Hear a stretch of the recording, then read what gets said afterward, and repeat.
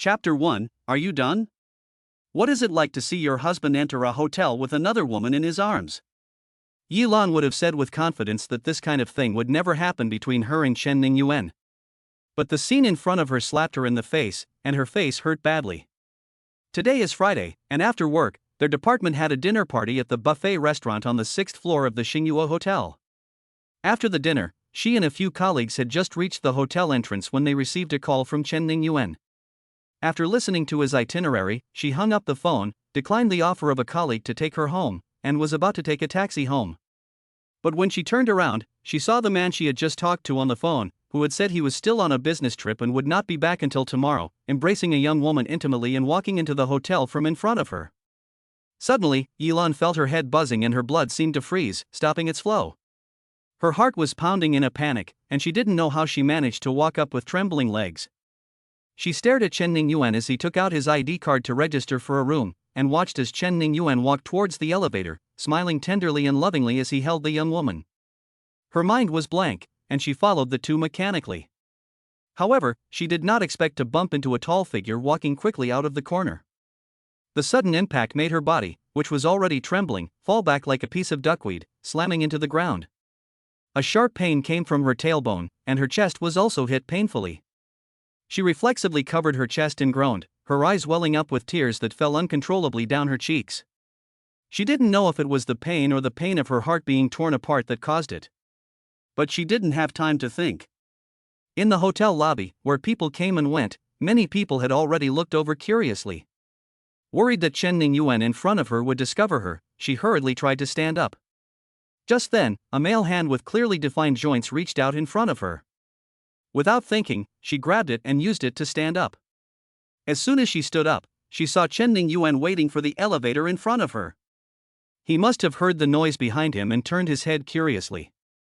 At the critical moment, Yilan suddenly threw herself into the arms of the man in front of her, holding him tightly around the waist, her face pressed against the man's warm chest, and her whole body trembling slightly in fear of being discovered by Chen Ningyuan. The moment she hugged the man, a cold, pleasant male scent entered her nostrils. She was only slightly startled, and then her attention shifted to Chen Ningyuan. Are you done? As the cynical young man's voice echoed in Yilan's ears, she was just peeking out from the man's chest. Seeing that the elevator door that Chen Ningyuan was riding in had just closed, she was anxious and hurriedly said sorry before stepping back from him and walking quickly towards the elevator. She didn't know that the man who had stayed behind was staring at her back and snickering, and a wicked and playful look flashed in his dark, narrow eyes. When Yilan arrived at the elevator, Chen Ningyuan's elevator had already reached the 8th floor, and the elevator was still going up. She had no idea which floor Chen Ningyuan had stopped at. At this moment, she suddenly felt that there was no point in chasing after him. Can witnessing the humiliation change the fact that Chen Ningyuan is cheating on her? But her stubbornness made her unable to help but torture herself. She walked to the bathroom, pretending to be calm, locked herself in the last cubicle, took out her phone from her bag, unlocked it, and dialed a number. The air conditioning in the bathroom was strong, but she was sweating. She squatted in the corner, holding her knees with one hand, and took several deep breaths to make her voice sound less shaky. The phone connected, and Chen Ningyuan's voice was a little surprised. Hello, Xiaolan? Didn't you just hang up the phone not long ago? Her voice was very soft. Yuan, have you arrived at the hotel? Ha? Xiaolan, is something wrong? Nothing, I'm sitting in the car on my way home, a little bored, so I thought I'd chat with you. He didn't suspect anything, and acted as if nothing was wrong. I just got to the hotel room. I'm tired after a long day, so I'm going to take a shower first. Yilan's knuckles were white from holding the phone so tightly. Oh, you're staying at the Xinghua Hotel again? You're not staying in room 901 by any chance, are you? Last month, after returning from a business trip, Chen Ningyuan told her that he had stayed in room 901 on 3 business trips, and jokingly said that he had a 3-life connection with that room. Oh, this time it's not. This time it's room 1001, on a different floor. Just as she finished speaking, there was a sudden sound of a door closing on the other end of the line, followed by the sound of running water. After a while, he said indistinctly, Xiaolan, be careful on your way. I'm hanging up now. I'm taking a shower. The moment the phone hung up, the tears in her eyes could no longer be held back. She heard the woman laughing and calling out Yuan. They were both adults, so they didn't need to think about it to know what the next scene would be like. Oh, this is the man she has loved for 10 years. From the age of 20 to 30, the 10 best years of a woman's life were spent with him. The two started dating in their junior year of college, got married as soon as they graduated, and stayed in City B to work hard, dreaming of building a small home in City B with their hard work and having a cute little baby. For so many years, Chen Ningyuan has been the peerless good man in the eyes of his classmates and girlfriends. Not only is he handsome, but he has also been gentle and considerate to her for 10 years, putting her first in everything, being strong at work and also taking care of the family. Every time she heard this, she felt very happy. Although the two had worked for 8 years and still hadn't saved enough for a down payment, and they hadn't gotten pregnant, she felt very content to have a husband who loved her so much. But now, she just can't understand how he can act as if nothing has happened, and be affectionate with her, while secretly holding another woman in his arms. It turns out that this is the happiness she has always thought she had. Oh, how ridiculous! How ironic! She clenched her lips, braced herself against the wall, and stood up shivering. They say that in marriage, a smart woman closes one eye and opens the other, but she is not. She is just a stupid woman. The elevator took her to the 10th floor, and the long corridor was silent. When Yilan followed the signs to room 1001, she saw that the door was open and a waiter was pushing a cart out of the room. Looking at the passing food trolley, she tugged at the corner of her dry mouth. Candlelight dinner? I never thought it would be so romantic. The closer she got to the door, the faster her heart beat. She is gentle and soft-spoken, and has a good temper, but that doesn't mean she is weak. On the contrary, she can be very tough when faced with certain things. Chapter 2, Meeting Again. She took a deep breath and decisively rang the doorbell. The person in the room opened the door without waiting to see who it was, probably thinking that the waiter had left something behind. What's wrong? Did I forget something?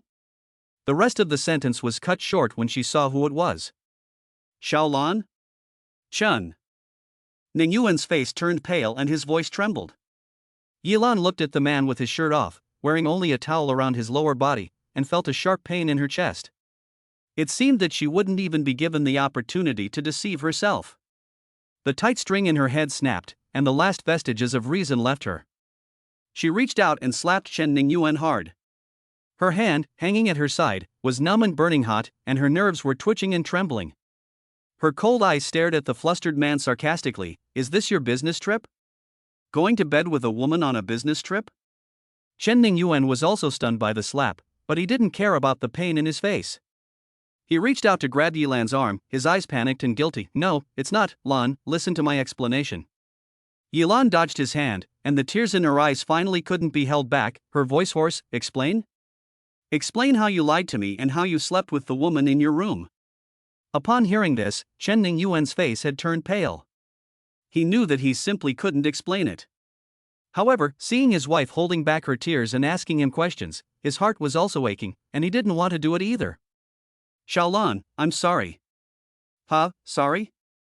You know you're sorry to me, why do you still do it? When you hold another woman and sleep with another woman, do you ever think of me? Do you ever think of our relationship over the years? What's the point of saying sorry now? Yilan's voice choked with sobs, her whole body trembling uncontrollably. In the midst of her words, she couldn't help but slap Chen Ningyuan a few times. Hey, what are you doing, crazy woman? Why are you hitting a Yuan? The woman in the room heard the noise and rushed out wearing only a thin lace bra. Seeing Chen Ningyuan's already swollen face, she exclaimed in surprise, then glared at Yilan and swung her arm, slamming it into Yilan's face. However, Yilan grabbed her wrist halfway and pushed her back, causing her to fall to the ground. Ah! My stomach, it hurts so much, my child, Yuan. Hearing the woman's cries of pain, Yilan's head went blank, and she stood there dumbfounded, watching as Chen Ningyuan, who had originally looked at her with a face full of guilt, suddenly changed his expression, nervously rushing over to pick up the woman and walk into the room. Lu Shiyao refused to attend the welcome dinner hosted by a few childhood friends, and instead ate something at random outside the hotel before returning to the hotel. He had just returned to China today and didn't want to go anywhere at night, just wanted to go back to his room to adjust to the time difference. As the tall figure passed by somewhere in the lobby, a scene from not long ago suddenly came to mind, when the woman had hugged him tightly. The soft, billowing sensation seemed to linger in his body. His delicate eyebrows twitched slightly, and he licked his back teeth with a half-smile. He never imagined that the woman was so ordinary-looking, but her body was extraordinary. Her hot body, with its prominent breasts and round buttocks, was not hidden by her loose business suit, and her soft voice made him feel restless just thinking about it. He is not a womanizer. Although he often hangs out in entertainment venues abroad, there are many women who throw themselves at him, and there are naturally women with better figures than her, but he is not even the slightest bit interested. But he didn't expect to bump into someone who made his body feel something on the first day back in China. It's just that. He walked into the elevator, a faint sense of regret flashing in his eyes. Yilan dragged her heavy footsteps and slowly walked to the elevator like a walking corpse, staring blankly at the elevator door. The man she had been in love with for 10 years had cheated on her, and the mistress was pregnant. She never thought that such a ridiculous thing would happen to her. She still remembers the time she saw a news report about a male celebrity cheating on his wife during her pregnancy. At the time, she was indignant and seriously warned Chen Ningyuan, "If you dare to find another woman behind my back and betray me, I will make you taste the bitterness of being betrayed." She is a very possessive person. She hates her husband looking at other women, and she also hates other women talking to him and getting close to him. Just thinking about it makes her unbearable. If Chen Ningyuan really betrayed her, she would really be able to do it, and she would let him taste the taste of betrayal. Chen Ningyuan probably thought she was joking and just smiled and said to her, "How dare I? My dear wife, rest assured, I will only love you in this life." After that, Chen Ningyuan took her hand again and looked at her affectionately. "Honey, we agreed that once we hold hands, we won't let go easily. You have to trust me." It was these sweet words that made her believe without a doubt that Chen Ningyuan was a man of good sense and good judgment. Although he was handsome, he was honest and down to earth. She always believed that he would not do anything out of line and would not make her sad. Those sweet vows were still fresh in her mind, but now they had turned into a sharp blade, stabbing her heart, causing her whole body to tremble with pain. The elevator door opened with a ding, and she hugged herself tightly, lowering her eyebrows and subconsciously walking in. In the corner of the elevator car, Lu Shiryao was casually brushing his phone with his head slightly lowered. When he heard the sound, he subconsciously lifted his eyelids and glanced at her, but it made him freeze. Immediately, his narrow eyes narrowed slightly, and a meaningful smile rose at the corner of his mouth. He put his phone back in his pocket, his hands in his pockets, and looked at the woman who had walked in with a lost look on her face with great interest. Her long black hair was tied up at the back of her head, and she had a very ordinary face. Her skin was fair and delicate, her almond-shaped eyes were watery and shiny, her eyelids were swollen, her nose was red, and her lips were tightly clenched as if in pain. "Gee, what a look!" he snorted, presumably having just witnessed a scene of adultery in the hotel. The elevator continued to rise, and he casually scanned the floor buttons, only pressing the 36th floor. He raised his eyebrows slightly, his mouth curled up, and without saying a word, he continued to watch the woman who had just entered and was now leaning against the elevator car.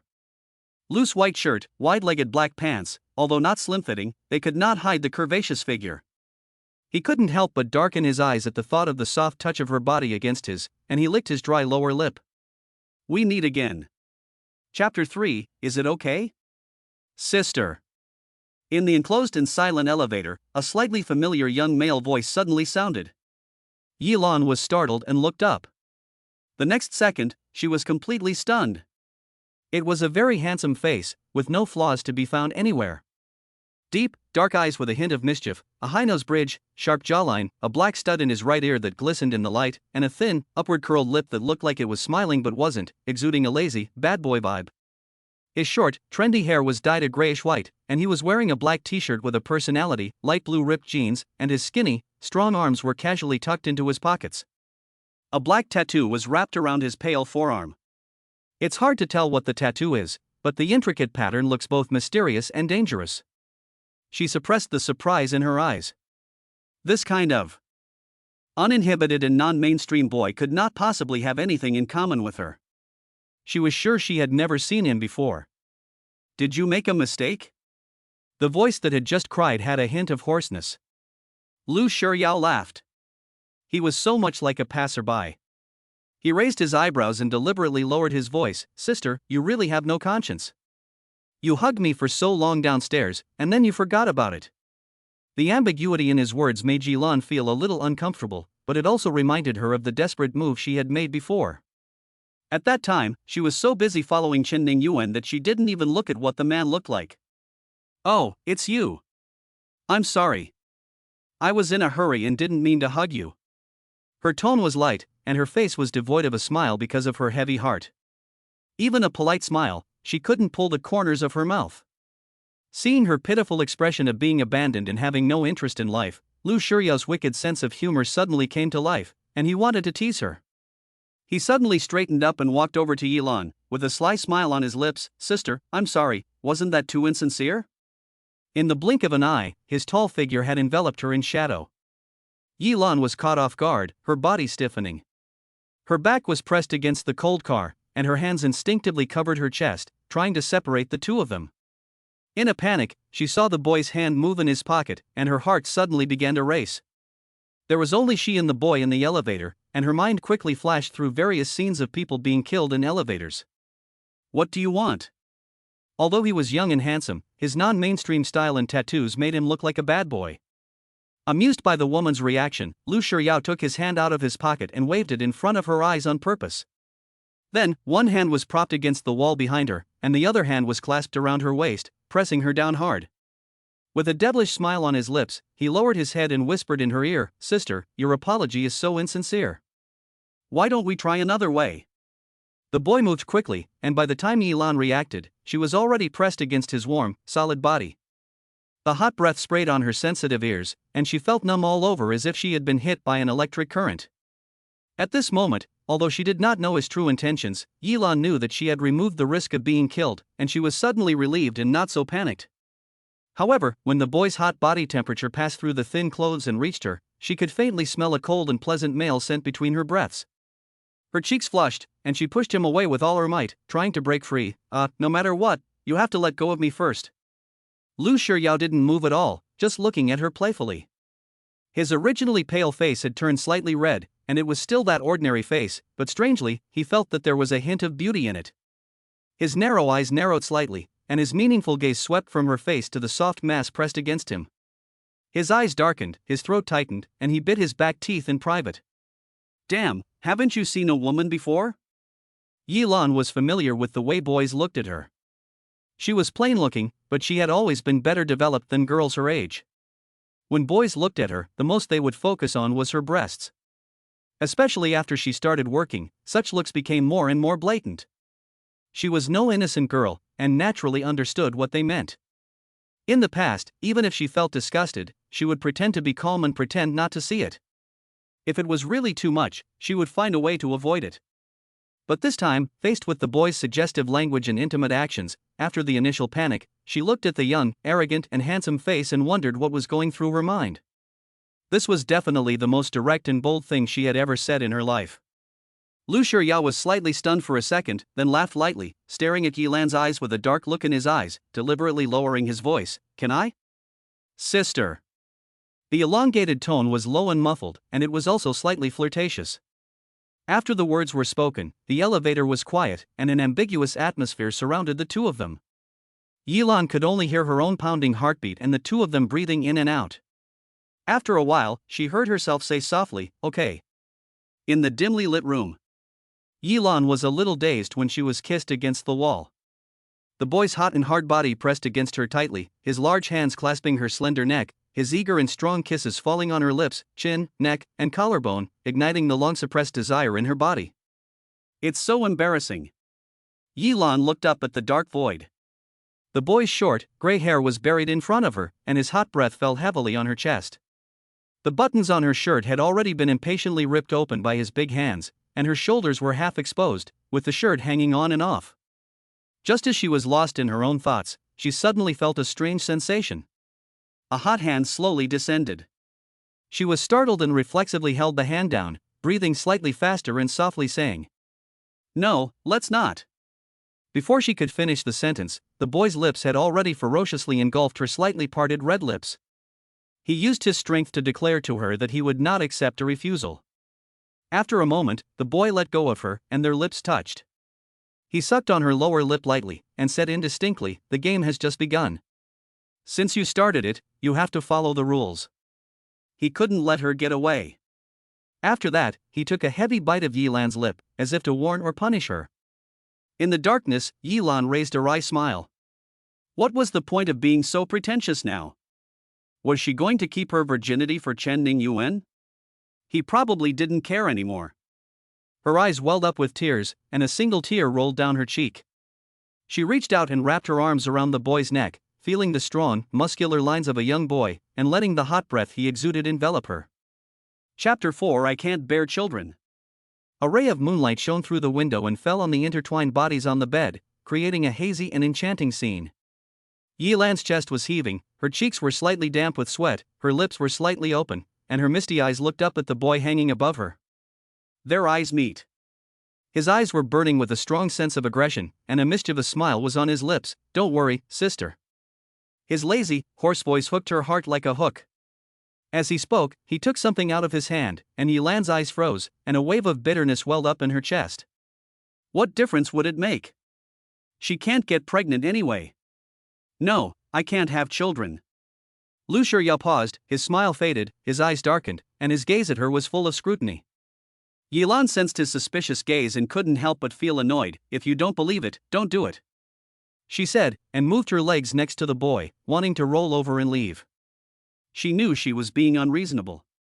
She had slept with a stranger, and now she was asking him not to use protection. She was very impulsive, but that's what she did. Lu Shiryao suddenly smiled, put down the box in his hand, fixed her moving legs with his large hand, and leaned down. The next morning.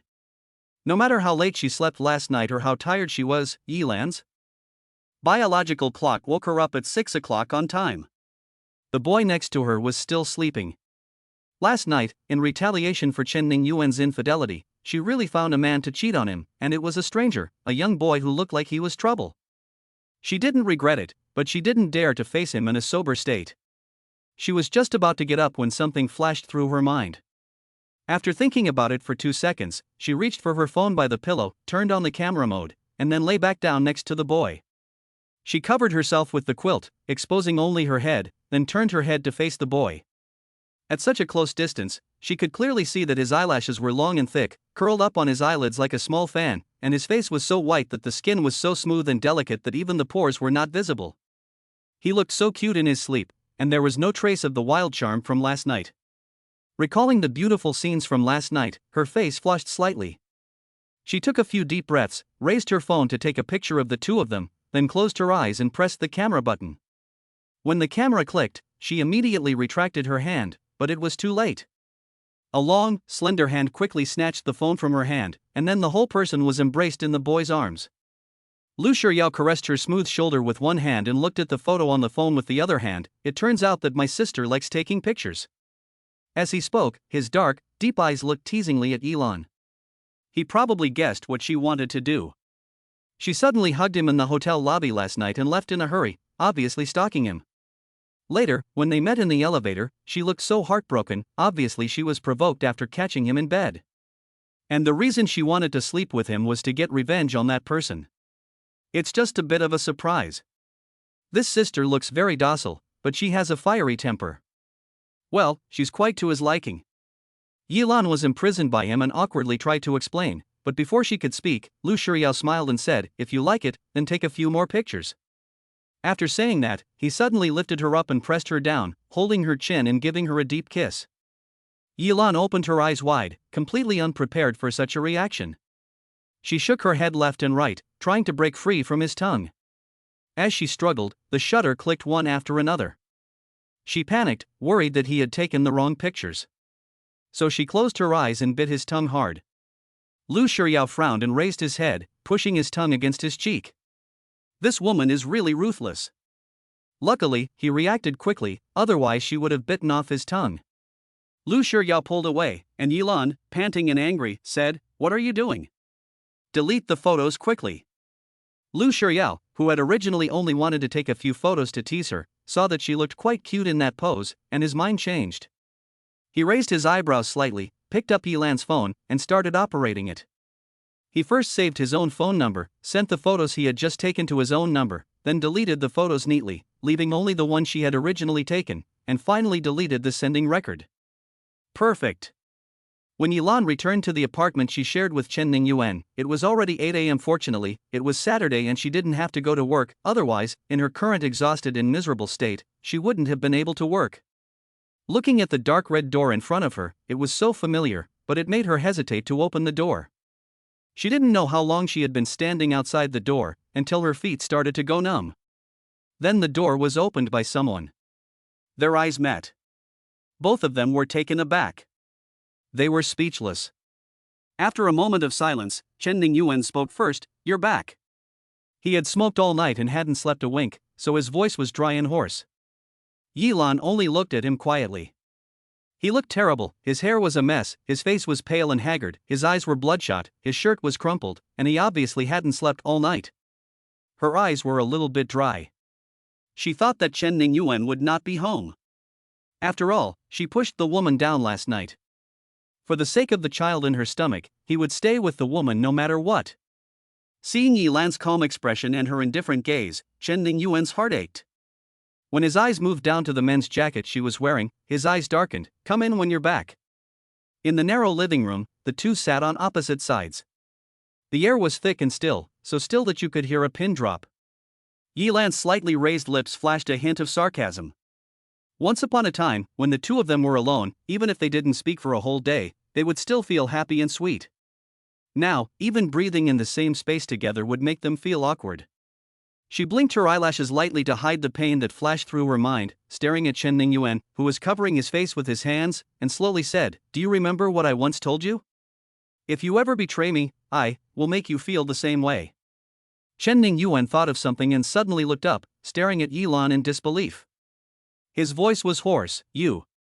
Seeing his disbelief, Yilan raised a faint smile and reached out to pull the zipper of the black casual jacket to her chest, revealing the edges of her white underwear.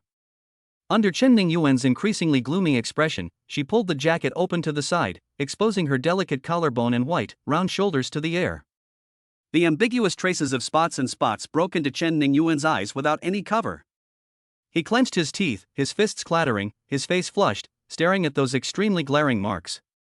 In anger, he heard Yilan ask in surprise, "Yuan, why are you angry? You must have planted a lot of these imprints on that woman, and she's pregnant." Suddenly, Chen Ningyuan sat on the sofa motionless like a deflated balloon. After a long time, he finally stood up, walked heavily towards Yilan, squatted in front of her, and looked at her with a guilty expression. "Lan, I'm sorry for what I did to you, and for the feelings we had for so many years. I know I hurt you, but you can't just find a man to humiliate yourself for revenge." "Oh, yes, I'm degrading myself by looking for a man, but what about you? What is your reason for looking for a woman? Is it true love?" Chapter 5, I Divorced Him. Yilan held back her tears. As soon as she thought about the unspeakable things she had witnessed last night, she felt like a hedgehog, using her body to protect herself, stabbing others with her quills. Without giving Chen Ningyuan a chance to speak, she continued, "Also, I didn't just pick any man. He's much better than you." She straightened her clothes, took out her cell phone, and held the photo she had taken in front of Chen Ningyuan's face, smiling at the corner of her mouth. "Look, isn't he better looking and younger than you? The main thing is that last night he made me very happy. Better to be broken into pieces than to be whole. Hurting others and hurting oneself. This is the resoluteness hidden in Yilan's gentle appearance." Monday, 9 a.m. Yilan waited at the entrance to the Civil Affairs Bureau, watching Chen Ningyuan arrive late. She said in a calm voice, "Go in. I have to go to work after this." She had taken 2 hours off work the night before to come here this morning to get the divorce papers. Seeing Yilan walk in without hesitation, Chen Ningyuan's eyes turned red, and a lightness appeared in the corners of his eyes. Realizing his own behavior, he quickly dried his eyes and followed her. 40 minutes later, the two came out one after the other. Yilan walked in front, suddenly remembered something, stopped, and Chen Ningyuan, who was following behind, was a little distracted and almost bumped into her. "What's wrong?" He steadied himself and asked softly. Yilan turned around, lowered her eyebrows, and her eyes fell behind him without focus. "Don't tell either of our parents about the divorce for now. Wait until we get the divorce certificate in a month and then notify them." Her mother likes Chen Ningyuan very much and often calls him to ask about his health. If she knew that Chen Ningyuan had cheated on her and caused the divorce, she was worried that her mother's heart would not be able to take it. This 1 month cooling off period is just a buffer. She needs to think about how to tell her family. Upon hearing this, Chen Ningyuan was silent, and he laughed to himself. What else do you expect her to tell you? He looked at Yilan with a complex expression, as if he wanted to engrave her appearance in his mind. Okay. Yilan reached out and stopped a taxi, opened the back seat, and got in without looking back. She gave the driver the address of the company and the car soon started. Through the window, the figure in front of the Civil Affairs Bureau became smaller and smaller until it disappeared. Yilan withdrew her gaze, her entire body drained of strength, and she leaned back in her seat, closing her eyes as tears rolled down her cheeks. She couldn't bear to leave after all. She pressed her hand to her chest, exhaled deeply, and inhaled. She felt her heart tighten, and even breathing became difficult.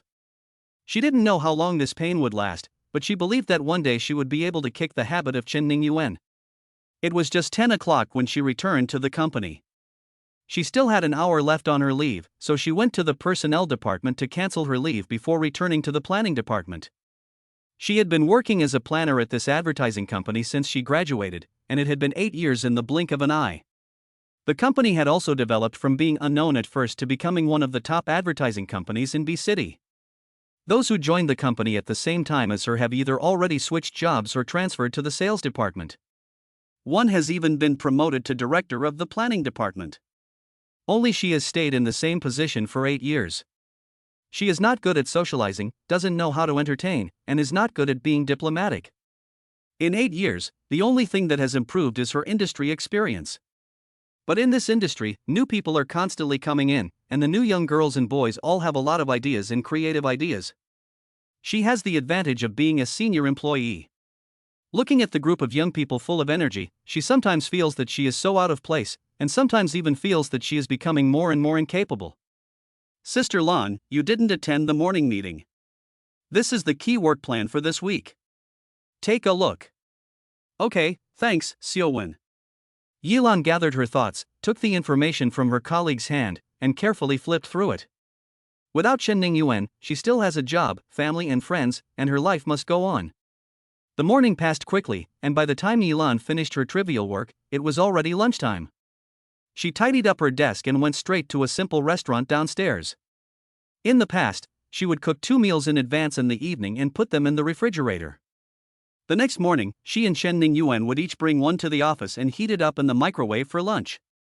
On the one hand, it was healthy and hygienic to cook for herself, and on the other hand, it was also to save money in order to save enough for a down payment on a house. Halfway through the meal, the phone rang. She smiled and answered the phone. Cici. On the other end of the line, Shen Xiaoxi shouted angrily, Yilan, do you still consider me your best friend? How could you not tell me about such a big thing? Yilan was a bit stunned. Chen Ningyuan, that scumbag. He's been hiding it well for so many years, that wolf-hearted, dog-barking guy. Don't you think about how you treated him for the past 10 years? Shen Xiaoxi was really getting more and more angry, and her lungs were about to explode. She really regretted that she had hit him too lightly just now. Yilan was shocked and asked in a low voice, Shishi, how did you know? She didn't ask, but when she did, Shen Xiaoxi scolded her angrily, how could you say that? You're supposed to be my best friend. You should have told me about this at the first opportunity. If I hadn't just accidentally bumped into him having dinner with that little mistress, I wouldn't have known. Yilan didn't want to cry, but when she heard Shen Xiaoxi's indignant words, she felt like a child who had been wronged, wanting to vent all the emotions she had suppressed in her heart. But in the end, she could only choke and say, Shishi, I divorced him. It's not that she didn't want to tell Shen Xiaoxi, it's just that her personality is such that she can share all the happy things and secrets with her best friend, but the pain in her heart, she is not used to, and she always finds it difficult to talk about. It's good to leave. You should leave. Why stay and continue to disgust yourself? You don't need to worry about this kind of scum. There are plenty of better men than him. I'll take you to wash your eyes tonight. Shen Xiaoxi knew Yilan's personality, stubborn and nostalgic. In her world, apart from her family, there was only Chen Ningyuan. She used to think that Chen Ningyuan was a great man, but she was blind. Lu's old mansion. After dinner, Mr. Lu was practicing calligraphy in his study on the second floor as usual, while his sons, Lu Shiyao and Lu Shiqian, were chatting with their mother in the living room. In the spacious and bright living room, Madame Lu took Lu Shuryao's hand and said with a sad face, "Third son, school starts tomorrow. Remember to come back and visit your grandma often." After a moment's thought, she couldn't help but persuade him, "Why don't you just live at home? You finally come back to study in China, and there's no shortage of room at home. Let's not stay in the dormitory, okay? Listen to your grandma. It's been so long since she's seen you, and I'll ask Wang Ma to make you some good food. Look at you, you've lost weight." She looked at Lu Shiryao with a loving expression on her face, and her heart ached to see how obedient he was, listening to her so attentively. Of all her grandchildren, he was the one she loved the most, but he was also the one she saw the least. Now that she thought about it, she shouldn't have let him go to the United States with an. She thought it would be good for the family to be reunited, but who knew? Alas, forget it, I don't want to think about it anymore. The more I think about it, the angrier I get. Chapter 6. Do you like to play with your younger brother? As soon as she said this, Lu Shiryao didn't say anything, but Lu Shiqian on the side snorted, "Grandma, how thin is your grandson?" "My grandson, on the other hand, has lost a lot of weight recently. That kid is strong, and his body is even better than his." Thinking about it, he glanced at Lu Shiryao with a sour look. Upon hearing this, Madame Lu immediately gave him a disgusted look and said, If you don't bother young girls, you won't be skinny." Thinking of all the tabloid news about him, she was furious. It was either taking this movie star to a hotel or that college girl to the mall. He was in the news every other day, and he was still not tired. He was 30 years old and still had no sense of stability. Lu Shiqian awkwardly touched his nose and shut up. Lu Shiryao, who was watching the show, raised his eyebrows slightly, his teasing eyes falling on him, looking up and down, deliberately lingering on a certain part of him for a few seconds, and a meaningful smile curling up at the corner of his mouth. That look, that smile, made Lu Shiqian's legs tighten, his heart felt prickly, and he subconsciously lifted his leg and changed his posture. He always felt that the kid was laughing at him. Mrs. Lu, who was unaware of the two brothers' private antics, scolded her undisciplined grandson, then thought of her grandson, turned to look at him, and just as she was about to bring up the old subject, she saw Lu Shiryao's phone ring. Lu Shiryao answered the phone. It was very noisy on the other end, and all he could hear was Lin Xiaokuan shouting, "Io, the venue is ready, everyone is here, why aren't you coming?" Lu Shiryao smiled at Madame Lu and said softly into the phone, "Wait, I'm coming." After hanging up the phone, he hugged Madame Lu's shoulders and smiled sweetly, "Good grandma, I'm leaving now. I'll be with you and grandpa as soon as I get back. My friends have asked me out several times, but I haven't gone." Grandma Lu smiled and patted his head. "Go, have fun, and let your second brother drive you. Do you have enough money? If not, I'll have my second brother transfer it to you." Lu Shiqian, who was treated like a chauffeur and an ATM, felt inexplicably sad. He was clearly his grandmother's grandson, right? It was after 9 p.m. and the nightlife was just beginning. A top-of-the-line Maybach parked in front of the Enchantment Bar. "We're here." Lu Shiqian parked the car and turned to look at the boy in the passenger seat, who was staring at his phone. His delicate and three-dimensional facial features, his carefree and cynical temperament, and his wild and playful nature, no one is more suitable than him. "I just told you about the company endorsement, think about it again. Didn't your old man freeze your credit cards? This is perfect, I'm here to give you money. Don't worry, I won't pay you less for the endorsement. I'll think about it." When he mentioned the old man, Lu Shiryao's face darkened, and he exited the photo album, put away his phone, and prepared to get out of the car. "Wait." Lu Shiqian stopped him and took out a card from his wallet and handed it to him. He can spend a fortune on those women, so why would he be stingy with his own brother? Lu Shiryao took the black card with the gold border, lowered his eyes, and flipped the card up and down with his long fingers. After looking at it, he raised his eyes, raised his eyebrows, and smiled playfully, "Feel free to swipe?" Lu Shiqian laughed angrily and said in a bad mood, "Get out of here and save your money." Lu Shiryao chuckled, "Thanks." After that, he casually shook the thin card back and forth, opened the door and got out of the car. The tall figure walked towards the bar. The Enchanted Bar. It was just 9 o'clock, and the bar was already almost full. The strong drumbeats, the noisy crowd, the young men and women dancing wildly to the music under the dazzling multicolored lights, and the mixed air filled with the smell of alcohol and tobacco. This is the nightlife that young men and women love the most, and it is also one of the ways they can release their stress. In the dim corner, Yilan only felt that she was out of place here.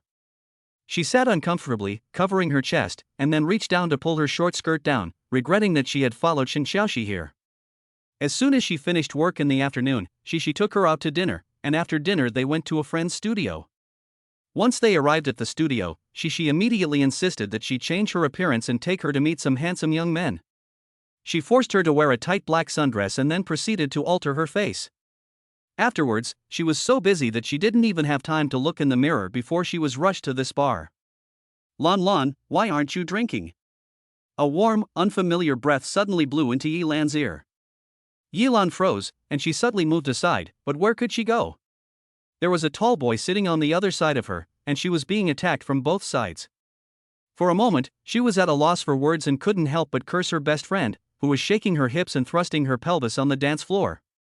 She had always thought that she was joking, but when she arrived at the bar, she really called 3 tall and handsome young male models over, saying that she wanted to wash her eyes and broaden her horizons.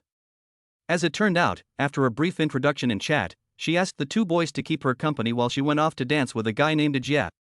Seeing Yilan's embarrassment and defensiveness, the boy on the right said thoughtfully, Lan, don't worry.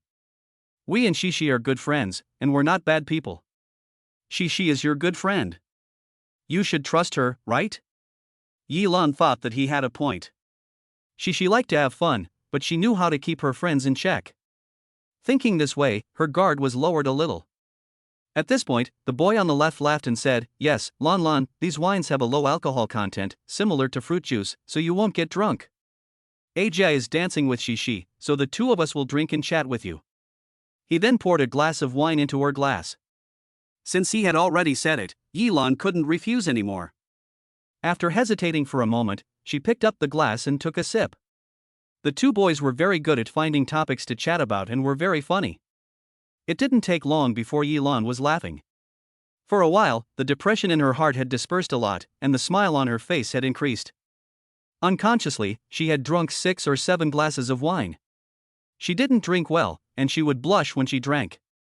Now that she had a few drinks in her, her fair face was already flushed, and her eyes were blurred. At this moment, after refusing the waiter's offer to show her the way, Lu Shiyao, who was walking to the corner of the 2nd floor, inadvertently glanced down, and her lazy gaze suddenly froze, her narrow eyes slightly narrowed, as if to confirm something. The shadow of that night was faintly visible on her face with her red lips. Her skin was even whiter than usual with her sexy black short skirt. Under the dim lighting, she exuded a silvery white light. She sat seductively between 2 young boys, smiling sweetly, looking pure and lustful. The 2 boys' eyes were glued to her body, and she didn't even realize that she was drinking cup after cup with someone. He had originally planned to find her after the 2 days of school opening, but he never expected to run into her at the bar. I didn't expect this sister to be such a veteran, even he misjudged her. But does she really like to play with younger guys? In the dim corner of the stairs, his deep, dark eyes seemed to blend into the darkness, and after a long time, a wicked smile appeared on his lips. Chapter 7, Are You Going? Yilan couldn't remember how many glasses of wine she had drunk. She only felt her face, neck, and arms getting hot, and her head was spinning. The embarrassing thing is that she can't hold it in any longer. The 2 boys were in the middle of an exciting conversation, and she suddenly stood up, grabbed her bag, and, with a look of apology in their stunned eyes, walked unsteadily to the bathroom. It just so happened that their booth was next to the stairs on the 2nd floor. She turned around and walked a few steps to the stairs. Looking at the 2nd floor, which seemed much quieter, she went upstairs without thinking. The 2nd floor was all private rooms, and there was not a single person to be seen in the long corridor. Finally, she found the restroom at the end of the corridor and let out a sigh of relief. She pushed open the door and walked in. She didn't notice that as soon as she entered the cubicle, the bathroom door was pushed open again, and with a click, the door was locked. After solving the big problem, Yilan felt much more relaxed, but her head was still dizzy. She slowly stood up, holding onto the wall, and pushed open the door to leave the cubicle.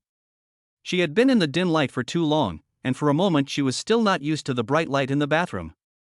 She couldn't help but squint her eyes, raise the back of her hand to slightly block the light, and walk unsteadily to the sink. Under the bright lights, she was wearing a black sexy halter dress, and her exposed skin was like a layer of light halo. The rosy blush on her face had spread to her delicate collarbone and full curves, and the elongated, upturned corners of her eyes made her almond-shaped eyes even more charming. Her eyes were misty, and her full red lips were slightly open. Yilan looked at the unfamiliar yet familiar face in the mirror with her eyes half closed. She hadn't seen her own face since she left the studio after getting her makeup done, and now that she saw it for the first time, she couldn't believe it. She had never thought she could be so beautiful. It's just that this dress is too revealing. It's the first time she's worn such an exposed dress outside, and she's a little annoyed to think that she just sat with two boys and chatted with them for a long time while wearing it. She lowered her head and awkwardly pulled the fabric on her chest up to try to cover the deep ravine. Now she knows how to cover herself up, but doesn't she think it's a bit late? In the women's bathroom, where she was alone, a deep, mocking voice suddenly came from behind her. Yilan was startled and turned her head sharply to look into the corner behind the door. In an instant, her gaze froze. How could he be here? The boy's slender figure was leaning lazily against the wall, one hand casually playing with a black lighter, and the other hand, with two slender fingers, holding a half-burnt cigarette between them, emitting a wisp of smoke. It was the same non-mainstream outfit as the other night. However, the handsome and delicate face was slightly depressed at the moment, staring at her with a dark and unclear gaze. The thin lips with a clear lip line lazily exhaled a smoke ring, and under the white smoke, the corners of his mouth seemed to be smiling, giving him a wild temperament. Yilan's eyes flashed, and her hand that was covering her chest subconsciously tugged it up again. Why are you here? She thought she would never see him again, and now he was suddenly in front of her, in the women's restroom. She thought it was a bit strange. I thought my sister had forgotten me. Lu Shiryao snorted, narrowed his eyes, took a deep drag of his cigarette, then flicked the cigarette butt into the trash can next to him, stood up, and walked over to Yilan in a few strides.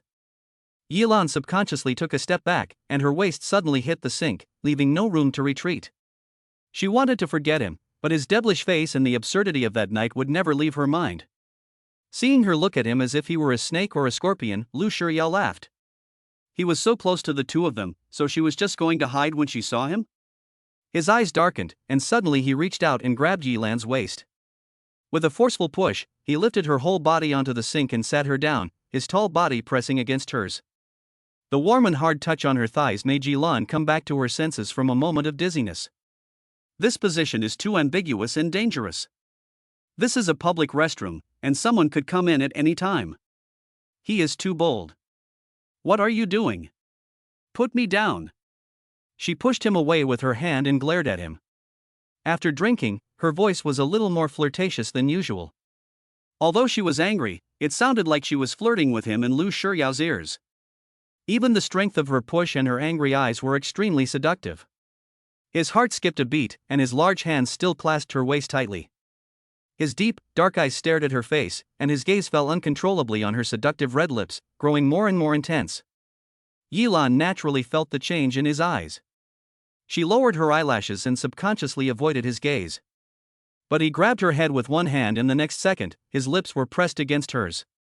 She didn't know if it was the alcohol or the lingering kiss, but she felt as if her head was already spinning and her whole body was soft as water, supported only by his strong arms.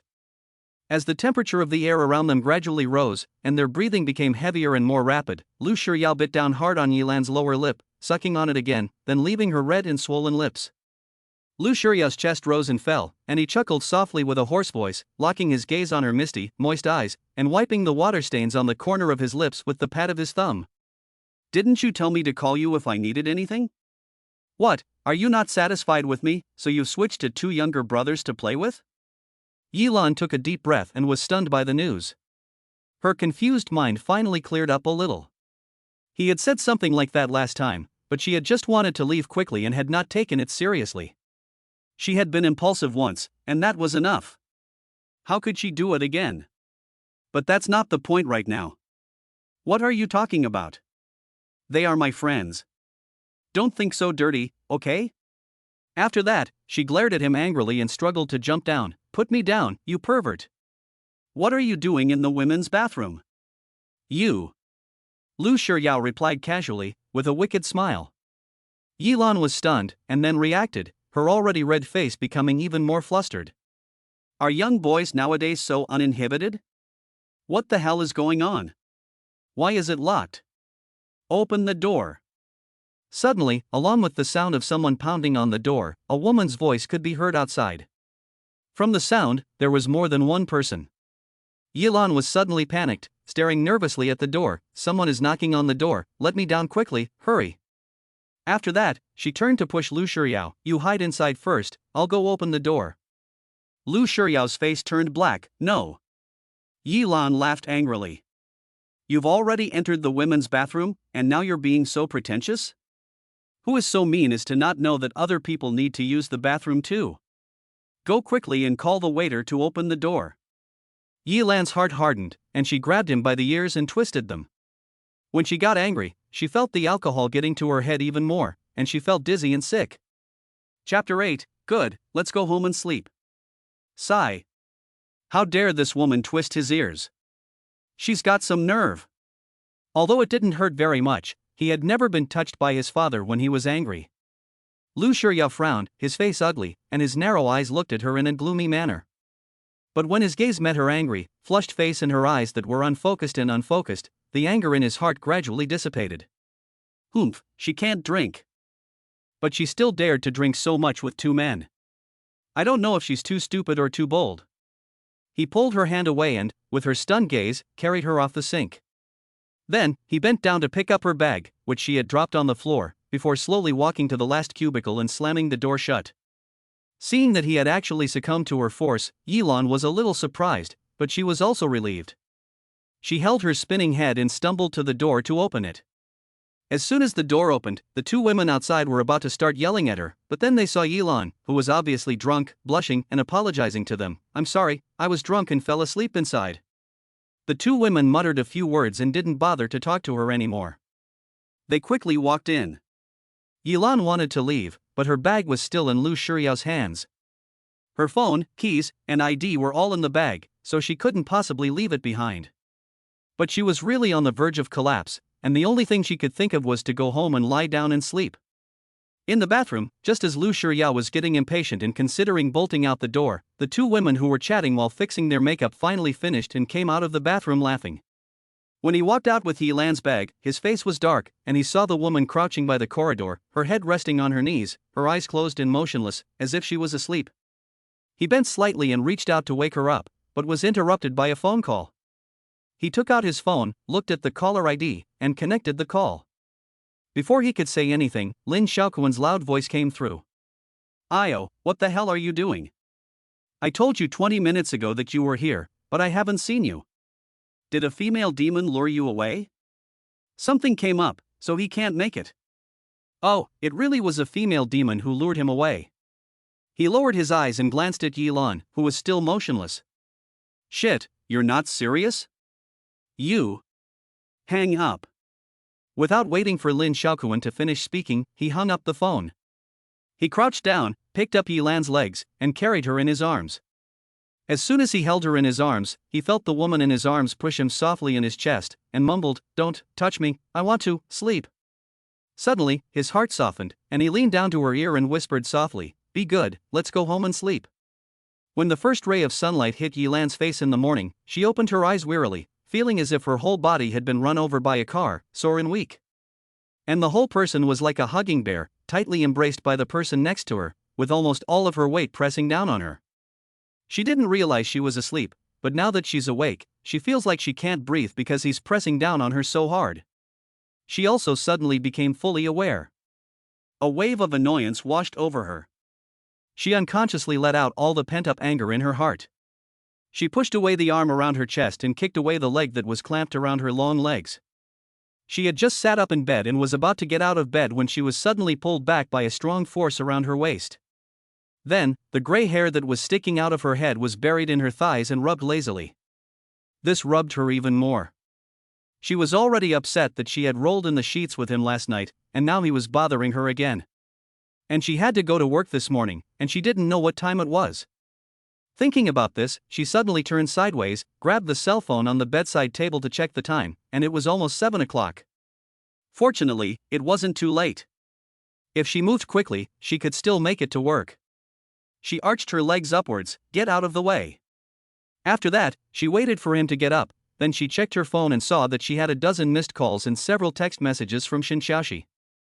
She then remembered that she had not returned home after going to the bathroom last night. She must have been frantic, looking for her everywhere. She hurriedly opened the text messages, all of which were Xiaoxi anxiously asking where she was. It was only when she saw the last message that she breathed a sigh of relief. It seems that the man heard her phone ring and then saw Shishi's message, so he replied to Shishi in her tone of voice, saying that she was too tired and had gone home to rest first. Luckily, Shishi believed it, otherwise she would have been worried about her last night. Recovering her thoughts, she saw that he was still lying on her lap, motionless. She gritted her teeth and said, "Get up, I have to go to work." Perhaps because she had twisted his ear last night, he had not reacted much other than looking a little displeased. Her courage had grown again. Naturally, she reached out to pinch his ear again, but as soon as she touched it, he grabbed her wrist. "You want to pinch my ear again?" Lu Shiryao looked up, squinting his sleepy eyes and lazily glancing at her. "Sister, are you addicted to twisting my ears?" As the last word fell, Lu Shiryao placed her fingertips on her mouth and nibbled gently. It didn't hurt, and it even felt slightly numb. Are young boys like this nowadays? Or only handsome and mischievous guys like him? Yilan had to admit that she was aroused. But that was all. She pretended to be calm and pulled back her hand, this time pushing his head away. "Stop messing around, I'm going to be late for work." Her strength was not heavy, and Lu Shiryao squinted slightly, but this time he obediently cooperated. Yilan wrapped herself in the quilt and searched the bed and under the bed for a long time, but she couldn't find the skirt from last night. She looked back at the man still lying on the bed. "Where's my skirt? After you came into the room last night, you threw up all over yourself, so I threw it away." After leaving the bar last night, he took her to a hotel room. She slept quietly the whole way, but when they got to the room, she woke up and started to cry, demanding to go home and sleep.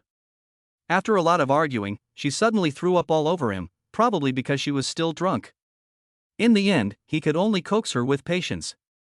After stripping them both, he took her to the shower and threw her on the bed. Seeing that she was drunk, he didn't want to do anything at first, but then he was lying in bed with her soft, warm body in his arms, and he had just had sex 2 days ago, so after tasting that flavor, he couldn't hold back anymore. Naturally, he held her and rubbed her, but he didn't expect her to give him a big surprise and respond with extraordinary enthusiasm. "Lost? What am I going to wear now? I'm in a hurry to get to work." Yilan's scream interrupted Lu Shiryao's beautiful memories. He rolled over, half supporting his head on the side of the bed, leisurely admiring the little marks he had left on her bare shoulders and neck. He said calmly, "No hurry, just call the hotel and have them send up some clothes." Chapter 9, You're still standing in the same place. "Good morning, Lon." "Good morning, Lon. Your clothes are so beautiful today." "Wow, Lon, where did you buy this outfit? It really shows off your figure." "It looks great." "Lon, I didn't realize you had such a great figure." Yilan walked all the way to her seat and sat down. She felt like her face was going to freeze from smiling. This was the first time she had ever felt such genuine enthusiasm from these young girls because of the clothes she was wearing. The apricot silk blouse was slim-fitting, with the hem tied up and tucked into the waist, and the bottom was an apricot-colored skirt of the same material, which was a complete departure from her previous plain and loose style of dressing. This outfit not only made her look fashionable and capable, but also accentuated her hot figure with a curvy waist and a round bottom. She couldn't help but be slightly stunned, and a flash of surprise in the boy's deep eyes came to mind after she put on this outfit this morning. And, when she was about to leave, the boy suddenly hugged her and whispered in her ear, "I'll look for you in a few days. Remember to think of me." She didn't take his words to heart. First, she didn't give him her contact information, so how could he find her? Second, a big boy like him must often hang out in some romantic entertainment venues, and he has had too many fleeting relationships to remember what he said offhand. She met him at the bar last night by accident, and after this incident, she will not go to the bar again. The two of them have no overlap in their social circles, and the chances of meeting in the future are almost zero. Thinking about it like this, she no longer worried. She calmed her thoughts, turned on her computer, and threw herself into her work. Just as Yilan was busy revising a proposal that had been rejected the day before, her colleague Xiaowen came over and tapped her on the shoulder, her expression a little unnatural. "Sister Lan, the director wants you to come to her office." Yilan looked up, ignored her little expression, and replied with a smile, "Okay, I'll be right there." After that, she got up and walked towards the director's office. Mo Wenting joined the company at the same time as her, and they both worked in the planning department, but after 8 years, she was still a regular employee, while Mo Wenting had been promoted to director of the planning department 4 years ago, the biggest boss in their department. Yilan didn't expect that Mo Wenting would tease her the first time she saw her. "This outfit is not bad. You look young and fashionable. You finally look like a working woman. You finally come to your senses." Yilan was slightly taken aback, and then embarrassedly teased herself, "It seems that what I used to wear was really tacky." In fact, she also knew that her appearance was a bit out of place with everyone else, but she had gotten used to it over the years. Both her and Chen Ningyuan came from average families. When they first graduated, it was hard to find a job, and they were rejected everywhere with their resumes. When they finally found a job, the salary was not high, and it was hard to support themselves in B City, let alone have extra money to buy exquisite clothes to dress up. In the past few years, the two of them have been steadily employed, and Chen Ningyuan has been promoted and given a pay rise, so they have a little more money in hand. But she is used to being frugal, and she wants to save money to buy a house. Plus, Chen Ningyuan is a small leader after all, so she is busy buying clothes for Chen Ningyuan to dress up, and she can just make do with what she can wear. Looking back, I was pretty stupid. You just found out. Mo Wenting snorted in disgust. Sit down. She tilted her chin slightly, indicating that Yilan should sit down. Do you know what I'm here for? Mo Wenting put her arms around her chest, raised her delicate eyebrows, and looked at Yilan. Yilan was sitting down and heard this and was stunned. After thinking about it, she asked tentatively, "Are there any other revisions to yesterday's plan?" That's all she could think of. You really are. Mo Wenting laughed in anger. I'm telling you, Yilan, I know you have a happy family life, but you should at least have some ambition. Everyone in the department knows about it, but you don't. This morning, my office was broken into by a bunch of young people from outside, all of whom came to get close to me. You, on the other hand, just sat there like a mountain. When she said this, Yilan immediately understood.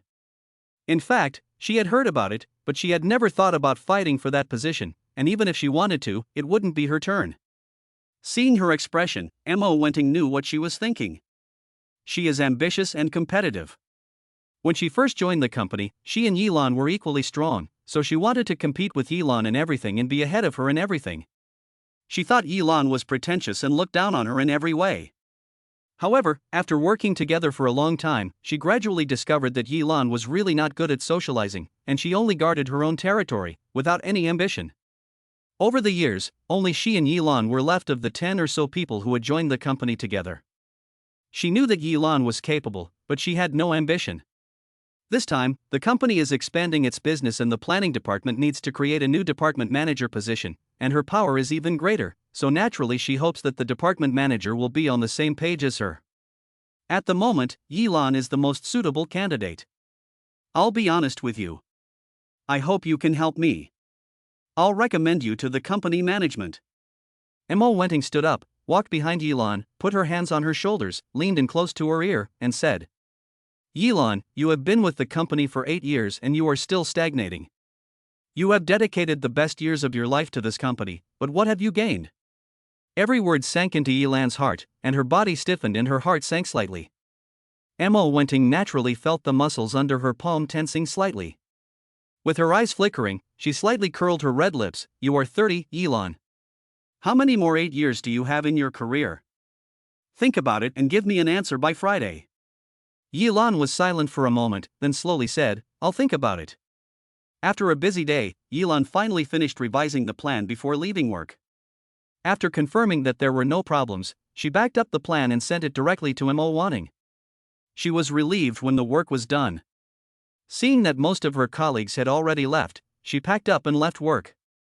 Back at the rented house, she changed her shoes, put away her bag, changed into some loungewear in the bedroom, then stretched out on the sofa and let her mind wander.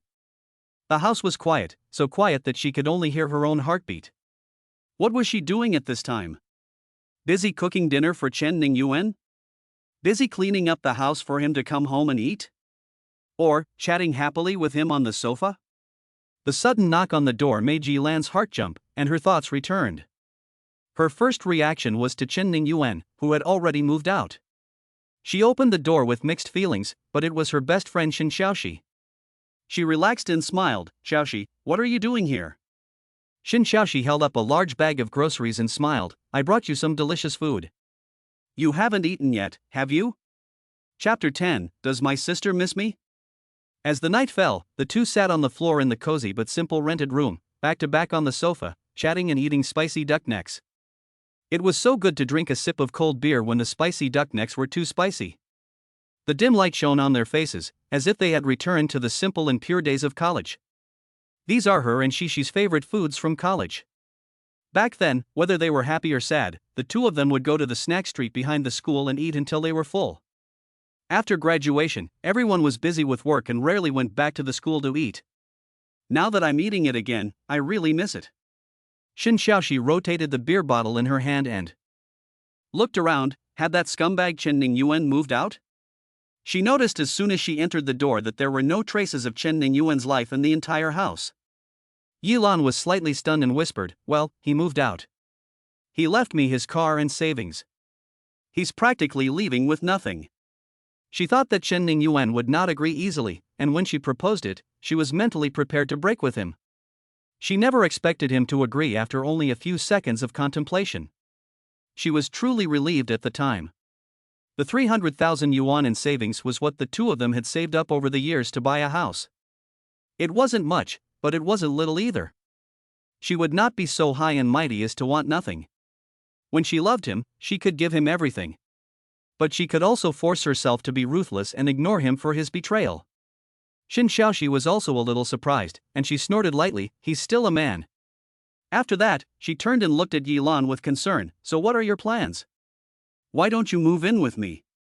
She was afraid that Yilan would be sad if she continued to live here. Yilan took a sip of beer, her eyelashes fluttered, and she smiled lightly, let's take it one step at a time. You don't have to come with me. I've already found a house near the company, and I'll move in on Saturday. After Chen Ningyuan moved out, she immediately looked for a new place to live. Since she was divorced, she didn't want to stay in the house full of memories anymore. Shin Xiaoxi saw that she had made her decision and was relieved. That's good. If you need any help from your sister, just let me know. Upon hearing this, Yilan's heart was filled with a warm current, and she smiled lightly, don't worry, I won't be rude to you. After that, she suddenly remembered what Mo Wanting had told her today. Since Shishi was there, she could help her out with some ideas. With this in mind, she put down the beer bottle and briefly told Shin Xiaoxi about the matter. As soon as she finished speaking, Shin Xiaoxi pushed her forehead lightly in disapproval. You're so stupid. I've been wanting to tell you for a long time. You've been a clerk for 8 years, and Mo Wanting is already a director. You're really shameless. Yilan touched her forehead with her slender fingers and smiled bitterly. She is really very capable, but I don't have the ability or the ambition. Shin Xiaoxi glanced at her and said in a bad mood, you have to be confident. You're no worse than anyone else. What are you afraid of? Besides, if you're not capable, why would she come to you? Is she stupid? Now that you have such a good opportunity in front of you, you should firmly seize it. After a pause, Shin Xiaoxi hesitated to speak, but in the end, she said it, to put it bluntly, at the very least, without a man, you still have a career. But if you refuse, what else do you have? It was a sharp comment that hurt her a little, but she knew and understood that it was the truth. Seeing that she was silent, Shin Xiaoxi knew that she was not feeling well, so she immediately changed the subject, touched her arm, and smiled wickedly. Hey, how were those two boys last night? Were they tall and handsome? Which one did you like? I'll ask them out again tomorrow. Although Shin Xiaoxi's words were a bit painful, they also prompted her to make up her mind. She had already been a bit tempted, but her inner self-doubt made her hesitant. Now that she had made her decision, she had nothing to hesitate about. The next day at work, she found an opportunity to go to Mo Wanting's office to give her a reply. Mo Wanting was a little surprised that she had figured it out so quickly. After a few teasing words, she told her seriously to do well in the meantime, and after the National Day holiday, the company would make the official adjustment. When Yilan thought about the good performance that Mo Wanting had mentioned, she was a little confused. She smiled bitterly to herself, wondering how she could perform well. She usually works conscientiously and diligently, and she strives to do her best with every planning proposal, never daring to be the least bit negligent. It's just that she doesn't like socializing, never goes to the side of the leader, and her relationship with her colleagues is also a bit thin. All her thoughts after work are spent on Chen Ningyuan. Now that she has reached this point, she suddenly realizes how terrible and unsuccessful her life has been. But now she has the opportunity to start over, and no matter what the outcome is, she will make changes and actively deal with work and life. Busy days always pass quickly. These days, she has been very busy. She goes to work during the day, and she accompanies her to go shopping in the evening, and fixes her up from head to toe. Her long, straight black hair was styled into big waves, and the plain, loose clothes in her closet were put in the corner and replaced with fashionable and capable businesswoman suits. At first, she was a little uncomfortable, but her natural desire to be beautiful gradually made her more open. She used to think about saving money to buy a house and was reluctant to spend money, but now that she is single and has some savings, she is less hesitant to spend money. In the past few days, she has gradually packed up her clothes and necessities, waiting for Saturday to move. She made an appointment with the moving company on Friday, and on Saturday, after getting up early and having a light breakfast, she first called the landlord to arrange the handover. At 9 o'clock, the moving truck arrived downstairs on time. The new apartment is not far from the company, about a 20-minute drive. It is a 2-bedroom, 1-bathroom apartment with an area of less than 50 square meters. It has all the basic furniture and appliances, so she can move her luggage in and start living there. In fact, she has more than enough space to live alone, but considering that her brother and parents will be coming to stay, she simply rented a larger place. She signed a 1-year contract with the new landlord and paid half a year's rent, which cost her nearly 30,000 yuan. She felt a bit of pain in her heart, but then she thought that if she was promoted to department manager after the National Day, her salary would also increase a bit, and if she reduced her expenses a bit, she could still live a good life alone. After she had come to terms with it, she was no longer anxious and felt much better. After finally finishing unpacking and cleaning every corner of the house, she was sweating and her back was aching. Too lazy to take a shower, she just lay down on the sofa, panting slightly. She didn't want to move at all. At this moment, her phone suddenly rang. She turned her head, stretched out her hand to reach the phone on the coffee table, picked it up, frowned, and muttered, "Lu Shiyao?" The name was unfamiliar, and so was the number. When had she saved it? She had no recollection of it at all.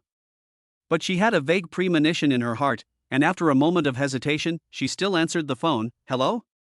The person on the other end of the phone probably heard the uneasiness in her voice and laughed before she could say anything. When the boy's deep, magnetic laugh came through the phone to Yilan's ears, she felt a thump in her heart. The next second, her guess was confirmed. Has my sister missed me after a few days?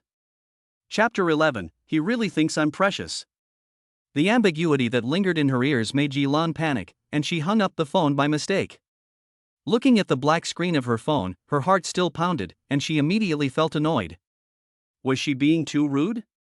It was a subconscious reaction. She likes a quiet and stable life, and she has no intention of provoking the boy or getting involved with him. It's just that she's not good at handling these things. After a few days, she was a little flustered when she heard the boy's voice again. As she was hesitating whether to call him back or send him a message to make things clear, her phone rang. Lu Shiyao called again. She took a deep breath, swiped her finger to the left, and continued to hang up. She decided to send a message instead. After a moment of deliberation, she edited a text and sent it. "Hello, I'm sorry to hang up on you, but I just don't think there's any need to contact each other again. I've already forgotten about what happened before, so you don't need to worry about it anymore." After sending the message, she received no response, as if it had sunk without a trace. Yilan lay on the sofa, couldn't help but let out a long sigh, thought about it, and then opened her phone and deleted the boy's phone number. Only then did she close her eyes and take a nap. At this moment, on the second floor of the enchantment bar. At the end of the corridor, Lu Shiyao was leaning against the window with his legs crossed, a cigarette between his long fingers, smoking and exhaling. The white smoke enveloped his handsome and delicate young face, making it difficult to see his expression. As the smoke gradually dissipated, he lowered his head and his eyes fell on the screen of his phone. His narrow eyes narrowed slightly, and a faint smile curved his lips. 2 seconds later, he snorted coldly, "Oh, he really thinks I'm precious. Why are you hiding here?" Lin Xiaocoen came out of the private room to look for him, thinking he had run off again.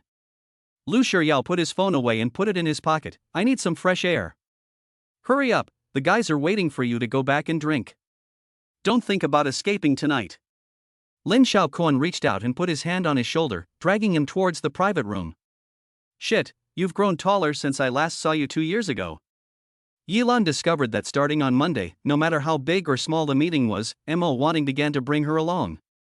At first, she was a little flustered. After all, it was a level she had never been exposed to before, and it was all very confusing. But fortunately, she is not stupid. After attending a few meetings, she was able to quickly grasp the key information of the meeting, and after sorting it out and analyzing it, she had a general understanding of the projects currently being carried out by the company. Listening to the management's exchange of industry trends, her own perspective gradually opened up. In addition to completing her own planning, Mo Wanting also gave her some management work in the planning department to practice. She is not pretentious, and she is not afraid to slack off. She learns as she goes along and completes her tasks. The changes in the department are naturally visible to others, and many people are not convinced. However, in view of Mo Wanting's usual strong management methods, everyone is still on good terms on the surface. But behind her back, many people say that she is not qualified to be a manager, except for her seniority. She has overheard this twice in the bathroom and pantry, where gossip is rife. She just sighed lightly. She had expected this situation, but she couldn't stop because of others' dissatisfaction. Now, the only thing she could do was to continue to work hard and at least gain the approval of the leadership. September was coming to an end, and the sky in City B was getting a little chilly in the morning and evening. That night, Yilan came home after work. It was already past 9. She was too tired to move, but her stomach was starting to protest. She had eaten a sandwich and a glass of milk at noon, and had not eaten anything since. Her stomach was a little uncomfortable. She smiled wryly, got up from the sofa, cooked a bowl of egg noodles in the kitchen and brought it to the dining table. Just as she sat down to eat, her mother's phone rang. Yilan answered the phone, called out Mom, picked up a chopstick of noodles, and gently blew on them. Lan, have you been busy lately? Yilan froze in her blowing motion. Mom, just tell me what's up. It's nothing, just, your father and I want to ask, are you and Ning Yuan coming back for the National Day holiday? Yilan's mother asked with some caution. Hearing that name, Yilan was momentarily lost, and after a few seconds she replied, I booked a ticket to come back on the 1st, Chen Ning Yuan, he doesn't have time, so he won't be coming back. When she heard that her daughter was coming home, her mother was obviously delighted. That's great. It's good that you're coming home. I'll ask your father to buy more of your favorite dishes. Hearing this, Yilan's heart couldn't help but warm up, but the next sentence from her mother made her heart sink again. Is Ning Yuan particularly busy at the moment? I've called him several times but he hasn't answered. She put down her chopsticks, leaned back in her chair, and took a deep breath. Mom, don't call him if you're not in trouble. He's on a business trip and can't answer the phone. After that, without waiting for her mother to react, she immediately changed the subject. Mom, is Xiaochen coming home for the holidays? Sure enough, Yilan's mother's thoughts turned to her own son. Alas, this child said he wouldn't return, he wants to stay at school and work part-time. Lan, you should also persuade your brother. He's just started college, he's still so young, what kind of work is this? Don't ruin your health. While Yilan's mother was still talking, Yilan lowered her eyes and couldn't help but think of when she was a freshman. Except for the winter break and Chinese New Year, she worked part-time whenever she had time. She never listened to her mother's advice. Over the years, she has gotten used to it. On the evening before the National Day holiday, Yilan went to the mall on purpose and bought 2 sets of clothes for each of her parents and some nutritional supplements. When she passed by the men's clothing section, she bought 2 suits for her younger brother, which were recommended by the salesperson. She planned to send them to him after returning from her hometown. She had not been home for a year, and the last time she went home was last year during the National Day holiday, when she went back with Chen Ning Yuan for a few days. In bed that night, she couldn't sleep, tossing and turning, unable to close her eyes. She was so tired that it wasn't until 3 a.m. that she finally fell asleep. At 6 a.m., Yilan was still sleepy when she was awakened by the alarm clock, and her eyes were barely open. But when she thought about the 10 o'clock flight, she could only grit her teeth and get up. After a quick shower, she boiled 2 eggs and added a slice of toast to make a quick breakfast. It was only a little after 8 when she arrived at the airport. She was secretly glad that she had left early, otherwise she would have been stuck in traffic during the peak travel period on the first day of her vacation. The 2.5-hour flight arrived in H City at noon. Her home was in a small town under H City, so she took several shuttle buses after leaving the airport and didn't get home until 5 p.m. Chapter 12, Silly, I'm your sister. Mom, I'm home. Yilan looked at her mother, who was opening the door, and felt a sense of reality as she returned home. Mommy was stunned for a moment, then happily replied, "Oh, it's good that you're back. Come in." After saying that, she led Yilan into the house while shouting to the kitchen, "Old Yi, come out quickly, the daughter is back." At the dinner table, Yilan's father kept on serving her food. "Eat more, you look so much thinner than the last time you came back. Don't work too hard, your health is more important." Yilan looked at the mountain of vegetables in the bowl and couldn't help but laugh and cry, "Dad, that's enough, it's all full." Mother Yi, who was standing nearby, smiled and said, "Listen to your father.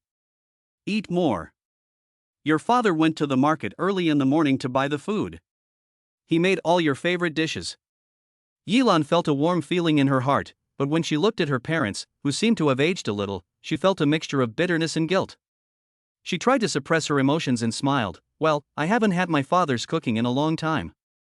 I'll have plenty of it while I'm home these days." After dinner, Yilan took out the clothes and nutritional supplements she had bought for her parents. Her parents were naturally delighted by her filial piety, but they were used to being frugal and didn't care much about food or clothing. They were also afraid that their daughter would spend too much money, and that her son-in-law would have a problem with it, so they couldn't help but nag a little. Yilan knew her parents' personalities, so she just smiled and said nothing. Facing her parents, Yilan wanted to tell them about her divorce with Chen Ningyuan several times, but when the words were on the tip of her tongue, she never said them. Since she was a child, she had gotten used to keeping everything to herself. Her family was not well off, and her grandmother was extremely patriarchal. Before her younger brother was born, her mother was determined to have another boy to make up for the fact that she had lost so much blood during the birth of her daughter, but she never got pregnant. Although she was not treated harshly, she never really felt the love of a mother. In addition, her grandmother was a shrewish woman who spent her days at home cursing and scolding, blaming Ye's mother for not being able to give birth to a son and calling her a money-spending good-for-nothing. Ye's father was filial and was caught in the middle, unable to do anything. Growing up in such a family atmosphere, she had a dull disposition since childhood and kept quiet at home whenever possible. Her grandmother's contemptuous gaze and words, and her mother's indifference, made her subconsciously want to avoid them. She was afraid of quarrels and anything that would disrupt her comfortable status quo. The situation did not improve until her younger brother was born when she was 11 years old. The family stopped arguing, but everyone's attention and love were focused on the young brother. Only Ye's father still cared for her from time to time, and it seemed that Ye's mother only realized her mistake after she got married, thinking that she could make up for the relationship with her daughter. Although she didn't resent her parents, she always felt a little uneasy.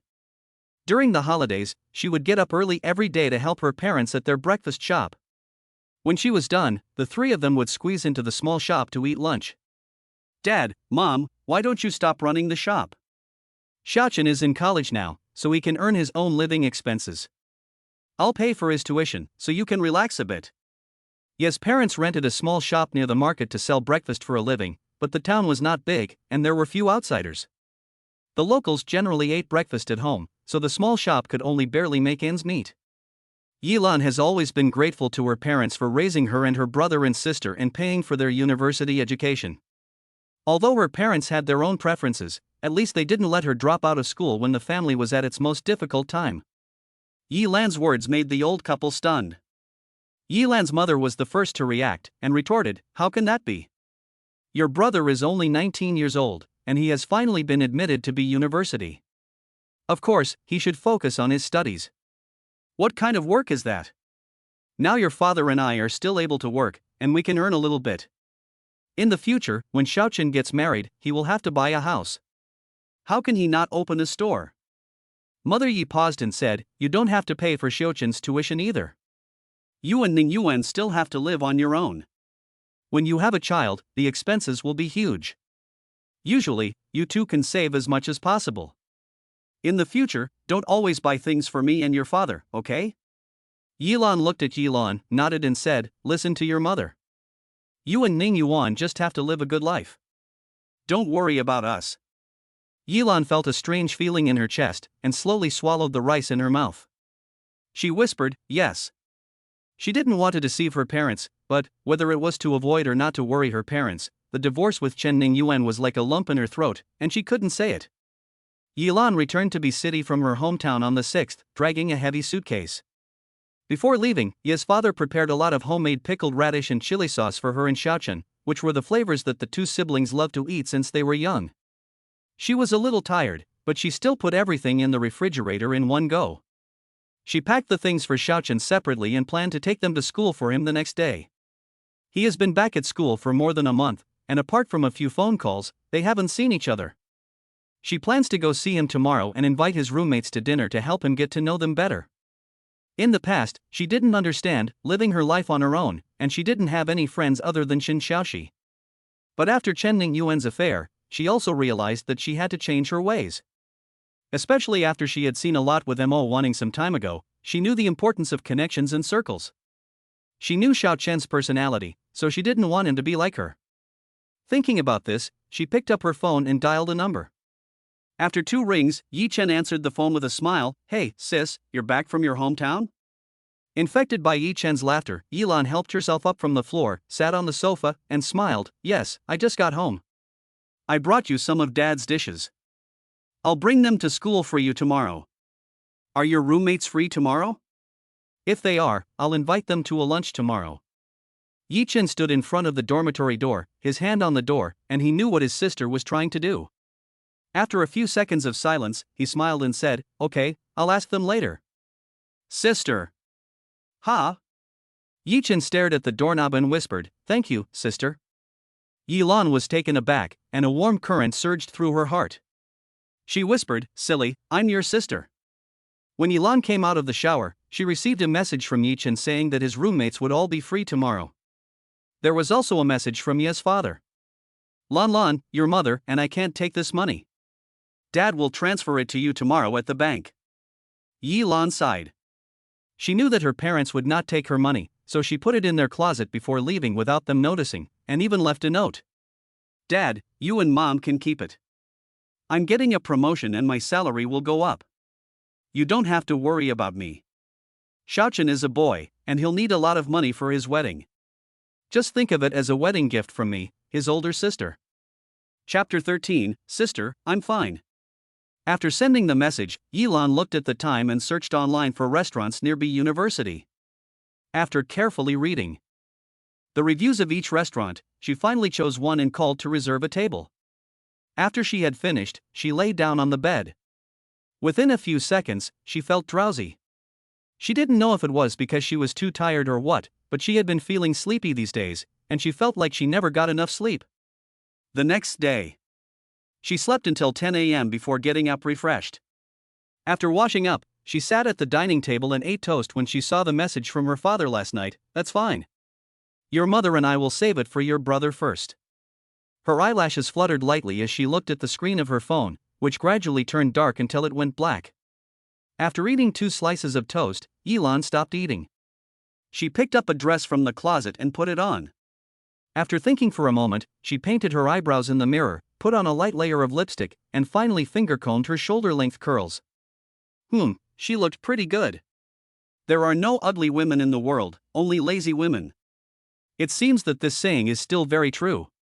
With a little bit of makeup, her plain features looked much better, and she was a pretty girl. She took one last look at herself in a good mood and left with the clothes and food for Yi Chen. It took more than 40 minutes to drive from her place to B University, and it was almost lunchtime when she arrived. She was originally hesitant about whether to go to her brother's dormitory first, but now she didn't have to hesitate anymore. After sending Yi Chen the reservation for the restaurant, she drove to the restaurant first. The few big boys were quite fast. She waited in the restaurant for less than 15 minutes, and Yi Chen came in with 3 boys. "Sister." Yilan turned around and saw her brother, whom she hadn't seen in a long time, and couldn't help but be a little excited. She stood up happily. "Xiao Chen." At this time, the 3 boys behind Yi Chen were all smiling, lined up, and shouted at her in unison, "Hello, sister." "Hello, everyone, sit down quickly." Yilan quickly looked over the 3 boys and greeted them with a smile. She thought to herself, these boys look so well behaved and polite, they are all very nice, and she can rest assured that Xiaochen will get along with them. After the boys had ordered their favorite dishes, the atmosphere in the private room began to liven up, and Yilan learned about their basic situation from the conversation. There are 5 people in the dormitory, all of them are in the finance department. The only boy who wears glasses is also from H City. The other 2 tall boys are from B City. One of the boys said he was returning from abroad to study, but he had a temporary problem and would arrive later. All of them were quite cheerful, and it was clear that Xiaochen was much livelier when she was with them. They chatted, and Yilan sat on the side listening, occasionally adding a few words to the conversation. Her voice was soft, her mouth was always smiling, and she sat quietly in a floral dress, looking gentle and intellectual. The boys all had a good impression of her. As they chatted, the tall boy named Zhao Jingran suddenly exclaimed, "Ah Chen, you are so lucky to have such a pretty and gentle sister. Unlike my sister, she is a real tiger." When he said this, it immediately resonated with the other 2 boys, who all complained about their sisters and younger sisters at home. For a moment, the grumbling and scolding of the boys filled the entire private room. Yilan listened with a mixture of laughter and tears, and glanced at Yi Chen next to her. Yi Chen was also very helpless. At this moment, the door to the private room was knocked on, and 2 waiters came in to serve the food. The group of people didn't pay attention to it and continued chatting until a low and pleasant young male voice suddenly sounded. "What are you talking about? You're so happy." Yilan's heart jumped, and the corners of her mouth froze. Could it be so coincidental? Ah Yao, you really know how to time it. You just arrived as soon as the food was served. I don't know who said it, but the boys all laughed. Yilan sat stiffly in her chair with her back to the door, her eyebrows and eyes lowered unnaturally. As a tall figure sat down in the seat next to her, her heart grew more and more uneasy. The private room was not very large, and the 7-seat round table occupied most of the room. After everyone had sat down, only 2 seats next to Yilan were still empty. One was reserved for the waiter, and the other was left to the roommate who had arrived late. Yilan, who was sitting next to him, had already carefully cleaned the dishes for him. So when Lu Shiyao came in, he naturally went to the empty seat and sat down.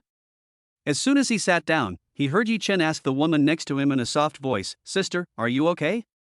Lu Shiyao knew that it was Yi Chen's sister. In fact, he wasn't interested in this kind of meal where the elders invited their friends to dinner to strengthen the friendship between roommates. If it weren't for the look of trepidation on the kid's face last night, as if he was afraid that he would refuse, he wouldn't have come. Lu Shiyao leaned back in his chair, glanced at the table, and casually picked up the teacup on the table and took a sip. Since the boy sat down next to her, Yilan became even more uneasy. Wasn't this too melodramatic? This person was actually Xiao Chen's roommate? She now wished she could crawl through a hole and pray that this person would never remember her. But she didn't expect Yi Chen to notice her unusual behavior. When she heard her brother's concern, Yilan's reaction was half a beat late. "I'm fine." There was a hint of panic in her voice as she pretended to be calm. Lu Shiyao's hand holding the teacup stopped for a moment, his narrow eyes narrowed slightly, and he turned to look at the woman beside him. The woman looked sideways at Yi Chen on the other side. She couldn't see his face clearly, but she could feel that he was unnaturally tense. His gaze moved downwards, and the curve of her body outlined by the fitted dress made his eyes flash, and his lips curled up, half smiling. He put down the teacup in his hand and lazily tilted his chin towards Yi Chen. "Yi Chen, aren't you going to introduce yourself?" The people who were talking also stopped, and they all turned their attention to this side. Yi Chen had been so preoccupied with Yilan's strange behavior that he had forgotten to introduce her when Lu Shiyao came in. He felt a bit rude and said, "Sorry, brother Shiyao, this is my sister, Yilan." "Sister, this is my roommate and classmate, Lu Shiyao." Upon hearing this, Yilan sighed inwardly, closed her eyes, turned to face the boy next to her, quickly glanced at his face, then looked away, and raised the corner of her mouth. "Hello." "Hello, sister." Lu Shiyao's narrow eyes, which were slightly mischievous, stared at Yilan's evasive eyes, and he said each word slowly, with a hint of ridicule in his eyes. "You coward." After the meal, Yilan felt like she was sitting on pins and needles. The man next to her had his legs wide open, and his legs had touched her legs several times under the table. She comforted herself, thinking that she was probably too sensitive and overthinking things. The position was already narrow, and he was sitting in a lazy and casual manner, so it was inevitable that he would touch her. But when he once again inadvertently touched the outside of her thigh, she couldn't help but stand up and whisper to Yi Chen, "I'm going to the bathroom." I'll just open the door and go out. Lu Shiryao, who was sitting next to her, glanced at her, lowered his head to drink his soup, and raised a slight, imperceptible curve at the corner of his mouth. Chapter 14, Delete the photos quickly.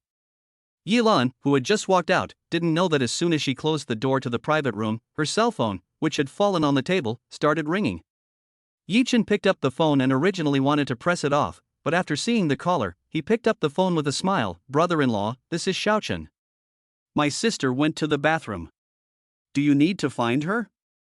It was a little noisy in the private room, so Yichen's voice unconsciously amplified a little. Hearing Yichen call him brother-in-law, Lu Shiryao's expression suddenly darkened. Then, thinking of the beautiful scenes that had appeared frequently in his dreams these past few nights, he suddenly tightened his grip on the spoon, and a nameless fire surged in his heart. Yilan took several deep breaths in the bathroom to calm her overreacting emotions. Her face was still too thin. In fact, it had been more than a month, and she had nothing worth remembering, and the other person should have long forgotten. But I'm afraid that person is young and hot-headed, and he might blurt it out in front of Xiaochen. After thinking about it, she decided that she had to find an opportunity to talk to him and make him keep his mouth shut. Back in the private room, the boys had already finished eating and were laughing and chatting. Sister, you didn't bring your phone. Your brother-in-law just called to look for you. Call him back later. Yichen leaned in to remind Yilan in a low voice. Yilan was still thinking about making Lu Shiryao keep a secret, and it took her 3 or 4 seconds to react to Yichen's words. Oh, okay. Yichen saw that she was a little absent-minded, and thought that she hadn't had a good rest since she had returned from her hometown the day before, so he didn't think much of it. Sister, we still have to go to the library to check some information this afternoon, so we'll leave first. You should go home and get some rest too. When Yilan came out from the front desk after paying the bill, she saw a few boys waiting for her at the entrance of the restaurant. Yilan was a little surprised. What's going on? Aren't we going to the library? Yichen scratched his head embarrassedly and explained, Sister, Brother Yao has to go out to take care of some business. If it's convenient for you, can you give him a ride? Yilan subconsciously glanced at the tall figure and thought it would be a good opportunity to chat with him, so she nodded and agreed. The two of them arrived at the parking lot one after the other. Yilan found her white Volkswagen, opened the door and got in. Immediately, Lu Shiryao got in from the passenger seat. Yilan felt that as soon as he got in, the space in the car became cramped. She looked at his long legs, which seemed to have nowhere to go, and silently withdrew her gaze. Lu Shiryao remained silent after getting into the car, but his presence was so strong that it was impossible to ignore. For a moment, the air in the car seemed to have come to a standstill. Yilan felt uncomfortable, cleared her throat, and simply said, Lu Shiryao, I don't know that you are my brother's classmate, but I hope you won't mention our past in front of my brother. Upon hearing this, Lu Shiryao raised the corner of his mouth and revealed a mocking smile. Why, does my sister know me now? Yilan was embarrassed and speechless. The air was once again frozen. After a moment of silence, she took a deep breath and turned to look at the boy next to her. There was no way around it. She had to face it. Actually, I think you should be used to this kind of thing. Everyone benefits, don't they? Lu Shiryao laughed. Used to it? No loss? Fuck, he's losing big time. She thought everyone was like her, coming out to play behind their husbands' backs? He snorted, took out his phone, opened the photo album, scrolled a bit, and opened a photo, directly in front of Yilan. Take a look. Yilan stared in shock at the photo of the two kissing on the bed on the screen. It was taken by the boy with her phone after the two had sex for the first time, but she had checked it and deleted it, so how could it be on his phone? She suddenly remembered that he had called her before, and she wondered when she had saved his number. Now that she thought about it, she understood immediately. You, delete the photo. She was so angry that she immediately reached for the phone. Lu Shiryao quickly took back the phone and put it in his pocket, while raising his other arm to block Yilan's body as she lunged at him. Yilan watched him put away the phone, her heart filled with anxiety and anger, and she sat back down in a slump. What do you want? Lu Shiryao chuckled softly twice, then suddenly leaned forward and reached for Yilan's neck, bringing her close to him until their foreheads touched. Since we've done it twice already, and she hasn't suffered any harm, why not do it again and have a happy ending? The boy's palm was broad and powerful, and Yilan was unable to move for a moment. She could only feel the hot breath from his words spraying on her cheeks, tickling and burning her face, and even her heart was burning. She realized that every time she faced this young boy, she could easily be flustered and her heart would beat faster. Her life had always been very plain, and the warmth between her and Chen Ningyuan was like a slow-flowing stream. But the boy in front of her was the one who made her feel the most passionate, like a roller coaster ride. However, she attributed all of this to the boy's youthful good looks and his natural, lazy and charming temperament. She thought to herself, they say that women love bad boys. Isn't she also thrilled by his appearance? What's the matter? Does it take you so long to make up your mind? Lu Shuryao's eyes drooped, and he suddenly lowered his head, his lips touching Yilan's full red lips, whispering in a low voice, and his hand gently stroking the skin under his fingers as he held Yilan's neck. Yilan blinked her eyelashes lightly, and the handsome face was close at hand. The soft touch of her lips seemed to be close and yet far away, and even the air around them seemed to be ambiguous. Her heart beat uncharacteristically, and she missed a beat. She gently lifted her lip. This is the last time. Afterward, you must delete all the photos taken that day. Also, don't tell Xiaochun about what happened between us. As soon as she finished speaking, Lu Shiryao gently placed a kiss on her lips, as if he had been waiting for her to say that. After a long pause, he looked up at Yilan's slightly dazed eyes and said in a hoarse voice, "Let's go to the hotel." In the hotel room. This was the first time Yilan had been to a hotel with Lu Shiryao while sober. Although she had had 2 previous intimate relationships, they had either been impulsive or had occurred when she was drunk. Now, in broad daylight, having sex with a boy she barely knew, the mere thought of it made her feel so embarrassed that she wanted to back out. But when she thought of the photos, she gritted her teeth and forced herself to resist the urge to run away. After Lu Shiryao entered the room, he walked to the bed and closed the curtains. The blinding sunlight was instantly blocked by the heavy curtains, and the light in the room immediately dimmed. He turned around and saw Yilan standing in front of the TV, her face full of conflict and hesitation. He sneered to himself. He didn't mind that she had a husband, but she was still reluctant. Chapter 15, I'm sorry. Lu Shiryao walked over to Yilan and asked knowingly, "What are you thinking about, sister?" Yilan came back to her senses and forced a smile. "I'm not thinking about anything. Do you want to take a shower first?" She thought to herself, after he finished, she would take her time and put it off as long as possible. Lu Shiryao saw through her little thoughts at a glance, and how could he let her have her way? He looked at her with a half-smile, "No." He then leaned down and whispered in her ear, his voice low and soft, full of charm, "I like to wash up after I'm done." After that, his eyes swept over Yilan's flushed cheeks, and he raised the corners of his mouth in satisfaction. Yilan felt that the most she did when facing this man was to take a deep breath. As soon as her heart rate had calmed down, she saw Lu Shiryao cross his arms, lift the hem of his sweatshirt, and take the clothes off his head in one go, throwing them onto the bed at random, with a wildness that was bursting with hormones. Yilan's heart began to flutter uncontrollably, and her eyes fell straight on the man's seductive charm, so much so that she forgot to look away. He was about 1.86 meters tall, with perfect golden proportions of broad shoulders and narrow waist, and he looked thin in clothes but muscular when he took off his clothes.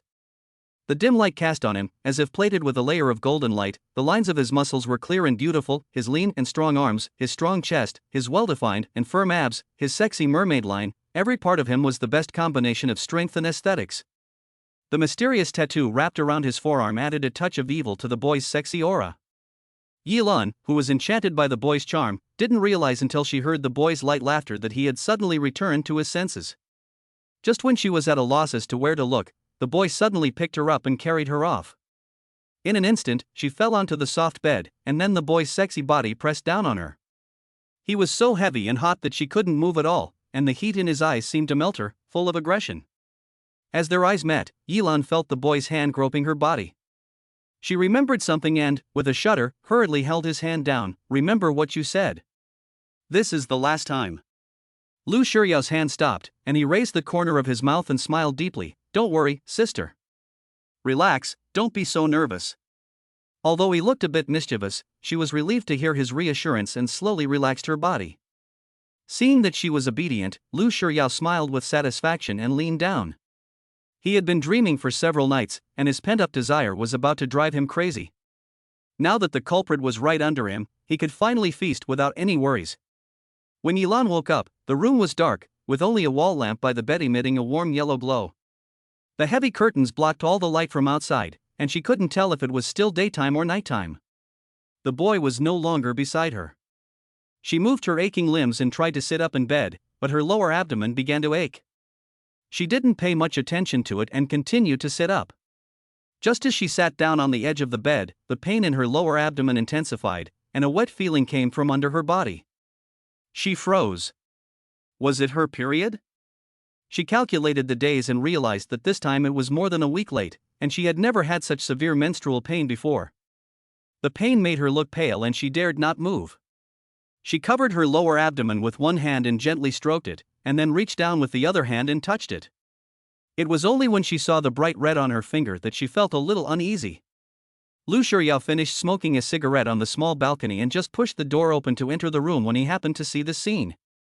What's wrong? He walked over quickly and sat down on the edge of the bed, looking at Yilan, who was pale. His eyes slid from her abdomen to her bloodied fingers, and he frowned slightly, worriedly asking, "Are you feeling unwell? Why are you bleeding?" He then took out a tissue to wipe the blood off her finger. Yilan thought he had left, and after a stunned pause of 2 seconds, she replied softly, "I'm fine. It's my period, and my stomach hurts." Lu Shiryao had never seen what a woman's period looked like, but seeing her face turn pale with pain, cold sweat breaking out on her forehead, and her teeth clenched tightly on her lower lip, it was obvious that she was not well. He asked in a low voice, "Does it hurt that much during menstruation?" After that, without waiting for a response from Yilan, he picked up the skirt from the ground and threw it to her, raising his eyebrows. "Can you put it on yourself? I'll take you to the hospital to have a look." Yilan was surprised and shook her head slightly. "No, that's not necessary. Don't talk so much. Save your strength. Hurry up and get dressed. Or should I help you?" Yilan was speechless. Seeing that he had already put on his own sweater while talking, she also endured the pain and put on her clothes. In fact, since she started taking Chinese medicine to regulate her body 6 months ago, she had hardly ever had menstrual pain. This time, the pain was so sudden and it happened right after the two of them had just finished, so she was very uneasy. After she had dressed, Lu Shiryao came over with her bag and without saying a word, picked her up and left the room. Lu Shiryao drove Yilan's Volkswagen away from the hotel and sped towards the nearest hospital. 20 minutes later, the emergency room of the hospital. The doctor on duty raised his hand and looked at the couple standing and sitting in front of him. "When was your last period?" Yilan sat in the chair, with her shoulders leaning on Lu Shiryao, who was leaning against her. After hearing the doctor's question, she thought for a moment and then told him the truth. "When was the last time you had sex?" Yilan was embarrassed. She couldn't say that she had just gotten out of bed. But Lu Shiryao didn't feel embarrassed. He raised his eyebrows and said in a clear voice, "This evening." The doctor on duty was stunned for a moment. He looked up and saw that the two of them were looking at each other strangely. "When was the last time you had sex after your last period?" Yilan remembered the date very clearly. It was the day she discovered Chen Ningyuan's infidelity. She pursed her lips and said, "August 26th. Upon hearing this, the doctor on duty nodded and after a few seconds of thought, he started writing on the computer, "In that case, you should go and have a blood test to confirm whether you are pregnant." 30 minutes later, in the obstetrics and gynecology ward. The nurse gave Yilan, who was lying in the bed, an injection and then gave her an infusion. After that, she told her not to move around and left the room. Suddenly, the ward fell into silence. Yilan looked at the tall figure standing by the window, her eyes full of mixed emotions. She wanted to say something, but her mind was in a complete mess and she had no idea how to explain this sudden turn of events. After a long time, she finally said softly, "I'm sorry." Her voice was hoarse and soft, but Lu Shiryao still heard it. He snorted and turned to look at Yilan, his eyes sharp. "Why?" Yilan was stunned by his question.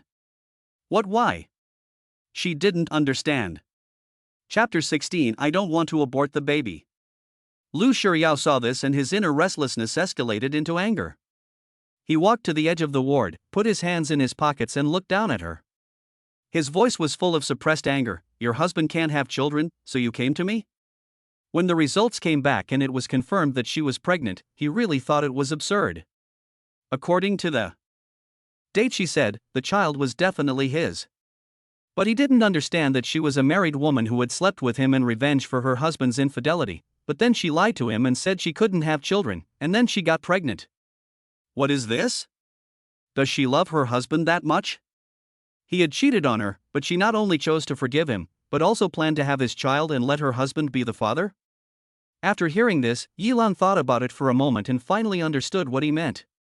He thought that it was probably Xiao Chun who called her brother-in-law when she answered Chen Ningyuan's call, and he heard it. Then he associated it with something else, and that's how the misunderstanding came about. Suddenly, she felt like laughing. She never thought that he, a big boy, would have such a big imagination in this regard. What are you laughing at? Lu Shiryao saw that she was not responding, so he raised the corners of his mouth and smiled. The anger in his heart could not help but rise a few more points. Yilan looked at his handsome and delicate face and was surprised to see a rare glimpse of the impulsive childishness that belonged to his age. When she checked in at the hotel, she accidentally saw his ID card and joked to herself that she was checking into a hotel with a boy who had just turned 20. It wasn't that he looked older, but his words and actions, every move, were mature and sophisticated, which made her think he was in his 20s. Who would have thought that he was only 20 years old, a year older than her younger brother? Recovering her thoughts, she straightened her expression. The confusion and disorientation caused by her pregnancy had now been completely stirred up by Lu Shiryao. It's not what you think. Can you sit down and listen to me explain? She looked straight into Lu Shiryao's eyes, her gaze soft, and her voice full of sincere request. Lu Shiryao stared at her for a moment, then laughed, sat down in the chair by the bed, leaned back casually, crossed his legs, and tilted his chin slightly. Go ahead. Yilan slightly pursed her lips. I divorced my ex-husband a month ago, but my family doesn't know yet. Upon hearing this, Lu Shiryao raised his eyebrows slightly, and his suppressed anger and restlessness inexplicably dissipated a little, but he kept his face expressionless. Yilan continued, it was the day I first met you at the hotel that I found out he was cheating on me, so I impulsively wanted to get back at him, and then. I know the rest. Tell me why you lied to me about your infertility. Lu Shiryao suddenly interrupted her in a low voice. Yilan smiled wryly, I didn't lie to you. I haven't been pregnant for 8 years since I got married. I've done all kinds of tests, taken Chinese and Western medicine, and even tried traditional remedies from the countryside, but I just can't get pregnant. Hearing her talk about the various things she had done to get pregnant with another man's child, Lu Shiryao found it extremely offensive. He raised the corner of his mouth and smiled sarcastically, it's because he can't do it. Yilan replied blankly, but that woman got pregnant. In fact, for so many years, she had deliberately ignored this issue in her heart. Lu Shiryao glanced at her. Are you sure it was definitely your ex-husband? This woman is so stupid. What if the child in her belly also inherits her stupidity in the future? More she felt guilty. She had caused all this. As the night deepened, the relaxation from her exhaustion soon made her sleepy. The complex emotions could not stop the deep sleepiness. She closed her eyes and soon fell into a deep sleep. The next morning, Yilan woke up from hunger. After having a little lunch yesterday, she hadn't touched a grain of rice until now, so you can imagine how hungry she was. The 4 needle on her hand had been removed at some point, and she was alone in the room. The window was half open, and the soft morning light fell on the white floor. The gentle breeze blew through the white curtains into the ward, giving it a truly peaceful feeling. Suddenly, the ward door was pushed open and Lu Shiryao, a tall and straight man, walked in carrying a bag. As soon as he entered the room, he saw Yilan sitting on the bed, staring blankly out the window. Are you awake? His voice was low and hoarse. Yilan came back to her senses and looked at him with a puzzled expression. You. She thought he had gone to class. I took a leave of absence. Lu Shiryao came over and set up the breakfast tray on the bed, placing the breakfast items one by one. Yilan felt a wave of guilt. I'm sorry, I've kept you from going to class. She suddenly remembered her guilt towards him before going to bed last night, and her heart was filled with mixed emotions. Hearing this, Lu Shiryao looked at her, threw the bag of breakfast aside, sat on the edge of the bed, lifted her chin, stared at her clear, guilty almond-shaped eyes, and said in a low voice, the child is also mine, and I also have a responsibility, so don't feel sorry for me. Her thoughts are actually easy to guess. A 30-year-old woman, but she lacks the sophistication and experience she should have. In those clear eyes, there is a false calmness that hides her unease. Now that it has come to this, no one is to blame for anyone else. It can only be said that the child has a connection with both of them. In that case, he will accept it calmly and take on his responsibilities. You just have to take good care of your health. Don't worry about anything else. After you're discharged from the hospital, we'll get married. Get married? Yi Lan's eyes widened. She suspected she had heard wrong. Seeing her unbelieving expression, Lu Shiryao felt inexplicably displeased, and unconsciously tightened his grip on her chin. You don't want to? The slight pain in her chin immediately snapped Yilan back to reality. Just as she was about to speak, her cell phone, which was resting on the pillow, vibrated. The two looked at the vibrating phone together. Yilan signaled to Lu Shiryao to let go of her hand. The two looked at each other for a few seconds before Lu Shiryao reluctantly let go of her. Yilan rubbed her chin with one hand and picked up her phone with the other, answering the call without looking at the screen. Hello. Chenning Yuan on the other end of the line was relieved to hear the phone finally connect. Xiaolan, it's me, Chenning Yuan. Yilan was suddenly distracted by his voice, lowered her eyes, stared at the breakfast on the table, and said in a low voice, I know, I've been a little busy these days, I don't have time to go, I'll contact you when I'm done. When she said she didn't have time, Chenning Yuan felt a faint sense of relief in his heart. Oh, okay. After that, the two of them fell into a short silence on the phone. The silence was suffocating. A sharp gaze, wrapped in ice, shot straight at Yilan, who shuddered and came back to life from the suffocation. I'm hanging up. Wait. Chenning Yuan called urgently. Yilan raised her eyelids slightly and quickly glanced at the gloomy face, and said firmly, Is there anything else? How have you been lately? Yilan was stunned for a moment, and then hung up without saying a word. Do you still keep in touch? Lu Shiryao looked at her with a sinister expression. Yilan always wanted to laugh when she saw the clouds covering his handsome and delicate face. Maybe it was because he was young, and his handsome facial features still had a hint of boyishness, but his words and behavior were mature, giving her an inexplicable sense of déjà vu of a child wearing adult clothes. So she always gives him a little more leeway. We just applied for a divorce, but we haven't received the divorce certificate yet. We originally planned to go to the Civil Affairs office today when it opened, but... He knew what she was going to say next. She was in the hospital to protect her pregnancy and couldn't go anywhere. After listening to her explanation, Lu Shiryao felt that it was better that she didn't explain. As soon as he thought about the fact that legally, she and another man were still husband and wife, the restlessness in his heart screamed wildly. In front of this woman, his emotions were easily provoked by her, irritability and anger, which only existed when he was a rebellious teenager fighting against his old man. He didn't expect that, after just a few times of sleeping together, she was the first woman he had ever slept with. But since she was pregnant with his child and he still wanted to sleep with her, he had to make things clear with her. With that in mind, he took a deep breath, placed his hands on Yilan's shoulders, squeezed them, and looked serious. I'm not joking when I say marriage. Since I've decided to keep the baby, I won't let him grow up in an unhealthy family. This is my bottom line. I don't care if you still have contact with your ex-husband, but after we get married, you are not allowed to have any contact with him. After you are discharged from the hospital, you should go through the formalities as soon as possible. Seeing that she was staring at him without saying a word, he tightened his grip and said in a low voice, Do you understand? Yilan was shocked by his words. She understood every word, but she didn't understand. Why? I'm glad you're responsible for the child, but you're only 20 years old and you're still in school.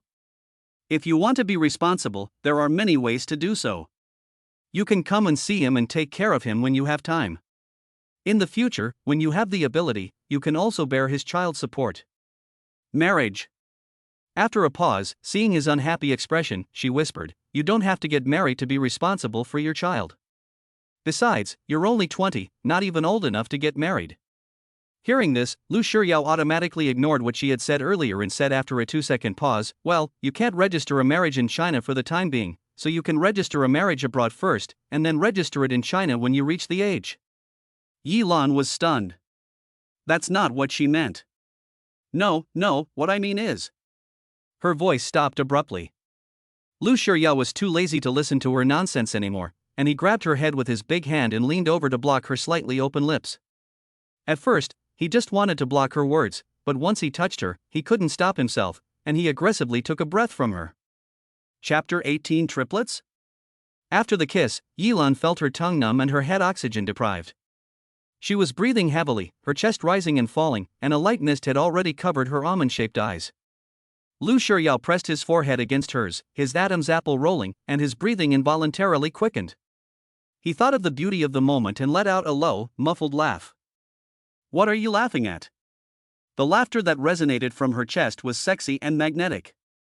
When it reached Yilan's ears, her heart trembled imperceptibly for a moment.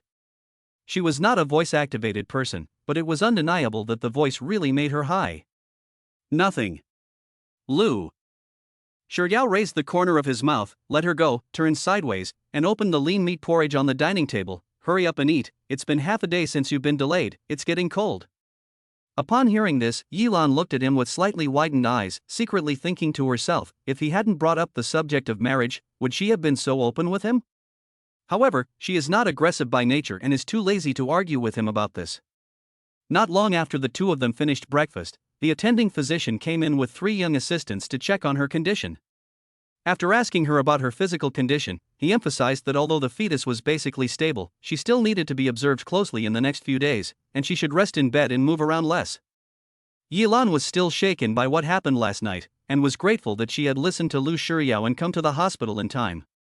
Otherwise, an innocent little life would have been lost because of her carelessness.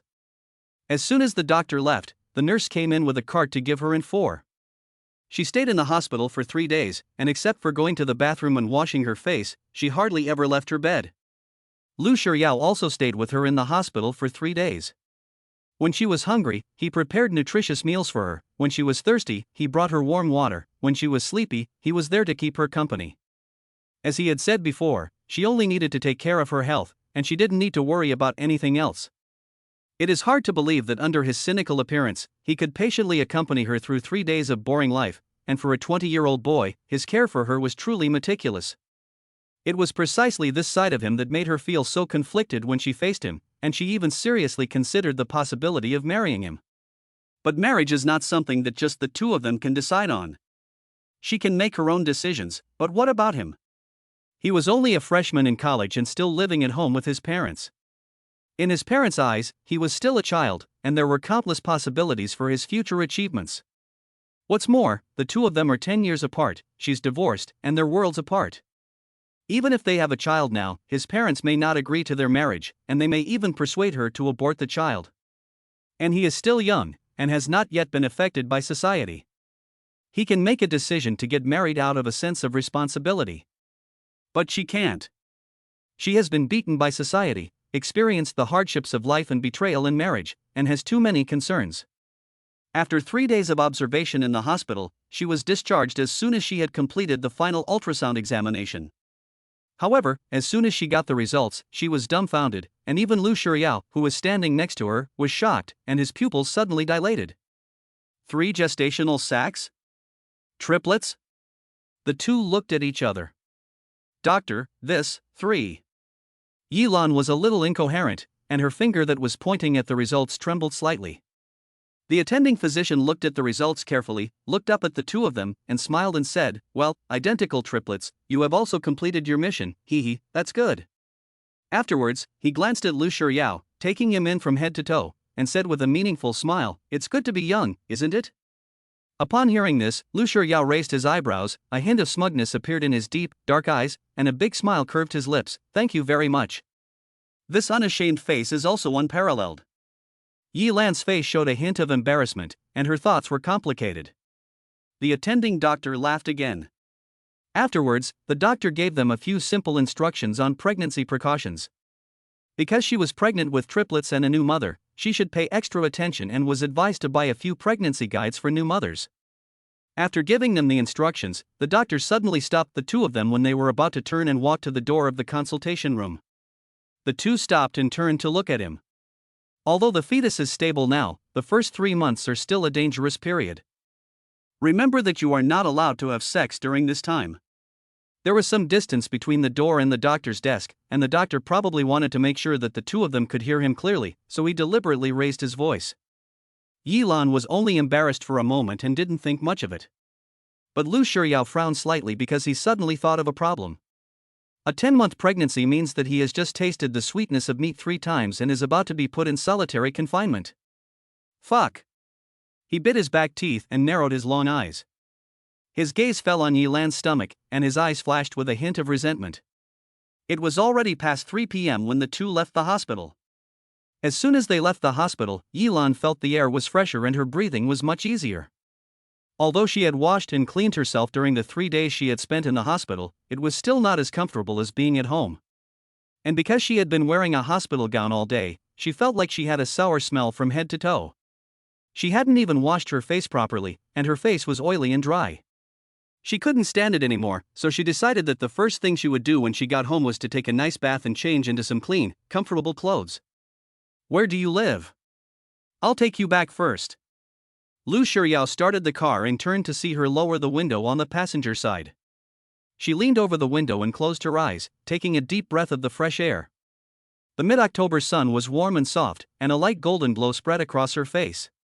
Her fair complexion seemed to radiate a thin golden glow from within, and the fine hairs on her face were clearly visible. The leisurely and relaxed posture she adopted in the sunlight made her look indescribably beautiful and refined. Lu Shiryao's eyes softened a little, and a smile appeared on the corner of his mouth. Seeing that she didn't respond, he asked again, patiently. This time Yilan heard him and, fearing that he wouldn't know the way, simply took out her cell phone, set the navigation system, and placed it on the front of the car, so that he could follow the directions. At this time, there was no traffic on the road, but it still took more than 40 minutes to get to Yilan's rented apartment. There is parking space downstairs, and it is the landlord's own parking space. The landlord is a nice person, and since she doesn't need the money, she simply lets her use it for free. This is also the most satisfying part of Yilan's renting this apartment. The only drawback is that although the apartment is in a good location, it is in an old neighborhood with only 8 floors and no elevator. Yilan instructed Lu Shiryao to park the car, then got out of the car with her bag. She walked around the front of the car to the driver's seat, and Lu Shiryao also got out of the car and locked it. She was just hesitating whether she should invite him to come up for a cup of tea or something when she saw Lu Shiryao walk up to her and take her by the arm very naturally. "I'll walk you up." Chapter 19. You didn't get someone pregnant, did you? Yilan's body stiffened, and she nodded lightly before walking towards the building where she lived. Along the way, she was always a little stiff. Although the two had been more intimate than this before, and they had a child together, Yilan was still a little uncomfortable with such physical contact, especially in a public place like this outdoors. Call her old-fashioned or pretentious, but she felt that such intimate behavior should belong to lovers and couples, and their relationship now. She really didn't know how to define it. The two of them went up to the 6th floor, and when they stopped at her door, Lu Shiryao withdrew his hand from her and stood casually with his hands in his pockets, waiting for her to open the door. Yilan was finally relieved, took out the key from her bag, opened the door, and walked in first. She was just standing by the shoe cabinet, about to change her shoes, when she saw Lu Shiryao still standing at the door, not coming in. She looked at him in surprise. "Aren't you coming in?" Lu Shiryao stood at the door, his dark pupils scanning the room, then shook his keys and raised the corner of his mouth. "I took the car. I'll go back to the dormitory to change my clothes, and I'll find you later." Hearing his words, Yilan subconsciously took a look at him from head to toe, and couldn't help but feel a little embarrassed. He had not even returned to his dormitory during the days he had spent with her in the hospital. The clothes he was wearing had been washed and reused, and they looked a bit shabby. His fashionable short hair was a bit messy, and it looked a bit more disheveled than usual. Compared to before, he looked a bit decadent now. "Then you should go back." She unconsciously softened her voice, with a hint of apology. As soon as she finished speaking, Lu Shiryao suddenly leaned over and gave her a light kiss on the corner of her mouth. "I'm leaving." Yilan let out a long sigh of relief as Lu Shiryao's tall figure disappeared at the door. She closed the door and leaned against it. Although she felt uncomfortable when he kissed her and made intimate gestures from time to time, she had to admit that she also had a reaction, not physically, but in her heart.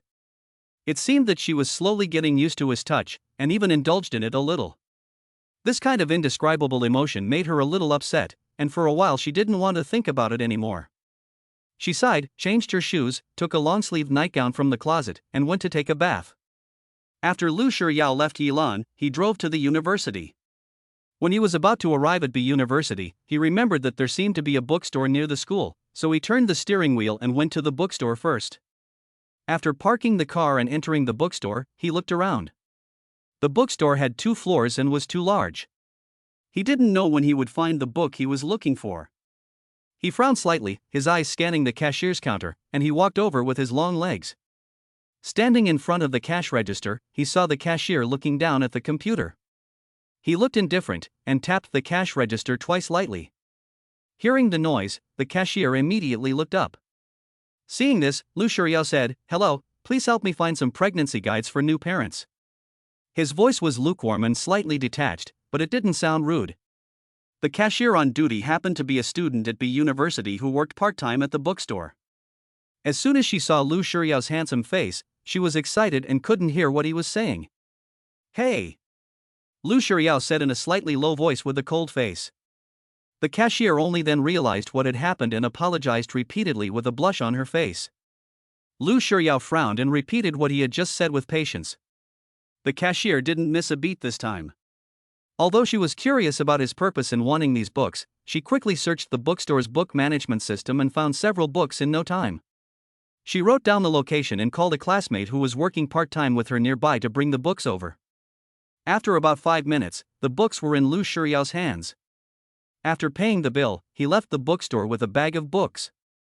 As soon as he walked out, the two girls behind him started to whisper excitedly. "It really is Lu Shuriao. He's even more handsome in person than in his photos." Yeah, I've only seen photos of him on the school forum before, but now I've actually met him in person." But, a pregnancy guide? Why would a guy like him buy a book for pregnant women? Oh, maybe his sister is pregnant and he bought it for her. That's possible too. When Lu Shuriao returned to the dormitory, none of his roommates were there. He put the bag on the desk, took off his sweatshirt, took his change of clothes, and went into the bathroom to take a shower. 10 minutes later, when he came out of the bathroom with his hair still wet, his upper body naked, and wearing only a pair of gray shorts, everyone in the dormitory had returned. The 4 boys were standing around his desk, and when they saw him come out, they all turned to look at him. For a moment, 4 pairs of eyes looked at him at the same time, with strange expressions. "What's going on? Why are you all looking at me?" Lu Shuriao chuckled and walked over to the closet, pulled out a long-sleeved black t-shirt with a personalized graffiti on the chest and put it on, and then paired it with light-colored jeans. The 4 pairs of eyes kept on staring at him as he changed his clothes. Zhao Jingran pulled him to the desk and picked up a copy of a must-read pregnancy guide for new fathers from the desk. He looked at him like a monster and shouted excitedly, "Holy shit, did you get someone pregnant?"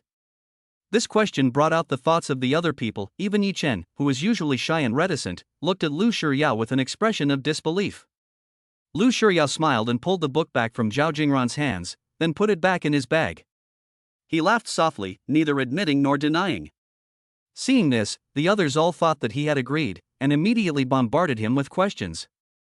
"Damn, you're awesome. I don't usually see you with any girls, but you're making such a big fuss without saying a word. I told you why you took a few days off without any reason and didn't even go back to the dormitory. What's the matter? Is your wife very pretty that she can trap you like that? So, are you going to have the baby? You're still in school, isn't it a bit too early?" Yi Chen hesitated before saying, and then saw Zhao Jingran and the others all fall silent. They looked at themselves, then turned and looked straight at Lu Shuriao, expecting an answer. Lu Shuriao casually leaned back against the desk, his hands on his chest, his long legs slightly bent, looking at them with a teasing look in his eyes, but not saying a word. It was only after hearing Yi Chen's words that he turned his head and looked at Yi Chen with a deep meaning in his eyes. He then lightly tapped the book in the bag and finally opened his mouth. Well, it was bought for his sister. Everyone was stunned, and then they all started to make a fuss, and they all came forward to restrain him. Lu Shuriao quickly ducked to the side, made a stop gesture, and said with a smile, "I don't have time to mess around with you guys, I still have things to do." Chapter 20, From today on, we will live together. After Lu Shuriao disappeared through the door with his suitcase, Zhang Kai and Chen Xiachuan exchanged glances and quickly approached Zhao Jingran's desk. "Hey, Ran, don't you think there's something wrong with that guy Yao? He's moved out of his room, so he must have found a girlfriend and moved in with her." Zhao Jingran was staring at the computer, and after quickly scanning a freshly posted message on the school forum, he leaned sideways and nudged the computer. The two of them looked closer with curiosity, and it was a post uploaded by a freshman girl in the Chinese department.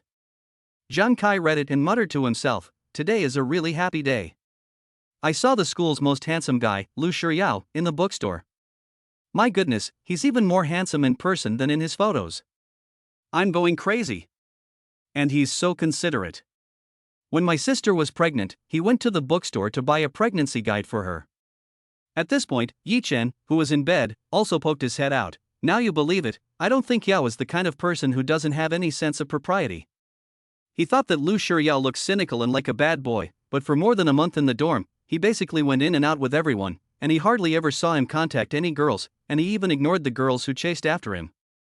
Zhao Jingran and the others looked at each other. They had some doubts about what the kid said, but the bookstore clerk confirmed it, so they had no reason not to believe it. In fact, they were also worried about that kid. Although they bragged a lot, they knew that killing someone was no joke. They had just entered university and were still young adults. The death of a little life was too heavy for them to bear, and it could crush them to the point where they could not stand up straight. Yilan came out of the bathroom with a dry hair cap on her head, feeling like she had just opened up the two main meridians of the body. She had just poured some moisturizing water on her hands and was about to pat it on her face when her hand stopped. She glanced at the 3 small bottles of skincare products on the table. This was 2 months ago when Shen Xiaoxi used them and thought they were good, so she gave them to her. She is a professional makeup artist with a small reputation. She is in daily contact with these products, so the ones she was given are naturally not bad. But now that she is pregnant, she doesn't know if these skincare products can still be used. After a moment's thought, she went back into the bathroom and washed off the moisturizer on her hands. It was a matter of the child, and she didn't want to take any chances. Thinking of she also thought of the complicated entanglements between her and Lu Shiryao, and her emotions were in a mess. She wanted to talk to her best friend. She quickly dried her hands, went back to the bedroom, turned on her phone and dialed Shen Xiaoxi. Maybe Shen Xiaoxi had the phone in her hand. As soon as it rang, her slightly hurried voice rang out on the other end of the phone. "Hello, dear, I'm getting on a plane now. I'll talk to you when I come back from my business trip in half a month." After that, she hung up without waiting for Yilan to respond. Yilan moved her phone away from her ear and looked at the black screen of the phone, smiling helplessly. As soon as she heard that she would be away for 2 weeks, she knew that Shen Xiaoxi had been hired by another film crew to do makeup. After she became famous in the makeup artist community, she was often hired by modeling studios and film crews to do makeup, and business trips became a regular occurrence. After removing the hairdryer and drying her hair with the hairdryer, she went to the kitchen to boil a kettle of hot water. While waiting for the water to boil, she opened the refrigerator to take a look. She hadn't been home for a few days, and some of the vegetables in the refrigerator had gone bad. A bag of bread had also expired. She simply cleaned out the entire contents of the refrigerator, throwing out the spoiled and expired items into the trash. The refrigerator was almost empty, and she thought about going to the supermarket to buy some ingredients and dry food, as well as some pregnancy guides.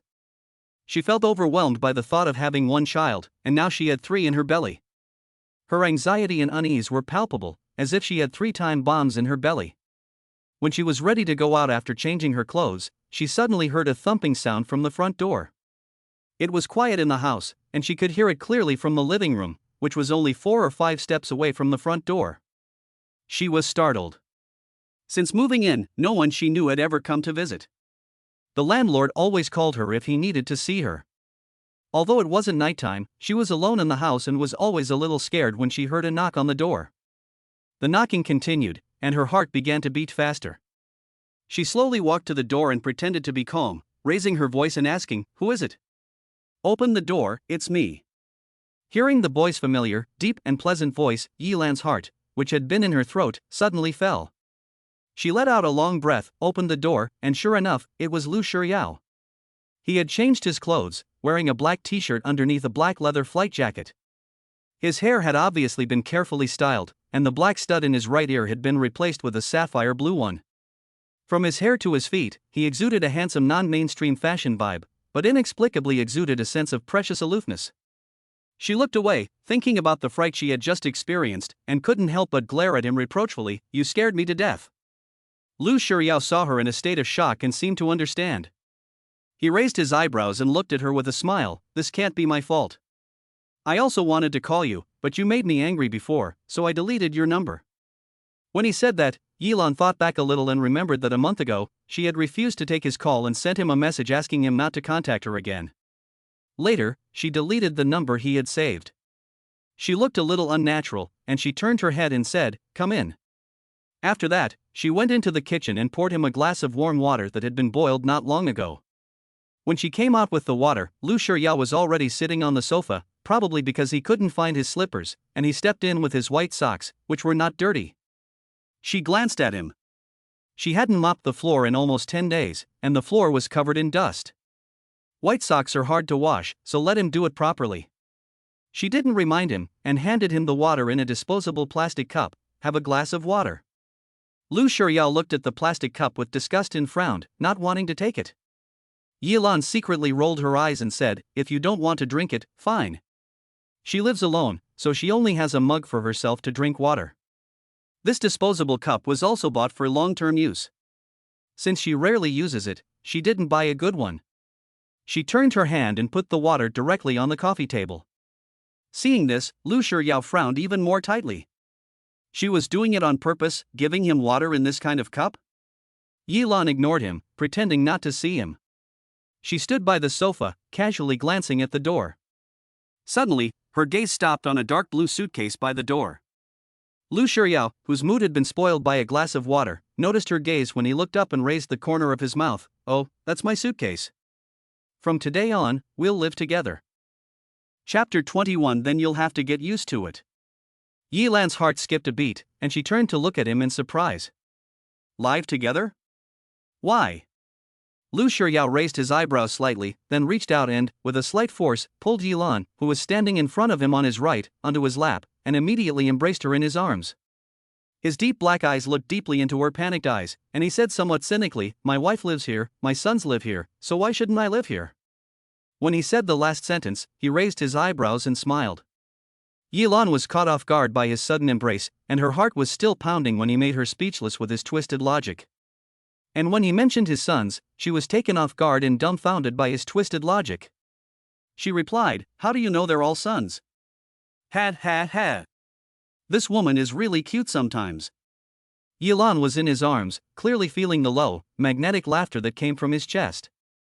The laughter was very sexy, and she found that she liked to hear his laughter very much, but she took a deep breath and tried to suppress the heat on her face. It would be better if she didn't provide the material for his laughter. They say that pregnancy makes you stupid for 3 years, but she was pregnant 3 times, so does that mean she'll be stupid for 9 years?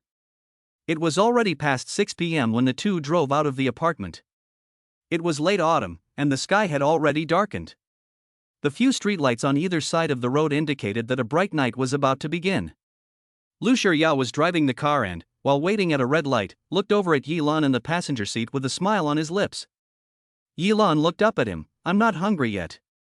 "Okay, let's go for a walk first, and then we'll find a place to eat when you're hungry." Yilan nodded lightly and turned her head to look out the window with a vacant expression. She seemed to have agreed to live with the boy without really understanding what she was doing. After spending 3 days in the hospital with him, she felt a little scared of the silence in the empty apartment. It was like being alone in the vast ocean, with only the sound of the waves. However, the moment she opened the door and saw him, she was filled with joy, and she also had a vague premonition. He would stay with her. Lu Shiryao drove into the underground parking lot of the shopping mall, parked the car, and walked over to the passenger door to open it for Yilan. Yilan was about to push open the door when it was opened for her. She froze for a moment, looking at the large hands with well-defined joints blocking the top of the car frame, and then got out of the car with her small bag. After standing still, she looked up slightly and looked straight into his eyes. "You don't have to do this, I can open the door myself." Lu Shiryao smiled and took the bag from her hand, putting it over his shoulder. Then he reached out with his long arm and put his arm around her waist, leading her to the elevator. "You'll have to get used to it." She now finally understood why Shen Xiaoxi liked young meat so much. It really smelled good. Lu Shiryao hugged Yilan into the elevator, glanced at the button keys, and looked down at her. "What do you want to go shopping for first?" Yilan thought for a moment and said, "Let's buy some pregnancy guides first." Lu Shiryao chuckled, clenched his fist against his lips, and coughed. "No need, I've already bought them. We'll read them together when we get home." Yilan looked up at him with a complicated look in her eyes. Lu Shiryao glanced at the shopping guide in the elevator and reached for the 3rd floor. "Let's go look at something else first." "Okay." After getting out of the elevator, Lu Shiryao withdrew his hand from Yilan's shoulder. Yilan just let out a sigh of relief, and the next second, a warm and dry hand grasped her left hand, which was hanging at her side. His hand was large and powerful, and the palm was very warm, warming Yilan's heart and causing her face to flush. Yilan stood next to him at 165 centimeters, and the 20 centimeters difference made her feel particularly petite and secure. The moment Lu Shiryao held her hand, he looked at her sideways and felt the softness of her palm. A soft light appeared in his narrow eyes. This was the first time he had held a woman's hand, and it was also his first woman. She had 3 children in her soft belly. Well, he was very satisfied. In this way, the two walked into a boutique lifestyle store with their own thoughts. Lu Shiryao is tall and handsome, and wherever he goes, he becomes the center of attention. At this point, there were quite a few people in the store. As soon as they entered, several young girls standing by the door, who were looking at the products, looked over at them with a little excitement and whispered to each other. But Lu Shiryao ignored these glances and held her hand without looking away, searching for what he wanted among the shelves. Yilan asked curiously, "What are you looking for?" "A cup." Lu Shiryao looked around, casually answering her. Upon hearing this, Yilan suddenly remembered the look of disgust he had given her family's disposable plastic cups, and inexplicably felt like laughing. She followed him in his search for a cup. In the end, Lu Shiryao found it in a corner. Yilan looked at them and thought they were all very cute.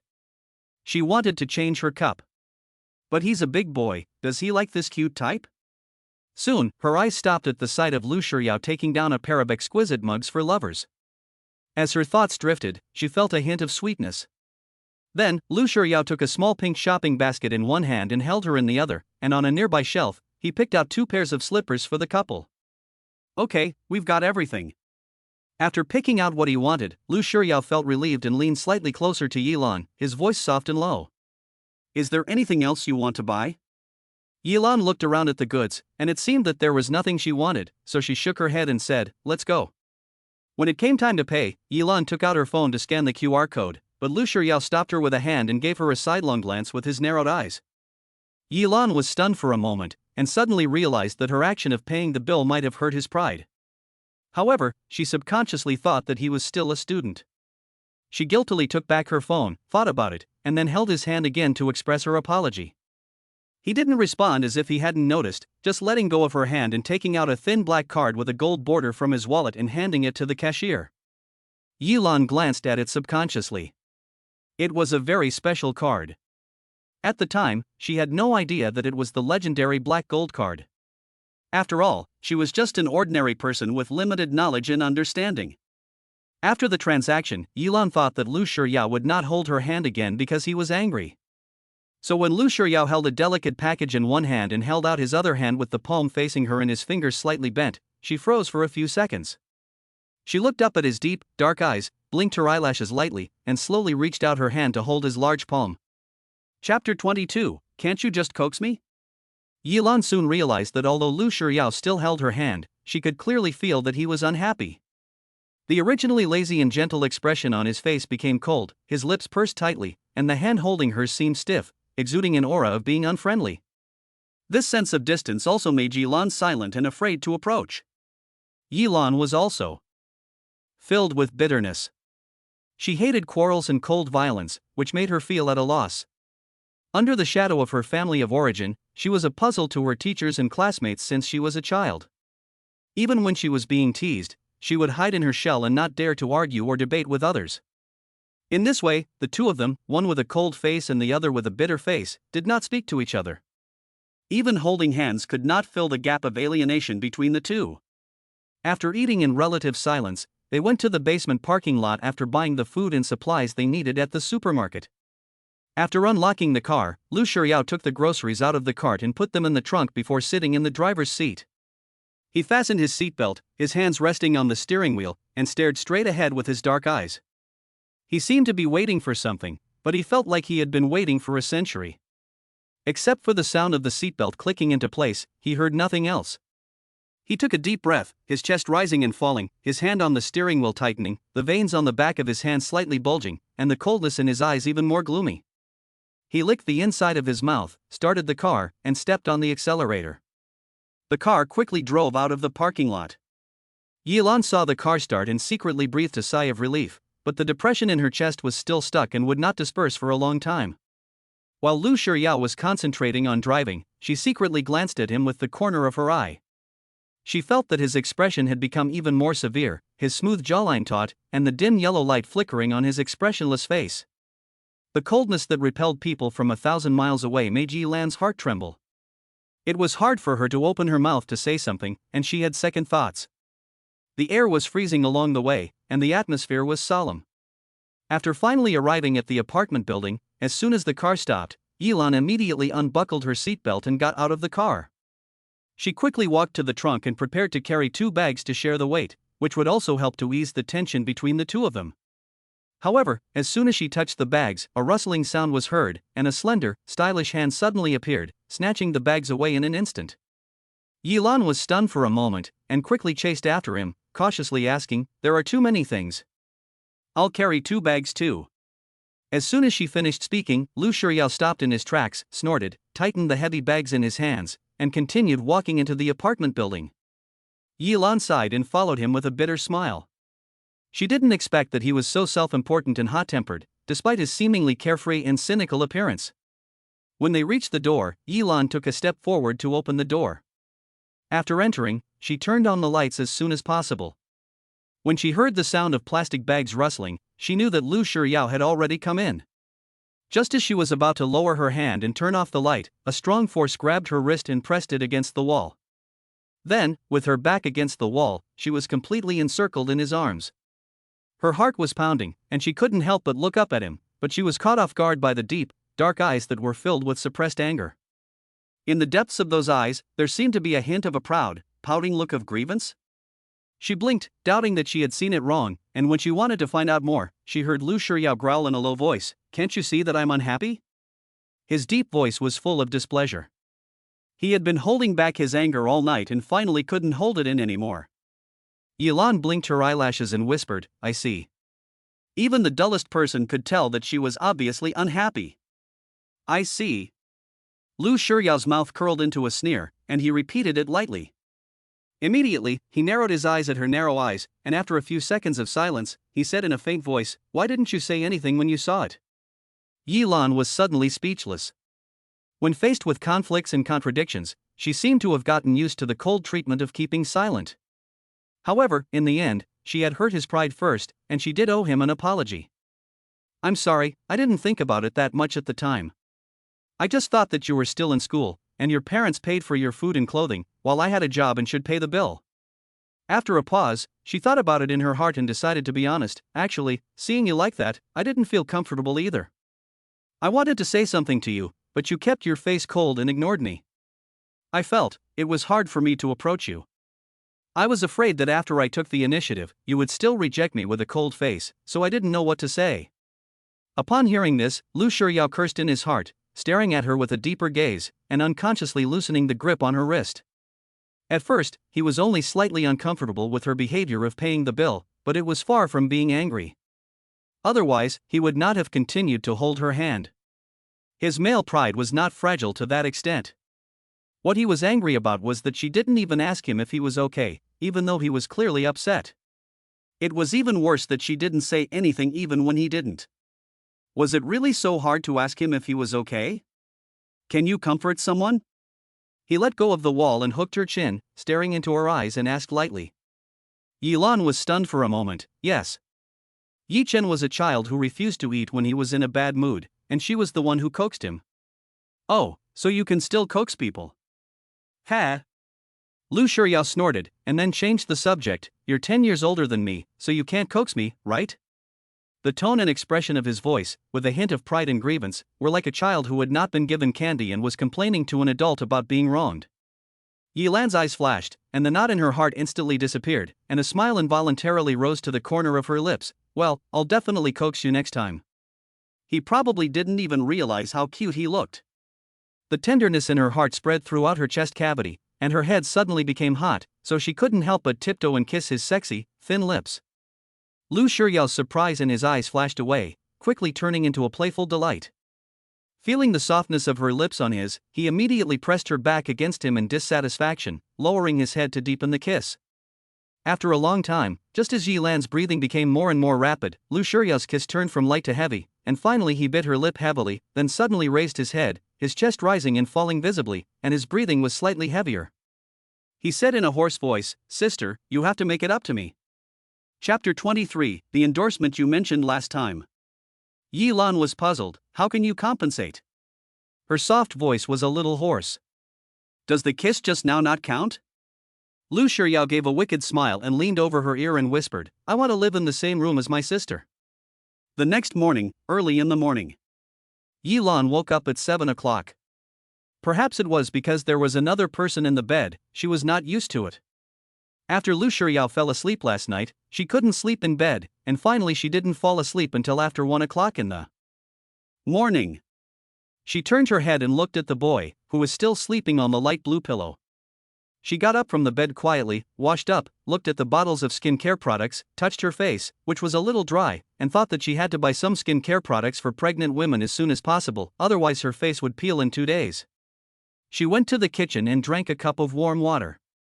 Looking at the dry food she had bought the night before, she hesitated for a moment, then simply made 2 sandwiches and heated 2 glasses of milk.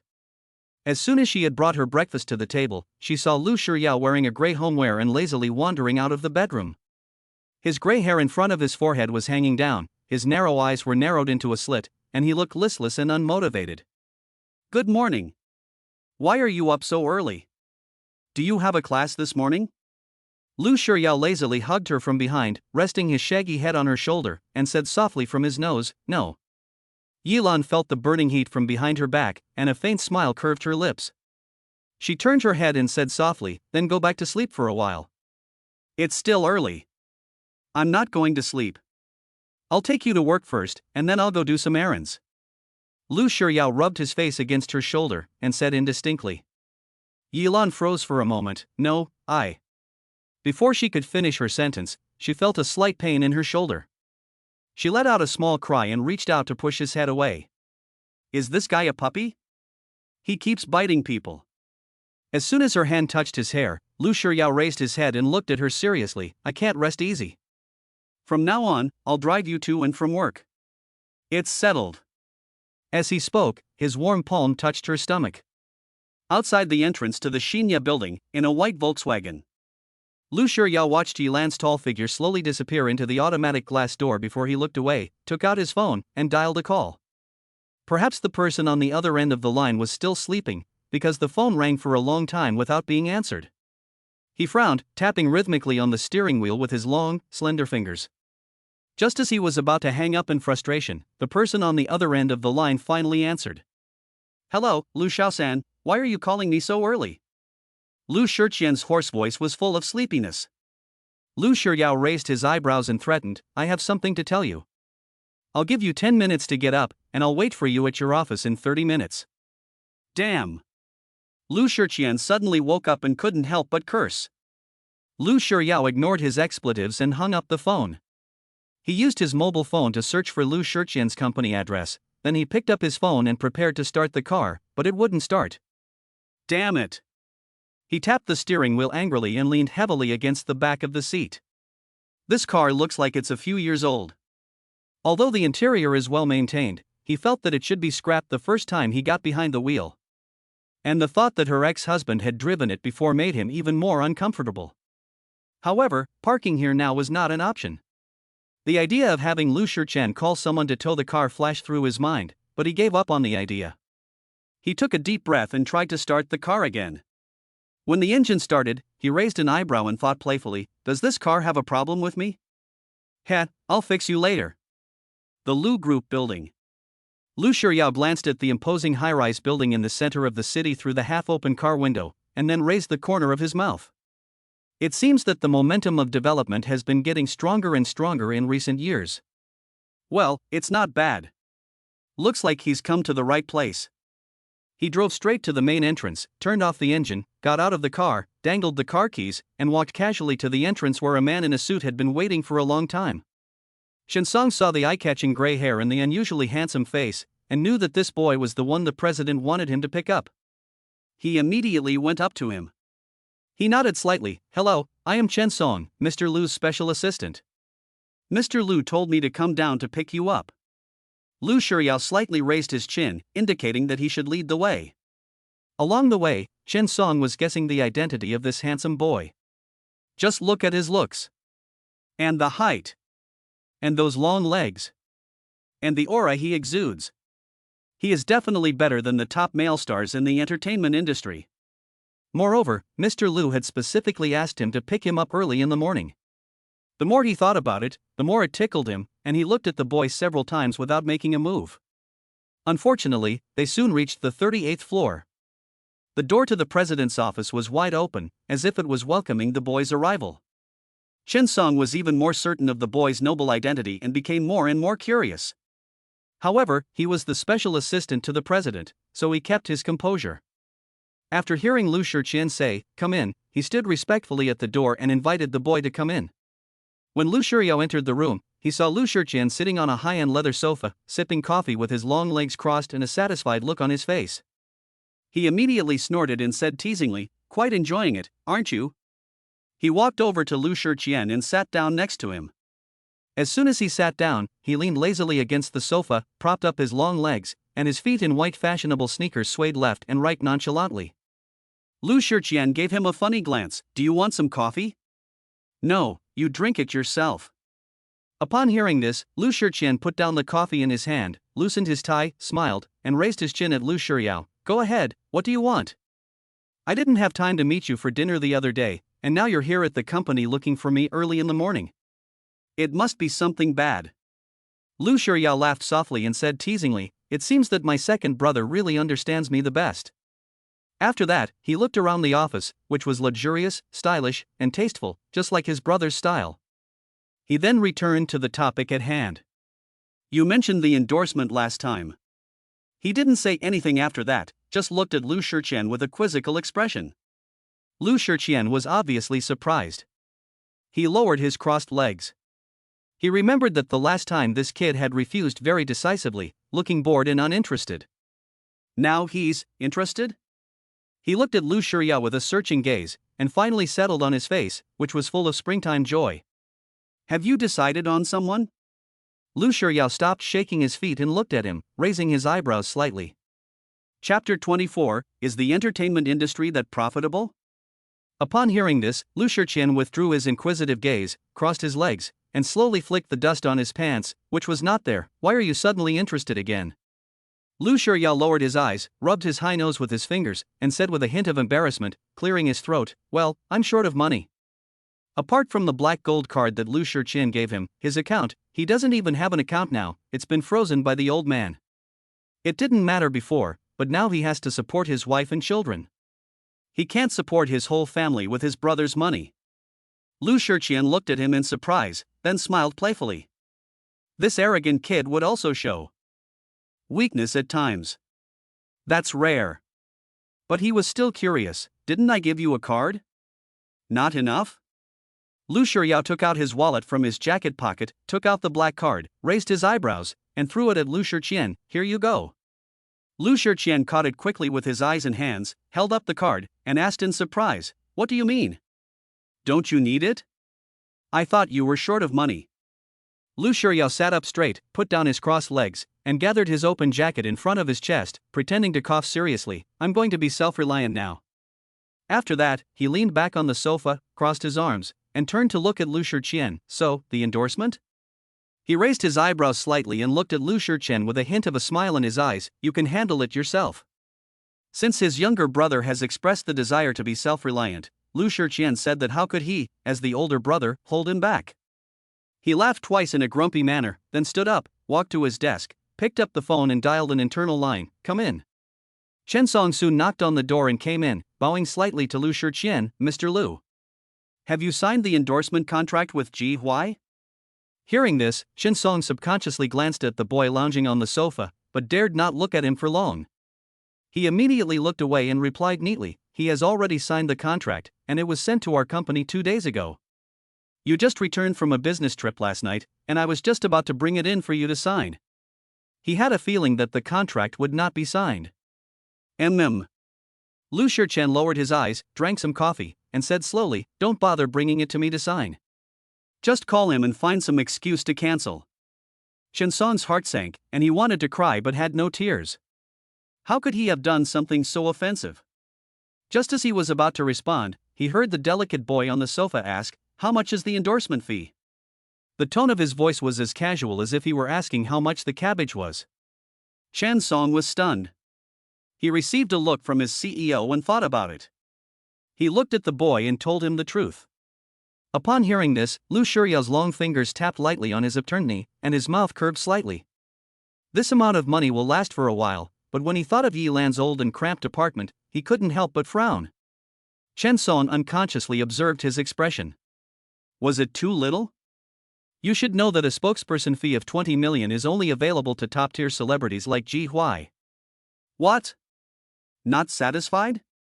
Lu Shurchan naturally saw the change in his expression. It's okay.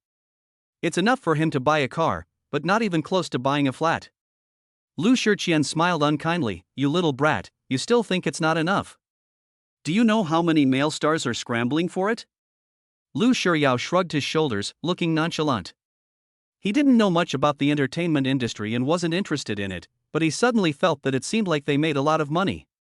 Thinking about this, he suddenly felt a bit of a gossipy mind. Is this endorsement just a few promotional photos? Is the entertainment industry so profitable? Lu Shurqian glanced at him and felt that the kid was a bit strange, and he was inexplicably curious about the entertainment industry. But he still teased him. Do you know how many clients I have to accompany and how many extra shifts I have to work to earn the 20 million in endorsement fees for you? Chen Son, who stood respectfully by his side, couldn't help but mutter to himself, your endorsement alone is worth 10 years of my salary. Humph, Lu Shuryao snorted, exploitative capitalists are shameless enough to cry poor. Okay, I'm leaving first. I have a class. Contact me later to discuss the follow-up arrangements. He stood up. Since he had finished his business, he should leave. He suddenly stopped and looked back at Lu Shurqian with a mischievous smile. Oh, yes, the endorsement fee should be transferred to me in the next 2 days. He needs to take the money back to his wife, or she won't be at ease. Lu Shurqian, who was still sitting on the sofa, laughed in anger and waved at him. Get lost and go to class. After that, he added, remember to come back to the old house for dinner on the weekend. Lu Shuryao lazily waved his hand behind him to indicate that he understood. After Lu Shuryao's figure disappeared at the door, Lu Shurqian withdrew his gaze. His face was no longer as easygoing and relaxed as before, and he had returned to his usual cold demeanor. Draw up a new contract for me today, and then let the finance department go through the process. Transfer the endorsement fee to him in the next 2 days. Also, notify the advertising department that they can arrange for the shoot. Find him a few professional people to follow him around, so that nothing goes wrong. Meanwhile, Yilan sat in front of the computer, closing the last work email. She had taken a few days off, and there was a lot of work email. Mo Wenting had handed over important work to other colleagues to deal with, and the rest were trivial matters. Yilan looked at the computer, and her finger on the mouse suddenly stopped moving. Her eyes couldn't help but become a little absent-minded. She remembered when she entered the office this morning, the overly quiet atmosphere in the department, and the looks everyone cast at her, full of pity, schadenfreude, and ridicule. And Xiaowan, who was sitting across from her, always looked at her with a hint of something she wanted to say but couldn't. Did something happen during the few days she was on leave that she didn't know about? Her eyes wandered to the office of Mo Wenting, the door to which was closed. As soon as she arrived at the office in the morning, she hurried to the 18th floor to attend a management meeting, and she hadn't returned yet at almost noon. She had a vague premonition in her heart. For a moment, she couldn't put her feelings into words, and she felt a little stuffy. She took a deep breath, stood up and went to the pantry to get a glass of water. When she reached the door to the pantry, she stepped inside absent-mindedly, but when she heard 2 affected voices, she subconsciously retracted her foot and retreated to the door, leaning against the doorframe. The pantry was not big, and even standing outside the door, she could hear the voices inside. Look at her, she doesn't know anything yet, probably still dreaming of a promotion. She doesn't even deserve to be a manager. She was so arrogant before, but in the end, she's just a joke. I'm laughing so hard, ha. I heard that the new manager graduated from a famous foreign university and was specially recruited by our general manager. I think it won't be long before our director has to make way for her. Ah? No way. Chapter 25. Where is my sister looking? Yilan didn't know how she got through the day. In the past, she always felt that time was running out, but today, every minute and every second seemed to be slowed down by dozens of times, making it especially long. She even forgot that Lu Shiryao had asked her to call him after work, and she turned off her computer and was ready to go home. Yilan. Mo Wenting, who had just returned to the office from outside, stopped her. Come to my office. Yilan slowly put down the bag on her shoulder, took a deep breath, and followed her. Sit down. Mo Wenting put down her bag, poured 2 glasses of water, and turned around to see Yilan still standing in front of the desk. She raised her eyebrows, looked at her with understanding, and handed her the water. Drink some water. Yilan lowered her eyes, took the water with both hands, and said softly, "Thank you." The water was lukewarm, and holding it in the palm of her hand seemed to calm her troubled heart a little. Mo Wenting drank some water, then said after a 2-second pause, "Yilan, I'm sorry. I only found out after the holiday was over. I recommended you to the general manager, and he agreed, but I don't know why he changed his mind. Director Mo, you don't need to feel sorry for me. On the contrary, I should thank you for fighting for such a good opportunity for me and giving me the courage to try to change my work situation." After a pause, Yilan's mouth curled into a smile. "Although the result wasn't very good, but during this time, I learned a lot from you, and my own knowledge and thinking have improved a lot. I've earned it, haven't I? I'm glad you think so." Mo Wenting's lips curled up. She put down her cup, walked over to her, patted her shoulder lightly, and said with a smile, "Although the position of planning manager is not good, the general manager should not disagree with the position of deputy manager. I am sure of this, it mainly depends on whether you want it or not." The sudden arrival of the manager position really caught her off guard. Not only did it put Yilan in an awkward situation, it also made her very passive. Deputy manager? Yilan thought to herself, and after a few seconds of contemplation, she was about to speak when her phone in her coat pocket rang. When she saw the words husband on the screen, she thought of the scene last night when the boy snatched her phone and saved the number. She jumped and looked at Mo Wenting, who was standing very close to her. Mo Wenting was taller than her, and she could see the words on her phone by looking down. She quickly turned her phone screen towards her chest and said, "I'm going to take this call." Then she turned around and answered the call in a low voice, "Hello, what's up?" Lu Shiryao heard her voice, which was a little bit cautious, and frowned slightly. "I'm downstairs. It's almost 7 o'clock. Why haven't you finished work yet?" Yilan was taken aback. She had forgotten that he was coming to pick her up from work. As if he knew she had forgotten, Lu Shiryao didn't bother to argue with her. "Come down when you're off work. I'll be waiting for you downstairs." After hearing a beep on the phone, Yilan let out a sigh of relief, put away the phone, and turned around to see Mo Wenting smiling slyly at her with her red lips. "Your husband?" She really saw it. Yilan nodded awkwardly, feeling a bit guilty. The next second, she heard Mo Wenting teasingly say, "I can't believe that you and your husband have been married for so many years and still have such a good relationship.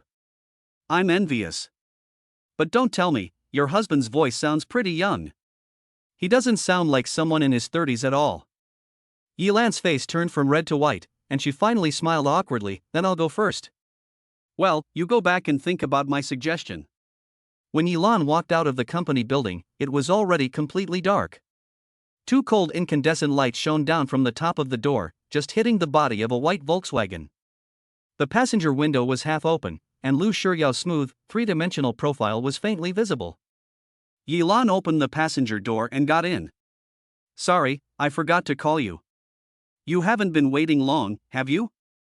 Yilan glanced at the boy next to her and then looked down to fasten her seatbelt. Lu Shiryao locked his phone and casually threw it on the side shelf. "Are you hungry? Let's go eat first." He started the car and turned to look at Yilan. Yilan opened her mouth to say that she wasn't hungry, but then thought that he also had to eat, so she swallowed her words and said with a bright spirit, "Yes." Realizing that she was in a bad mood, Lu Shiryao glanced at her again with the corner of his eye. He saw her looking out the window with her head tilted to the side. The yellow streetlights that flashed past her pale face cast a shadowy silhouette, giving her an inexplicable desolation. The car didn't drive for long before it arrived at its destination, a private restaurant. After returning to China, Lu Shiryao and Lu Shichen came here once and thought the taste was not bad. The main thing is that it is suitable for pregnant women. After getting out of the car, Lu Shiryao reached out and took Yilan by the arm as they walked in. Although the exterior of the restaurant was unremarkable, the interior was quite different. The antique decoration was very simple and charming, and Yilan's eyes lit up instantly. The complex emotions that had been weighing her down seemed to dissipate a lot, and she couldn't take her eyes off of it as she looked all the way through. A young man dressed in the costume of an ancient shopkeeper led the two to the private room and then stepped back. After sitting down, Yilan looked at his departing back with a puzzled look. Lu Shiryao noticed her gaze and frowned slightly. He tapped the table lightly with his fingers and said in a deep voice, "Sister, what are you looking at?" Upon hearing this, Yilan glared at him angrily. "I thought he was going to stay and take our order." "What were you thinking?" Lu Shiryao's eyes flashed, and he coughed. "Oh, the lights are too dim, I didn't see clearly, I've already ordered the food in advance." Although the room was lit by warm yellow light, it was definitely not dark. Yilan had already experienced his ability to tell lies with his eyes open, and she was too lazy to argue with him. Yilan guessed that it was probably because he had ordered the food in advance. It didn't feel like he had been sitting there for long before two young men dressed as waiters came in to serve the food. "Your dishes are ready, sirs. Enjoy your meal." Yilan's curious gaze kept turning back and forth between them. Hearing this unique way of addressing and intonation, she couldn't help but feel a little funny, and a smile involuntarily rose on her face. She naturally didn't notice that Lu Shiryao's deep black eyes were always on her, faintly glowing with tenderness. The 4 dishes in one soup were not very large, but they were enough for 2 people. Yilan thought she wouldn't be able to finish it, but looking at these delicious-looking, aromatic dishes, she couldn't help but swallow her saliva. "Try it.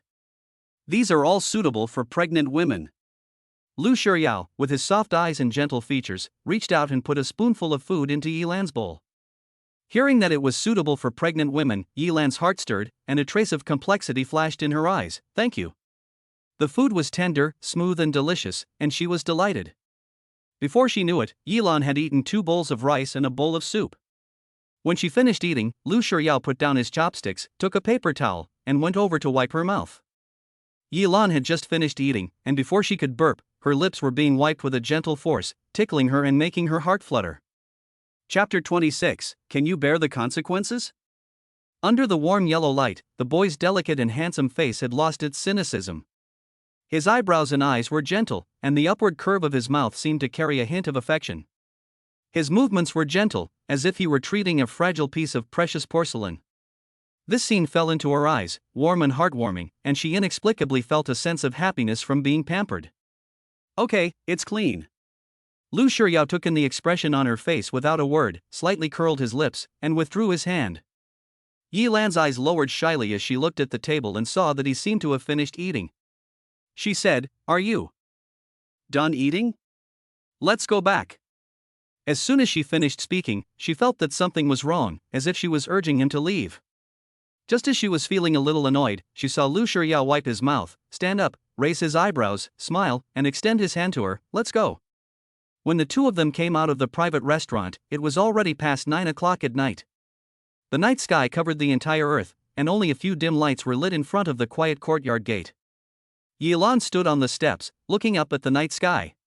The moon was bright and the stars were few, and she couldn't help but think of the things that had made her feel down and troubled all day. She sighed unconsciously, but overall, her mood was much better than before. Thinking about this, she glanced at the boy beside her, and a flash of dependence in her eyes was not easy to detect, perhaps even she herself did not know. After getting into the car, Yilan fastened her seatbelt and suddenly remembered the incident of paying the bill.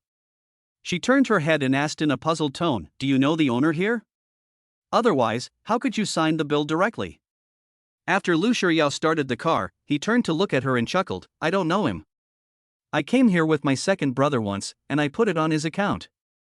Yilan was stunned. She had thought of many possibilities, but the only one she hadn't thought of was this one. She was suddenly unable to laugh or cry, so were considered to have eaten without paying? Lu Shiryao looked straight ahead, his large, knuckle-cracking hands turning the steering wheel with ease. He smiled and said nothing for a moment, then said with a laugh, "Don't worry, he has a lot of money, and he'll put it on the tab wherever he goes. We eat there every day, and he probably doesn't even know." Yilan naturally heard him teasing her, rolled her eyes, and was too lazy to deal with him. She simply turned to look out the window, wondering to herself, his family must be quite well off, but would a family like that agree to their marriage? It didn't take long for the two of them to return to the apartment building. However, when they reached the fourth floor, the light at the top of the stairs had gone out. Yilan was not used to the darkness and tripped when she lifted her foot. She almost fell face-first onto the stairs, but luckily Lu Shiryao was quick on his feet and caught her. Yilan's heart was pounding, and her chest was heaving with fear. She held Lu Shiryao's waist tightly, and her whole body was buried in his warm and firm embrace, her legs trembling slightly. It's okay, don't be afraid, relax slowly. Lu Shiryao was also startled. Now that he had calmed down, he realized that his back was soaked with cold sweat. He held Yilan tightly in his arms, and with one hand, he kept stroking her hair at the back of her head, cooing softly to her. When Yilan finally calmed down, Lu Shiryao carried her straight up the stairs. "Ah, watch your step!" Yilan exclaimed, muttering softly. She was scared by the accident. In the dark, Lu Shiryao didn't say anything, just tightened his grip on her hand and took firm, steady steps. Back in the apartment, Lu Shiryao used the faint moonlight that spilled into the living room through the window to first carry Yilan to the sofa and sit her down. After returning to the entrance hall to turn on the lights, he returned to the sofa, half squatting in front of Yilan, his narrow eyes full of urgency. "Did you hurt yourself anywhere?" As he spoke, he reached out and took Yilan's slightly cold hand, frowned slightly, and carefully scanned her from head to toe. Under the bright lights, in a familiar place, Yilan's accelerated heartbeat slowly subsided. "I'm fine, I didn't touch anything, I was just scared." He almost knocked her into the ground. Fortunately, Lu Shiryao caught her in time. Otherwise, the consequences would have been unimaginable. Not only would the 3 babies be lost, but it would be almost impossible for her to conceive again in the future. Lu Shiryao heard her say that she was fine, and his heart also fell. However, the thought of the danger just now happening again in this old apartment, and that he couldn't be by her side at all times. "No. I can't stay here another minute." He stood up and sat down next to her, putting his hands on her shoulders. The two of them sat facing each other, looking into each other's eyes. Lu Shiryao frowned and said in a low voice, "The environment here is terrible, it's not livable at all, let's change to another suite." Yilan was slightly startled. "It's just that the stairwell light happened to be broken today, and there was no such problem before. We can just ask the property management to replace the light tomorrow." She understood his concern, and she was also afraid, but she had only rented the apartment for a little over a month, and she had already paid half a year's rent. And if she moved to a house with an elevator and a better environment, the rent would definitely be more expensive. Her salary is barely enough to afford the current apartment, and if she moved to a house with a higher rent, she would have very little left over. She couldn't imagine how stressful life would be after the 3 babies were born. "There's not even an elevator here. You can climb the stairs now, but when you get pregnant, can you still climb the stairs?" Lu Shiryao saw that she didn't think so. Her expression was cold, and her voice also followed suit and became a bit more serious. "Don't forget that you have 3 babies in your belly, and it will be even more difficult. If nothing happens, it's fine, but if something happens, can you bear the consequences?" The mere thought of that image in his mind made his breathing heavier and his tone more severe. And his harsh words and stern expression made Yilan's body stiffen. The air around them seemed to have been frozen. Only the two of them gradually breathing heavier. At this moment, Yilan thought of the emotion she had suppressed at the company that day, the shock of almost losing her baby in the stairwell, and the cold questioning of the boy in front of her. Her eyes gradually became red and wet, until 1, 2, 3, tears kept falling from the corners of her face, forming a small stream. It was too much, and the emotions in her chest were so full that she could hardly breathe. She just wanted to let out all the negative emotions that had been suppressed in her heart. "You think I don't want to change? I want to live in a better environment and a safer place, but what can I trade for it?" She choked and growled at Lu Shiryao. "Children are an accident, and I got 3 of them at once. I want to stay, but do you know how much energy and money it takes to raise 3 children at the same time? How can I afford it? Do you know how stressful and anxious I am? I thought I would get a promotion this time, which would relieve some of the financial pressure, but..." At this point, with her eyes moist and eyelashes lowered, she said in a low voice, "I don't even have a chance." After a moment, she calmed down a little and looked directly at Lu Shiryao, whose eyes were filled with complex emotions. "You want to be responsible for the children, so you want to marry me. You want to give the children a home, but have you considered the practical problems?" Chapter 27, In our family, the daughter-in-law controls the money. Feeling the boy's hand tighten on her shoulder, Yilan blinked her tear-filled eyes and said something that hurt her feelings. You're still in school and you're still dependent on your parents. Do you know how hard it is for an ordinary salaryman like me to live in City B? Do you know how much it costs to rent a decent apartment? Do you know how much it costs to raise 3 children? Do you know how much it costs for the kids to eat, wear, and use things like formula and diapers, including their future education? Maybe your family is well off and you think it's easy to move to a new apartment or even buy one, so you can say such things lightly. At this point, she recalled his last harsh question, and a sense of grievance and bitterness welled up in her heart. She sniffed her nose lightly and said in a nasal voice, I'm telling you, they're my children. If anything really happens, I'll accept the consequences. After she finished, the entire living room could only hear her sniffing and sobbing. In fact, when she saw her eyes reddening, Lu Shiryao was annoyed that he had said something too harsh, even though he was worried about her health and the baby in her belly. He was about to apologize, but then he saw her tears welling up in her eyes like a dam bursting, and then she yelled at him. As he listened, he felt very uncomfortable. He guessed that her low mood after work was related to the promotion she had mentioned, and the sudden accident just now had made her scared and unstable, but he had deliberately added fuel to the fire, completely igniting her emotions. The questioning with a teary voice was less imposing, but every word and sentence made him feel like something was stuck in his throat, and he felt inexplicably sad for her suppressed emotions. He unconsciously squeezed her shoulder, and the thin shoulder under his palm trembled, shaking his whole heart. He wanted to hug her, but when he saw her expression change, she looked a little aggrieved and said something harsh. Although her words were a bit annoying, he somehow felt like laughing. He really laughed, looking at the woman who was lowering her head and wiping her tears, and then he placed his hand on her shoulder and turned to hold her face, staring at her intently. Her face was pale, her eyes red, and a layer of mist had not yet dissipated. Her nose was red, and her lips were swollen from biting them unconsciously. Her eyelashes were lowered, and she obviously didn't want to look at him. Lu Shiryao laughed and said teasingly, What? You're so happy to scold me that you don't even dare to look at me anymore? When Yilan was caught off guard by his sudden look, she immediately lowered her eyes to avoid his gaze. On the one hand, she was still a little upset, on the other hand, she knew without looking that her face, which she had just cried on, must have been very ugly. She was inevitably embarrassed to be stared at by a handsome boy like that.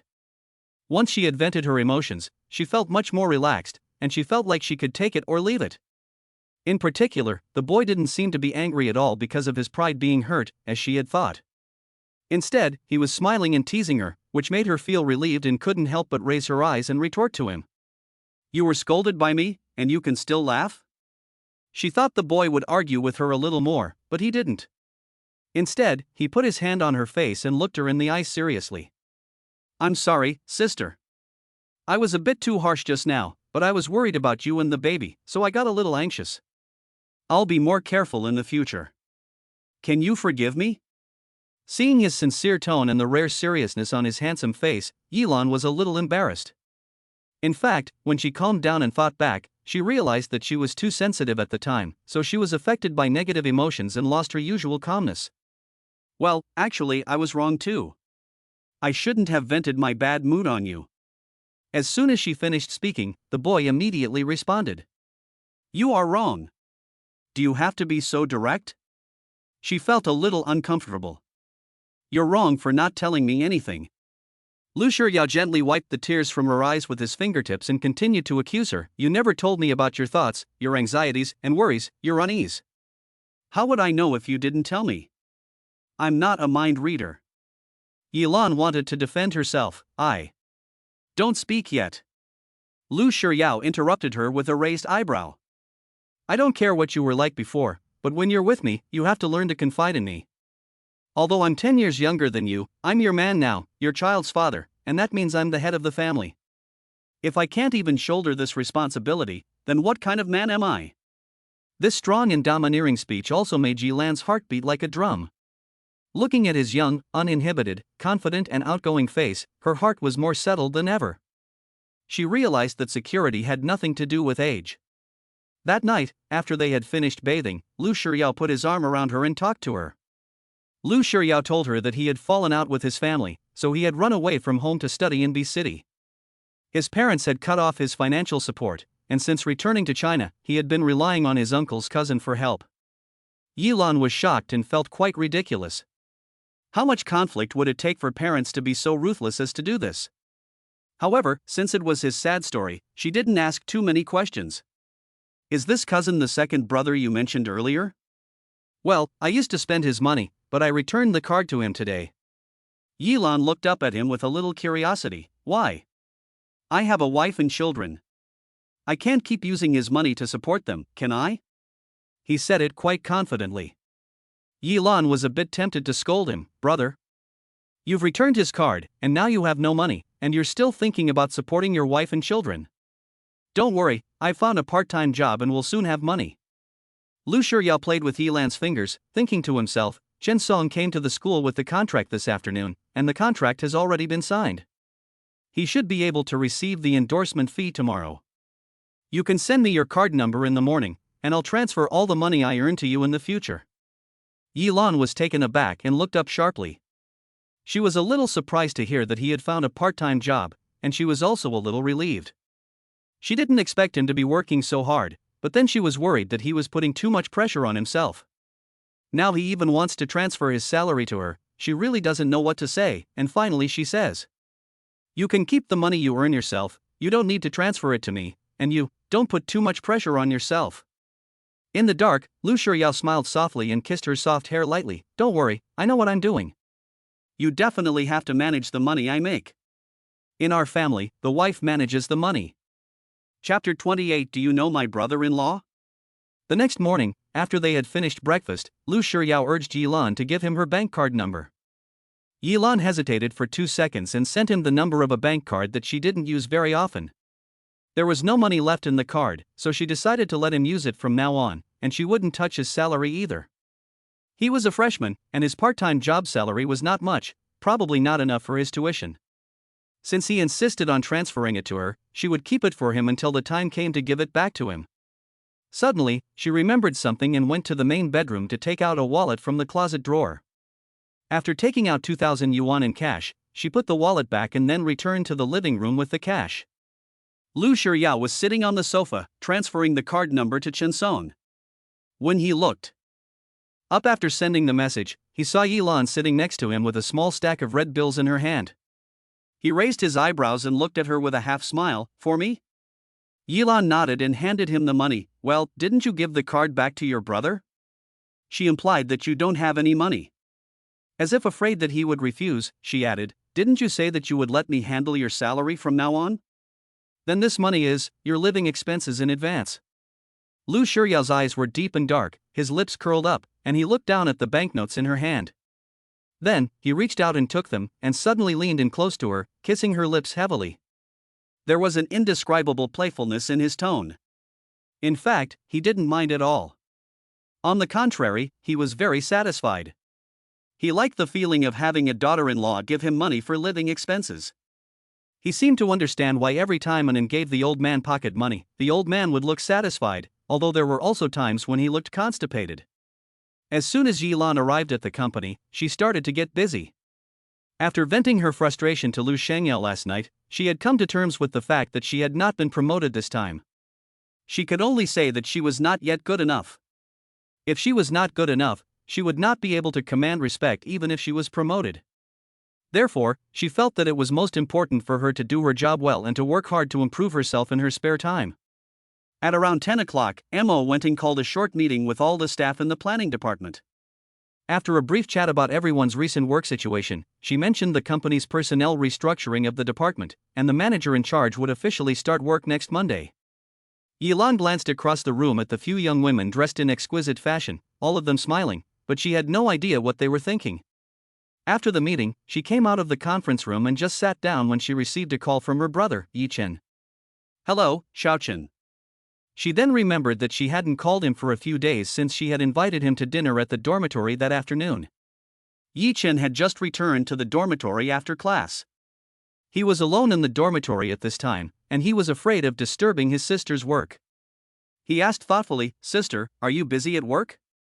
He was relieved to hear Yilan say she wasn't busy on the phone, and then said excitedly, Sister, do you have time to have lunch together at noon? I just got paid today, so I'll treat you this time. Through the phone, Yilan could feel Yi Chen's happiness, and this emotion also infected her. She raised a smile of relief at the corner of her lips. Considering that her lunch break was short and it would take too much time to go to and from B University, she knew that Yi Chen had no classes in the afternoon, so she simply asked him to take a bus to eat near her company. After giving Yi Chen the address of a small restaurant downstairs from her company, she hung up the phone. After hanging up the phone, Yi Chen quickly took a shower, changed into the new clothes that Yilan had bought for him, put on his backpack, and left the dormitory. After walking for more than 10 minutes, he finally reached the school gate from the dormitory. It was his first time going to his sister's company, and he was unfamiliar with the route. He was hesitating whether to take the subway or a taxi. Suddenly, a car honked gently behind him. He stopped and turned his head instinctively, and saw a slightly familiar white car approaching from behind and stopping next to him. The more he looked, the more he felt that the car was familiar, very similar to his sister's. For this reason, he deliberately went around to the front of the car to take a look at the license plate number, and sure enough, it was his sister's car. He was overjoyed, but his first thought was not Yilan. After all, he had just called, and his sister was still at work, so the only one driving the car could be his brother-in-law. Thinking of this, he bent down a little excitedly and knocked on the driver's window. The window slowly lowered. He calmed down and shyly shouted to the person in the car, "Brother-in-law." But when he saw the person in the car, he only said half of the last word and then stopped, his eyes wide and shocked. Lu Shiyao's handsome and flamboyant face came into view. Yi Chen. Lu Shiyao raised his eyebrows, resting his arm on the car window, his lips curled, and his expression was ambiguous. He naturally heard Yi Chen's call of brother-in-law just now, and his chest couldn't help but feel a burst of anger. He suddenly remembered that the woman hadn't yet completed the divorce procedures with her ex-husband. Thinking of this, the knot in his heart suddenly turned into a cloud of gloom. Yao! Yao, it's you? Yi Chen suspected that he had misread the situation. How could his sister and brother-in-law's car be driven by Lu Shiyao? Does his brother-in-law know him? For a moment, all kinds of possibilities flashed through Yi Chen's mind. Let's get in the car and talk. Lu Shiyao looked indifferent, tapping his long fingers on the steering wheel. His careless appearance made Yi Chen even more confused. He paused for 2 seconds, then got into the car on the passenger side and fastened his seatbelt. Where are you going? Lu Shiyao shifted gears, lightly stepped on the gas, and glanced at the backpack he had placed on his lap. Yi Chen was thinking about why Lu Shiyao was driving his sister and brother-in-law's car, and without thinking deeply, he replied that he was going to find his sister for dinner. He couldn't hold back his curiosity and asked, "Brother Yao, do you know my brother-in-law?" Although he was a little anxious, his tone was still full of caution. Lu Shiyao sneered in his heart, and glanced at Yi Chen with a half-smile. "I don't know your brother-in-law, I know your sister." Humph, this brother-in-law really has no sense. Yi Chen was stunned. He had never thought of knowing Lu Shiyao, and it was his sister who was familiar enough to borrow a car. Even though they had eaten together the last time, and his sister had even driven Lu Shiyao, he had never thought of it. Perhaps it was because the two of them didn't seem like they would have any more contact. He hugged his backpack tightly, and glanced at Lu Shiyao several times, wanting to ask him when he had last seen his sister, and why he was driving her car, but he opened his mouth and didn't know how to ask, and couldn't help but blame himself for being stupid. Just as he was scratching his head, there was a red light at the intersection. Lu Shiyao stopped the car and turned to look at him with a smile. "You want to ask me how I'm driving your sister's car, right?" Yi Chen nodded awkwardly. Lu Shiyao chuckled and turned to look at the front of the car, saying seriously, "Actually, it's nothing. Your sister is nice. Last time she drove me, I kept her contact information. Sometimes it's inconvenient to go out of school, so I'll ask her to borrow a car to drive." Chapter 29. Are you and Lu Shiyao on good terms? Lu Shiyao's explanation sounded very reasonable, but Yi Chen always felt that there was something strange about it. However, he was still young, had too little experience, and had no experience in love. Even if he felt strange, he didn't think about the relationship between the two in any other way. After the mystery in his heart was solved, Yi Chen was probably still a little embarrassed from what had just happened, while Lu Shiyao was still in a daze, and the narrow space was silent for a moment. Before long, Lu Shiyao drove all the way to the building where Yilan worked. He looked at his watch and realized that it was still half an hour before Yilan finished work for the day. He turned to Yi Chen and asked, "Where did you and your sister make a reservation to eat?" Yi Chen didn't think much about it and told him honestly, and showed him the location of the restaurant sent by his sister. Lu Shiryao looked at the location and saw that it was very close, on the first floor of the building to the right. He said directly, "Let's go over there and wait." His tone was indifferent, but also carried an unmistakable air of strength. Yi Chen licked his lips in a state of confusion. It wasn't that he was stingy and didn't want to treat Yao to dinner, it was just that he still had some things he wanted to say to his sister, and it was always a bit inconvenient with Yao around. But he really didn't know how to refuse. Lu Shiryao drove the car to the parking lot, locked it, and then walked over with Yi Chen. When they arrived at the restaurant, Lu Shiryao looked around. There were very few people dining at this time, and there were many empty seats. He led Yi Chen straight to a corner seat by the window. A 4-seat table, with Yi Chen sitting next to him. As soon as they sat down, they called the waiter to order. Seeing this, Yi Chen was anxious. His sister hadn't even arrived yet, and they were already ordering food? Seeing that Lu Shiryao had already looked over the menu and ordered from the waiter, he was embarrassed and called out in a hurry, "Brother Yao, aren't you waiting for my sister to come?" Lu Shiryao stopped holding the menu in his hand, and seeing him so anxious that he was about to grab his sleeve, he immediately understood his thoughts. He was a little amused, thinking that his younger brother was just as silly as his sister. He raised his eyebrows and explained lightly, "Now that we've ordered, we can eat as soon as your sister arrives, so there's no need to wait hungry." After he finished speaking, Yi Chen's face revealed a hint of embarrassment and shame. He glanced away and continued to turn his head to order. After he ordered for himself and Yi Lan, he gave the menu to Yi Chen and let him order what he liked. Knowing that Lu Shiryao had already ordered for his sister, Yi Chen silently ordered a set meal for himself. At the same time, Yi Lan thought that she had a lunch date with her younger brother, so she hurried to the restaurant with her bag at 12 o'clock. It took a while to wait for the elevator, and when she arrived at the restaurant, more than 10 minutes had passed. She stood at the door, about to call Yi Chen to ask if he had arrived, when she glanced over and saw 2 boys sitting in the corner by the window. Yi Chen and Lu Shiryao? Her heart jumped, and she almost jumped out of her chest in fright. How could they be here together? Just as she was hesitating, Lu Shiryao looked up and saw her, smiling and raising his hand to beckon her.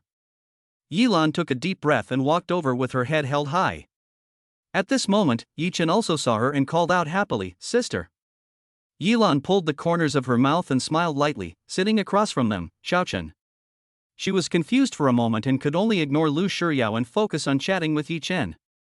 Lu Shiryao, on the other side, had already ordered the waiter to serve the food while they were exchanging pleasantries.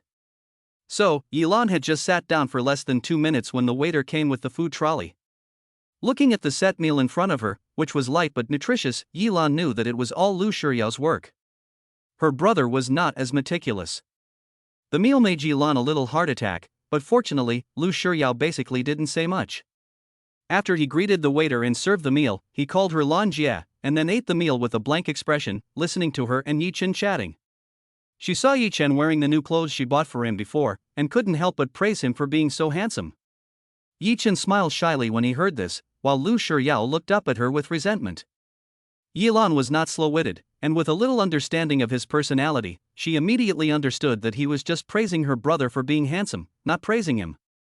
She felt like laughing, thinking that he was becoming more and more childish. When they were almost finished eating, Lu Shiryao got up and went to the bathroom. Yi Lan and Yi Chen were both relieved at the same time, and almost at the same time asked, "Xiaochen, how did you come with him? Sister, are you and Lu Shiryao very close?" When the words came out, both of them were stunned, and then they both smiled. Yi Lan asked Yi Chen to speak first. Yi Chen was worried that Lu Shiryao would return soon, so he decided to make his long story short and asked directly to the point, "Sister, Lu Shiryao said that he is very familiar with you, and that he often asks you to borrow a car to drive. Is that true?" Yi Lan was stunned for a moment, and then put the whole thing together. She also knew the answer she wanted to ask. It was probably because Yi Chen happened to see Lu Shiryao driving her car at school, and Lu Shiryao made up this excuse to explain it to him. Lu Shiryao knew that Yi Chen was coming to find her for dinner, so he followed her over. What Yi Lan didn't know was that it wasn't a coincidence that Yi Chen saw it, but that Lu Shiryao deliberately showed it to him. Yi Lan nodded, smiling a little reluctantly, "Yes, that's it." After she figured it out, she could only go along with Lu Shiyao's fabricated story, otherwise she would have to tell her brother that the high probability was that he was her future brother-in-law, the father of her nephew, and that's why he was driving her car? Seeing Yilan nod, Yi Chen's doubts finally disappeared. He had to admit that at his age, he was still somewhat naive. Lu Shiyao had gone to the bathroom and had not returned yet. Yi Chen thought about the phone call his brother-in-law had made the day before, hesitated, and then asked, "Sister, did you and your brother-in-law have a fight?" When she first heard the words brother-in-law, Yilan was a little taken aback. Seeing Yi Chen's worried expression, she realized that he was talking about Chen Ningyuan, and couldn't help but frown slightly. Just as she was about to ask him why he was asking, she saw Lu Shiyao approaching, so she had to hide her expression and stop the topic. However, Lu Shiyao was always paying attention to her expression, and seeing her like this, he knew that the conversation between the two siblings must not be heard by him. He sneered in his heart. Besides her ex-husband, what else couldn't he know? His eyes darkened, and he stood by the table with his hands in his pockets, looking down at Yilan with a faint tone. "It's getting late, sister, go back to the company and rest." After he said that, Yi Chen immediately forgot the previous topic and also urged his sister to go back to rest, so that she would have the energy to go to work in the afternoon. Yilan had no choice but to prepare to pay the bill and leave. She wanted to call the waiter to stop her, but Lu Shiyao said lightly, "I've already paid the bill." Chapter 30. That was all my money. When he heard that Lu Shiyao had bought the bill, Yi Chen was a bit anxious. "Brother Yao, how can you let me pay the bill? I just got paid today, and I said I would treat my sister to dinner." Lu Shiyao heard this and raised his eyebrows, with a faint curve on the corner of his lips. "Save it for next time. I just got my salary today, and I'm in a good mood." After that, he looked at Yilan meaningfully. Yilan had just returned to the company when she received a text message from Yi Chen, asking if she had had a fight with Chen Ningyuan. She guessed that Chen Ningyuan must have said something to Xiao Chen, otherwise Xiao Chen wouldn't have asked her this question for no reason. She thought about it for a moment and then edited a message to send back. "Xiao Chen, I'm fine. Don't worry. I'll see you again at the weekend." She had thought about it, and she could no longer hide the divorce from her family. She had been afraid that her parents would worry about her, and that they would go to Chen Ningyuan or even his parents to seek justice after they found out. She had also wanted to avoid the conflicts that came with the divorce, so she had never dared to let her family know or face them. But now even Xiao Chen has noticed the abnormality. She knows that if she continues to drag her feet, it will only cause more trouble. So she decided to take advantage of this weekend to explain everything to Xiao Chen in person, so that he won't continue to have contact with Chen Ningyuan without knowing anything. As for her parents, she could only tell them over the phone. After making this decision, she found Chen Ningyuan's number again and sent him a message. "Tomorrow afternoon, take some time out and let's go to the Civil Affairs Bureau to complete the divorce procedures." Chen Ningyuan did not respond, and she ignored it and directly locked her phone. Perhaps thinking about these bad things, her mood could not completely calm down for a long time.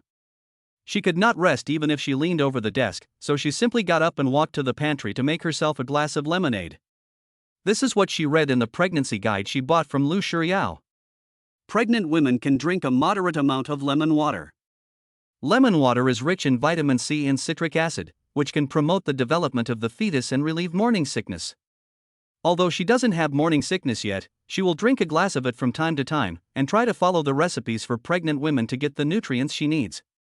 Sitting in the pantry, she slowly took a few sips of lemon water, and then heard the faint voices of her colleagues outside. She looked up at the exquisite clock on the wall and saw that the break was over.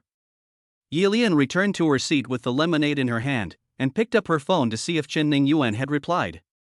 After unlocking her phone, she saw that he had indeed replied with a yes, and she felt a sense of relief.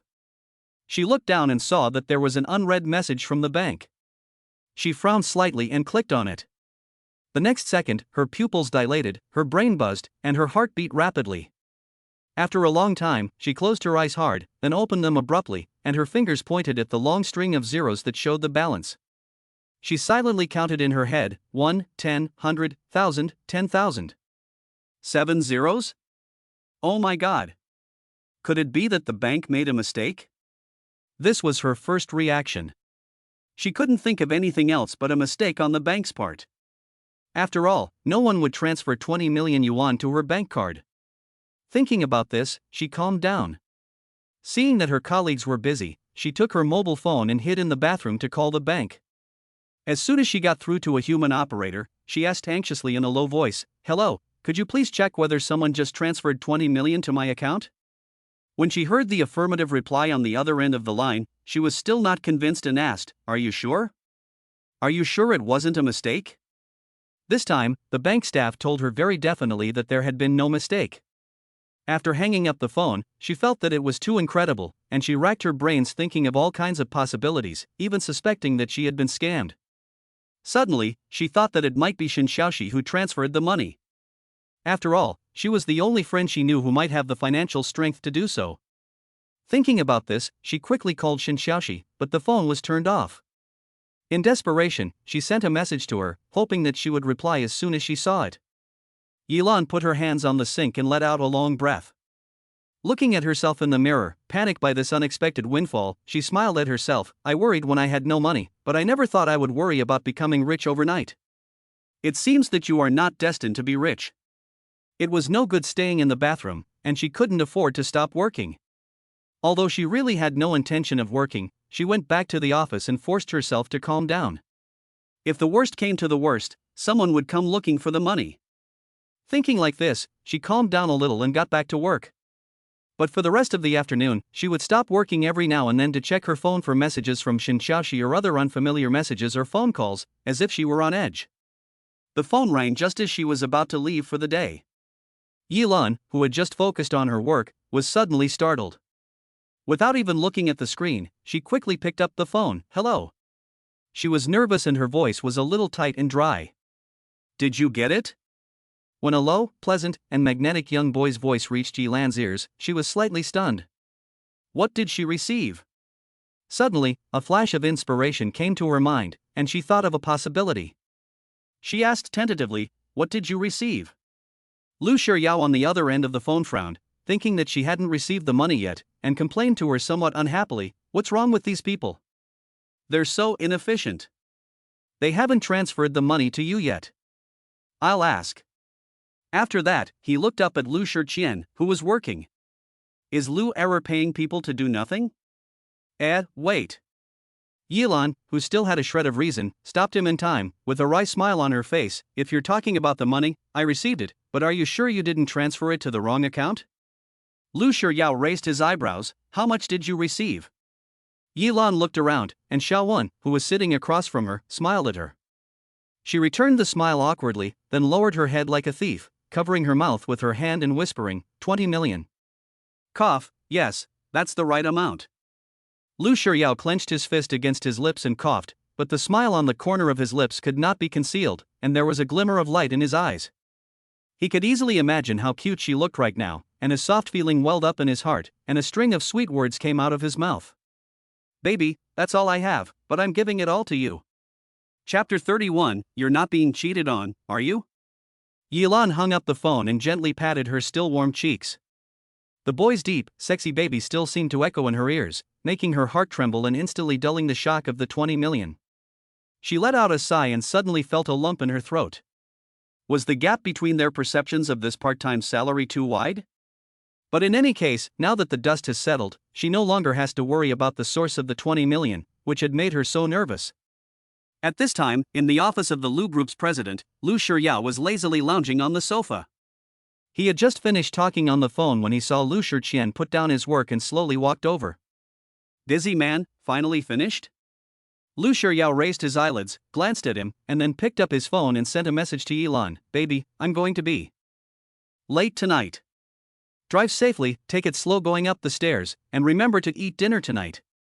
Eat a lot, don't let our sons go hungry." Since he first called her baby, he found himself addicted to calling her that. I'll call her a few more times when I get home tonight. "Who are you chatting with? You're laughing so wildly." Lu Shiqian loosened his collar and unbuttoned his suit with one hand, then sat down lazily next to Lu Shiryao. Lu Shiryao raised his eyes, with a meaningful smile in his eyes, and curled his lips. "Baby." Upon hearing this, Lu Shiqian snorted and lightly kicked his long legs resting on the coffee table with his raised leg. "You haven't been cheated, have you? 20 million yuan just transferred to you, baby?" He was indeed a little worried. He had not seen him have a girlfriend for so many years living abroad, but now that he had only been back in China for a month to go to university, he had already found a treasure who could make him give up his entire fortune? Although he is only 20 years old, his mind and experience are far superior to that of boys of the same age. He shouldn't have to worry, but he had never been in love or experienced a woman, and women nowadays were very calculating, so it was hard to guarantee that he wouldn't be taken advantage of. Although his family is not short of money, they will never allow their own family members to be taken advantage of. Lu Shiryao suddenly withdrew his legs from the coffee table, leaned back on the sofa, put away his lazy attitude, glanced at Lu Shiqian with a warning, and said in a deep tone, "Don't compare my baby to your women." Lu Shiqian's face darkened a bit. Lu Shiryao suddenly smiled, showing off a bit. "Besides, I gave her the money. What's wrong with that?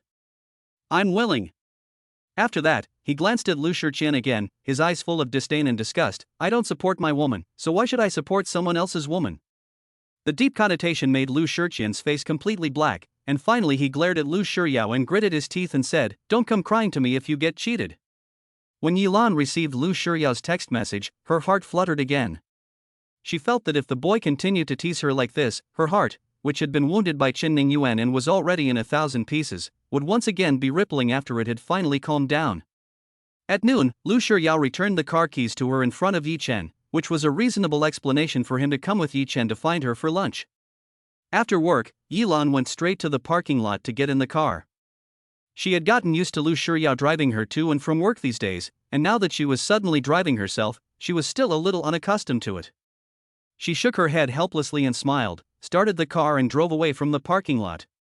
She drove slowly along the way, and she was now pregnant with 3 children, so she had to be careful.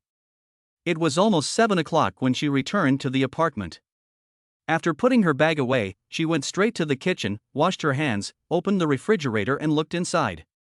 The small refrigerator was almost full of food, all of which she and Lu Shiryao had bought at the supermarket the night before. She quickly steamed a small fish for herself, and added a serving of vegetables and a bowl of tomato and egg soup. The portions were not large, just enough for one person. Under the dim light, she sat alone at the dining table eating her meal. Apart from the sound of the chopsticks lightly touching the dishes and her chewing, it was quiet all around, and she felt a little lonely. After a moment, she stopped and sighed softly. It seems that getting used to something is really a terrible thing. At this moment, her cell phone on the table suddenly rang. It was Shin Xiaoxi. She put down her chopsticks and answered the phone with a smile. "Hello, Shishi, are you done?" Shin Xiaoxi on the other end of the phone pinched her wrist and sighed with a complaint. "Hey, I'm exhausted. I've been busy all day and just sat down to take a break." After complaining, she changed the subject. "By the way, Lan, what's the matter with the message you sent me? I didn't transfer any money to you. Are you short of money? How much do you need? I'll transfer it to you right away." She spoke quickly and anxiously, and Yilan was completely unable to speak at the time. She was a little embarrassed, but mostly moved. "Cece, I don't need money, it's just that there was a misunderstanding earlier. I thought you had transferred money to my account, but now it's all clear, it's fine."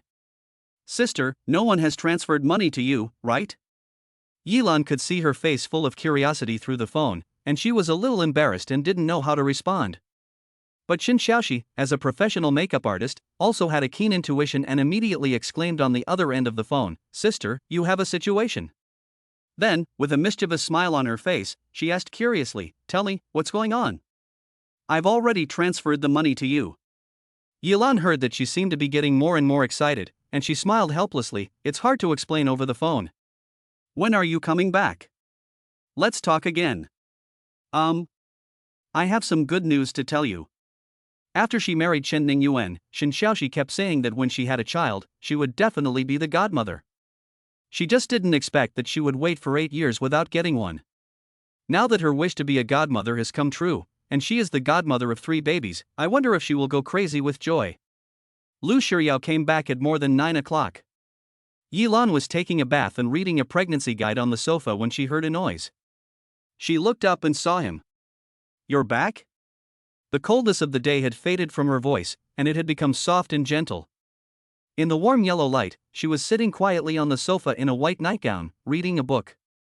Her long hair was slightly curled and draped over her shoulders, and her fair face was more serene and gentle after being washed by the light. Although her facial features were not outstanding, they complemented the unique gentleness and refined appearance exuded by her whole person. A soft light flickered in the depths of Lu Shiyao's eyes. The woman's appearance at the moment was like a little wife waiting obediently for her husband to come home, melting his heart into a pool of water. This was a feeling he had never had before. He thought he liked this woman, didn't he? Yilan saw him standing there in a daze and couldn't help but walk over to him with some concern. What's wrong? Why aren't you talking? She reached out to touch his arm, but just as her fingertips reached out, he suddenly embraced her. Chapter 32. Are you a rich kid? Are you okay? Yilan's face was pressed against his chest, and her voice was muffled. It was a cold night in late autumn, and he had just returned from outside, so he was inevitably a little cold.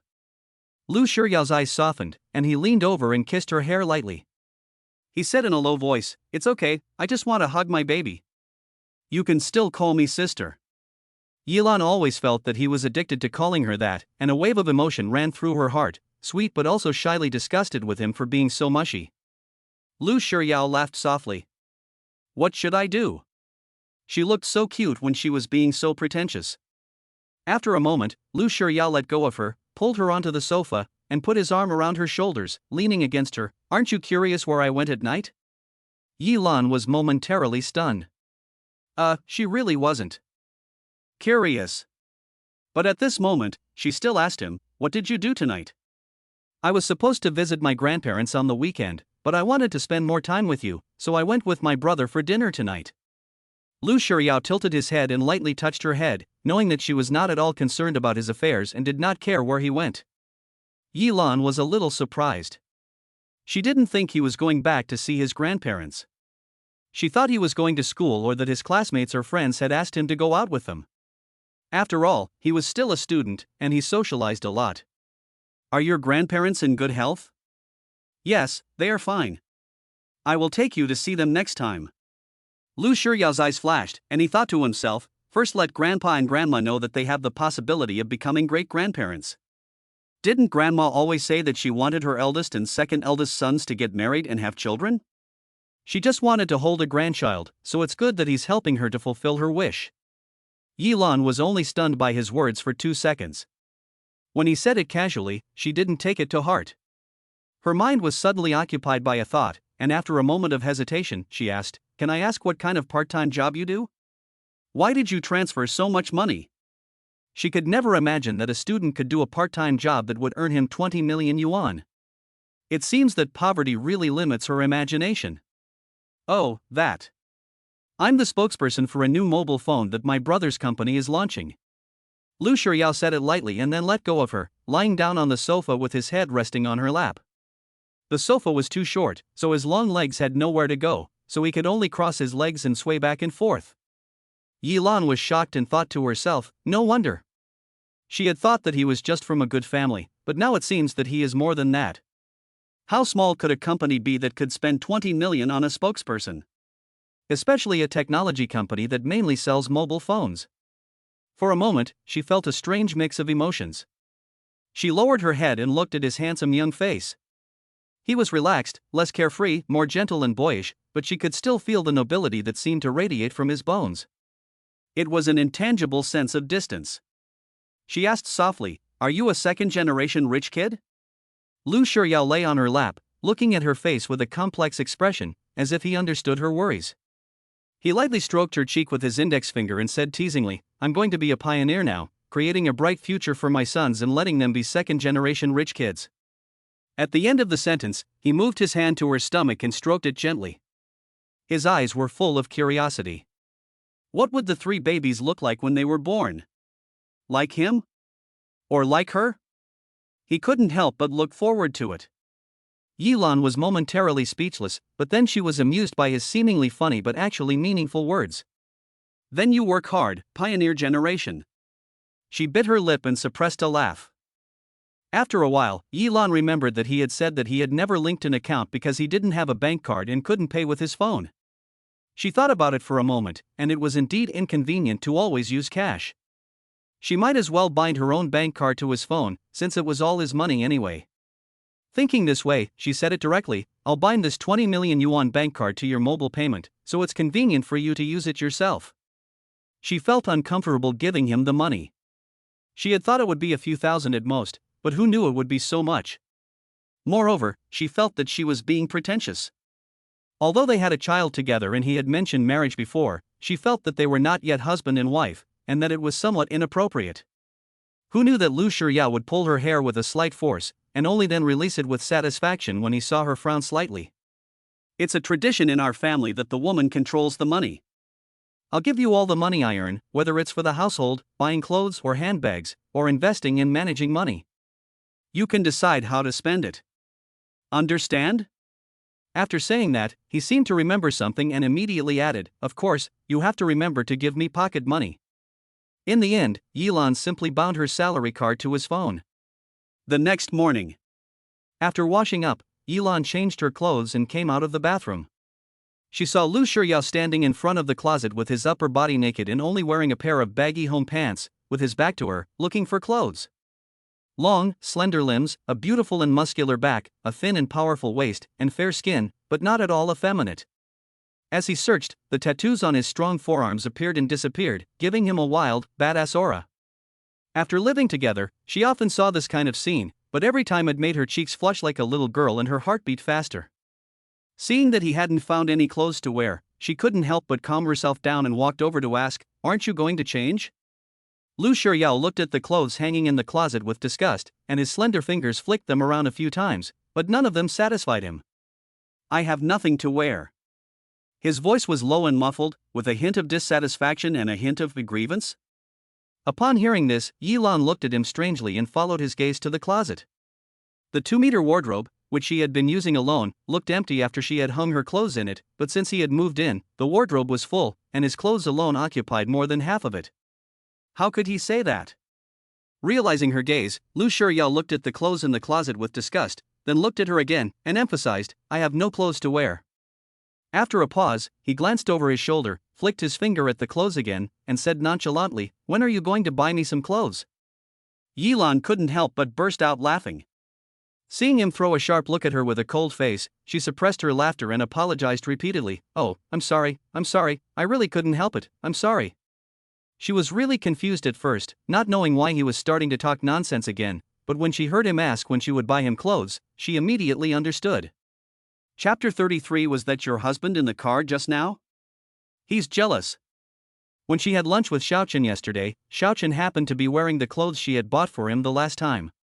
She had praised Xiaochen for it, and he had glared at her. Now that she thinks about it, he must have been jealous then, and he started to nag her this morning to buy him new clothes. For a moment, she looked at the angry and arrogant young man in front of her, and her heart softened. She smiled and said, "Lu Shiya, how can you be so cute?"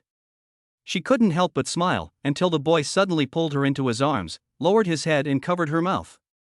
The white Volkswagen stopped at the entrance of the Shinya building as usual. Yilan had just unbuckled her seatbelt when she suddenly remembered something and looked up at Lu Shiya. "You don't need to pick me up this afternoon. I've taken the afternoon off." After a moment of hesitation, she continued, "I'm meeting him at the Civil Affairs Bureau this afternoon."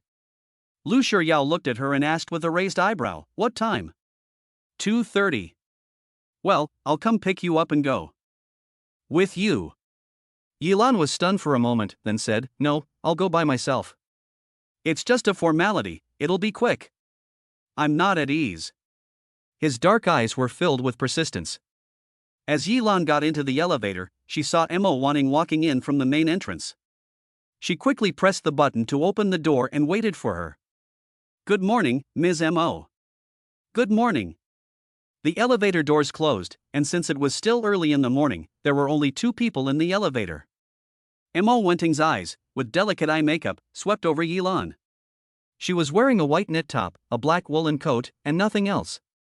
Her face was clean and unadorned, with no makeup, and her skin was clearly a bit dehydrated. The whole face was as plain as her dress. Looking at her like this, Mo Wanting's eyes were full of interest, and she couldn't help but gossip, "Was that your husband in the car just now?" Yilan was momentarily stunned, knowing that Mo Wanting must have seen her get out of the car, but not whether she had seen the driver. She had met Chen Ningyuan before. She could only nod vaguely. Seeing her vague expression, Mo Wenting suddenly raised her red lips and jokingly said, "Have you changed your husband?" In an instant, Yilan felt her face burning hot enough to boil a pot of water. She took a deep breath and smiled apologetically at Mo Wenting. "Actually, I'm divorced from my husband. The one I was with just now was my boyfriend."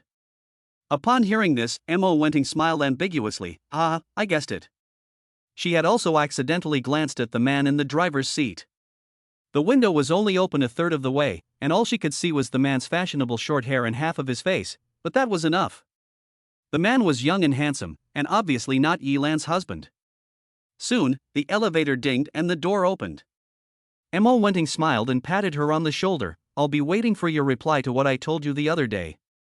After that, she got out of the elevator first. Every Friday seems to be particularly busy, and even the most trivial matters will pop up from somewhere. Especially since she had taken the afternoon off, she was so busy that she didn't even have time to drink a sip of water. Finally, she finished her work and only 10 minutes were left before the lunch break. She quickly gulped down a mouthful of water to quench her thirst. When she had recovered, she suddenly remembered that Mo Wenting was still waiting for her reply. She went to Mo Wenting's office again and tactfully declined her suggestion. Mo Wenting tried to persuade her again, but she was adamant, and in the end, Mo Wenting could only accept with regret. It's not that she doesn't want to fight, but after the embarrassment of the last promotion, she also realized that now, although she may still be professionally competent, she really can't handle the position of department manager in terms of networking. Although this time it is only the deputy manager, but when the manager takes office next Monday, the position will be even more embarrassing. She doesn't want to, and she doesn't have the energy to deal with the gossip. She just wants to do her job honestly and take care of her pregnancy. As soon as she returned to her seat, she saw her phone vibrating on the table. It was Lu Shiryao calling. Yilan quickly answered, "Hello. Can we go now?" Yilan looked at the time on the computer and then at the neat desk. "Yes, you can go. You can go straight downstairs. I'll wait for you at the door." "Okay." At noon, Lu Shiryao took her to the same private restaurant for lunch. During the day, the quaintness of the place had a different charm. The rockery, the pavilion, the small bridge and the flowing water, and the little shop boys running around the corridor under the eaves gave Yilan the illusion of traveling through time and space. It was the same private room as last time, but with a different menu. It was only 1:30 p.m. after the two had finished eating, and there was still an hour before the Civil Affairs Bureau opened for business. It was a bit awkward, so the two of them didn't go anywhere and just chatted in the private room. Yilan thought about the fact that he had said he would be the spokesperson for a mobile phone company, so she asked him, "When are you going to shoot the commercial?" Lu Shiryao was stunned for a moment. He picked up his phone and opened the message Chen Song had sent him, only to discover that the filming was scheduled for the next day. Yilan looked at him in confusion. "What's wrong?" "The shooting starts tomorrow." The message was sent 2 days ago, and he glanced at it without reading it carefully, so he naturally didn't remember the time. He didn't know that it was scheduled for the weekend, so he would have changed it to next Monday. "Why are you so upset?" Yilan laughed. She could tell from his slightly childish mood. Lu Shiryao looked at her with a hint of resentment. "Usually you have to go to work, and I have to go to class, so only on weekends do we have time to spend with each other." Yilan wanted to say that she didn't need him to accompany her. But she couldn't say that at this moment. She really didn't realize that under his carefree and cynical appearance, he could be a bit clingy. Of course, Yilan didn't know at the time that Lu Shiryao's clinginess was just beginning. When the car arrived at the door of the Civil Affairs Bureau, it was 5 minutes to 2:30. Shenning Yuan was nowhere to be seen at the door, so Yilan simply sat in the car and continued to wait. At 2:35, a black Mercedes-Benz stopped at the entrance to the Civil Affairs Bureau. Yilan glanced at it casually and happened to see a strange yet familiar figure get out of the car. "Your ex-husband?" Lu Shiryao asked with a raised eyebrow, his tone ambiguous. Yilan nodded lightly. Then, she turned and looked at Lu Shiryao. "I'll go down first." Lu Shiryao suddenly leaned in, kissed her lightly on the corner of her mouth, and looked at her deeply for a few moments. "Go ahead, call me if anything happens." When Yilan entered the Civil Affairs Bureau with the documents, Shenning Yuan was already waiting in the waiting area. Yilan walked up to him and called out in a light tone, "Shenning Yuan." Shenning Yuan heard the familiar voice and suddenly looked up. When he saw Yilan, his eyes were complicated and his voice was still a little dry. "Xiao. Lan, you're here. Yilan blinked her eyelashes lightly, quickly shifting her gaze to the side of the window, seeing that there were few people in the office, and said in a cold voice, "Hurry up and get it done, I have other things to do." Chapter 34. Didn't you hear me tell you to let go? After a month of cooling off, the couple still insisted on getting divorced, and the staff quickly completed the paperwork. Yilan looked at the small red booklet in her hand, her eyes were complicated, and her heart was like a five-flavored bottle that had been overturned. She unconsciously rubbed the cover with her fingertips. Chen Yuan clutched the divorce certificate in his hand and looked deeply into Yilan's face. He hadn't seen her for more than a month, but she looked calm, her eyes clear, and her fair face flushed with a healthy glow. When the two of them first got married, her face was like this too. Although it looked cold, there was light in her eyes, and she radiated a longing and positive love for a new life. But then, the light in her eyes gradually faded, and the pressure of reality and the daily grind of life made her look exhausted and haggard. He, too, was overwhelmed by the pressure of work and life, so he was distressed to see her change little by little, but he was powerless to change it. He is a man, he has to bear it. He also has dreams and wants to have a home with her in this big city. So, he could only work harder than others, entertaining clients, accompanying clients, traveling for business, and soliciting clients everywhere day after day. In the end, his hard work paid off and he was promoted to sales manager. However, he lost himself in this vicious circle and couldn't find his way home, losing the woman he loved most. Now that the paperwork is done, let's inform the parents of both sides. Yilan avoided his gaze and looked indifferent. Chen Yuan took a deep breath, suppressed his past sadness, and pleaded, "Xiaolan, can we talk for a moment?" Chen Yuan, is this really necessary? She didn't understand the point of him being like this. Sorry, I'm leaving first. After saying that, she turned and walked towards the door. But as soon as she stepped out of the door, Chen Yuan grabbed her arm from behind. Xiaolan, just 5 minutes, we'll talk for 5 minutes. I really have something to say to you. Chen Yuan quickly caught up and grabbed Yilan's arm tightly, his face full of complex and repeated pleas. Because he was a little excited, the strength of his grip on her arm increased. Yilan winced in pain, frowned, and used the other hand to break his hand, exasperatedly saying, "Chen Yuan, let go first. You're hurting me." Chen Yuan was momentarily stunned, and only then did he react. He was about to let go of her hand, but was suddenly grabbed by a strong force at the wrist. He tried to pull away, but almost broke her wrist. At the same time, a strange male voice sounded. "Didn't you hear me tell you to let go?" The man's voice was deep and had a hint of malice. Chen Yuan's hand was numb with pain and he had to let go of his hand. As soon as he let go of her hand, he felt a sharp pain in his abdomen, his head spinning, and he was instantly knocked to the ground. This series of changes also scared Yilan a lot, and she froze in place until the boy gently rubbed her arm, which had been pulled by Chen Yuan, through her clothes. She looked at the boy next to her several times, and then turned to look at Chen Yuan, who was still lying on the ground. She saw him covering his stomach and trying to get up from the ground. His face had already turned pale, and he looked in pain. "Are you okay?" She raised her foot and walked closer, reaching out to help him up. But before she could reach him, the boy stopped her and gave her a stern look. Lu Shiryao put one hand on Yilan's back and the other in his pocket, looking down at his ex-husband on the ground with a lowered gaze. "If you're a man, get yourself up." Chen Yuan lowered his head and covered his stomach, a wry smile on his lips. After a few seconds, he endured the pain, supported himself with one hand, and slowly stood up from the ground. At this moment, he could see the face of the culprit. He saw a very young boy with a haircut that was too eye-catching and an overly handsome face. His memories immediately jumped back to the morning more than a month ago. She hadn't returned home that night, and her fair skin was covered in glaring marks. The two of them embraced and kissed in the photo. One scene after another flashed in his mind. This boy was Yilan's revenge on him, and it was the final straw that made him give up trying to save his marriage. He looked at the boy's guarding of Yilan, his eyes darkened, and he said to Yilan, "Xiaolan, I won't pursue him for kicking me, but can you talk to me for 5 minutes?" Lu Shiryao saw that he was not only not giving up, but was even threatening, so he snorted, loosened his hand on Yilan's back, and was about to walk forward, but Yilan took the initiative to go first. Yilan was worried that Lu Shiryao would start again, so as soon as she sensed his movement, she immediately pressed his arm and took a step forward, slightly blocking him. She looked at Chen Yuan with a complex expression in her eyes. If you want to pursue this, go to the police. There is nothing more to say between us. Chen Ning Yuan, be decisive. Since we have come this far, don't make me look down on you. After saying that, she finally looked at him calmly and then turned and left with Lu Shiryao. Chen Ning Yuan, who had stayed in place, raised a wry smile of self-deprecation, looked up at the two of them as they left, but then saw the boy suddenly turn and look at him. His eyes were deep and dark, with a hint of evil, and the corners of his mouth were raised in a half-smile. Chen Ning Yuan inexplicably felt a chill.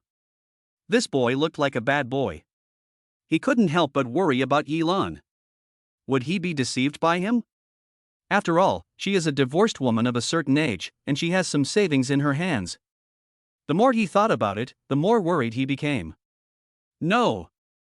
After all, they were husband and wife, and he couldn't just stand by and watch her get cheated.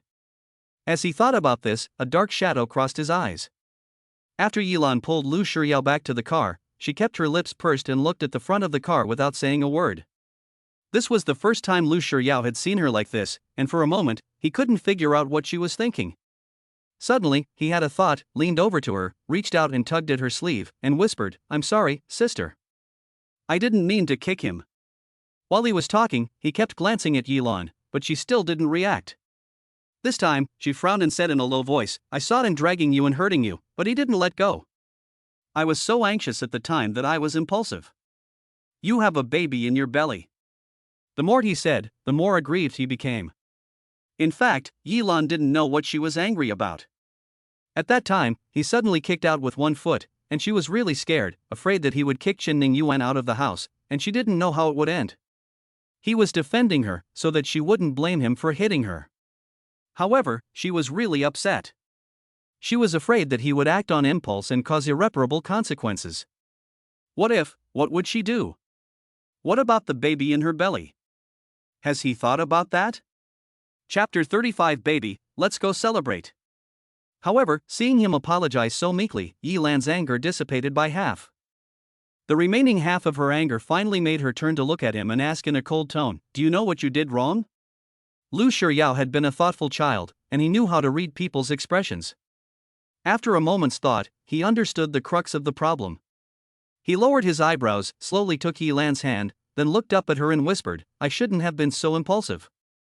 Violence doesn't solve problems, it only intensifies the conflict. I know that. Don't worry, I won't be impulsive again." Seeing Yilan's expression soften, he added, "Actually, I controlled the force. I didn't kick him that hard. It just looked serious." If he hadn't controlled the force, would the man have been able to stand up on his own? He would have been carried to the hospital on a stretcher. Yilan glared at him again the moment she heard this. "How could you say it wasn't serious? He was on the ground for half a day and couldn't get up." "No. I had to give him a stern warning, for fear that he would make the same mistake again. I don't care anyway. If you hit someone again out of impulse, you'll..." She paused for a moment, unable to think of anything to threaten him with. Seeing that he was waiting for her to continue, she said with a heavy heart, "You'll have to figure it out for yourself." After saying that, she looked at the front of the car with a calm face, but with a guilty conscience. In the end, she simply closed her eyes and ignored him. Suddenly, Lu Shiryao raised the corners of his mouth and smiled wickedly. He had long since figured out her character, she would never take a firm stand. Having dealt with his ex-husband, he was in a great mood. He turned to Yilan and said, "Baby, let's go celebrate." Yilan suddenly opened her eyes and looked at him with a puzzled expression. "What are we celebrating?"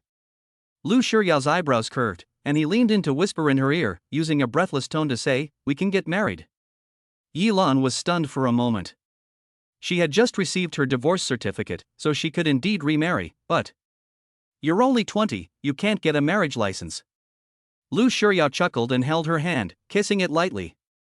"Didn't I say before that we would register abroad first? My friend will help us with that.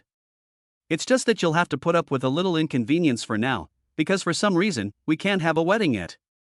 But don't worry, after the baby is born, I'll definitely throw you a grand wedding." Yilan was a little confused. She knew that this was the best arrangement for the child in her womb, but she still felt uneasy. Although he was already an adult, she still felt that it was a bit like kidnapping a minor, since they had married without their parents' knowledge. Your parents. She hesitated to say it. Lu Shiryao raised his eyebrows slightly. They can't make decisions about my affairs. But for the time being, they can't know, for fear of the old man doing something bad. Yilan looked at the rows of rings that sparkled with brilliant light, with their crystal clear colors and unique shapes that were both delicate and profound. Each pair was enough to make one's heart flutter. Is this what the boy meant by celebrating? Buying wedding rings? She looked thoughtfully at the boy next to her, and just happened to catch the light in his narrow eyes. Do you like any of them? Lu Shiryao asked with anticipation. Yilan asked softly, wedding rings? Lu Shiryao raised his eyebrows and glanced at the display case. I want to make you a unique wedding ring. Today, let's start with an engagement ring? After he finished speaking, he didn't wait for Yilan to respond, and he picked out several pairs of diamond rings for couples, and asked the saleswoman to lay them out on the counter. He picked out a couple of pairs of diamond rings that were so exquisite and beautiful that even Yilan couldn't take her eyes off them. Lu Shiryao looked at her sideways. Which one do you like? Yilan smiled at him sheepishly. Can I say that I like every one of them? Women naturally love beauty, and which woman doesn't love diamond jewelry? However, when material conditions cannot support desires, it is ultimately a luxury. But she has 20 million in her pocket now, so can she not satisfy her desires a little? Yilan rolled her tongue in her mouth, feeling that since the boy had given her the courage, she had also begun to inflate.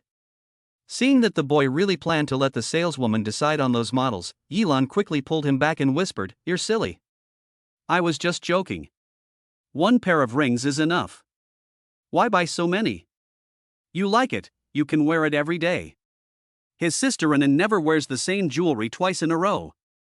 Yilan suspected that the 20 million yuan would not last him a few days. In fact, Yilan soon discovered that the 20 million really couldn't stand his creation.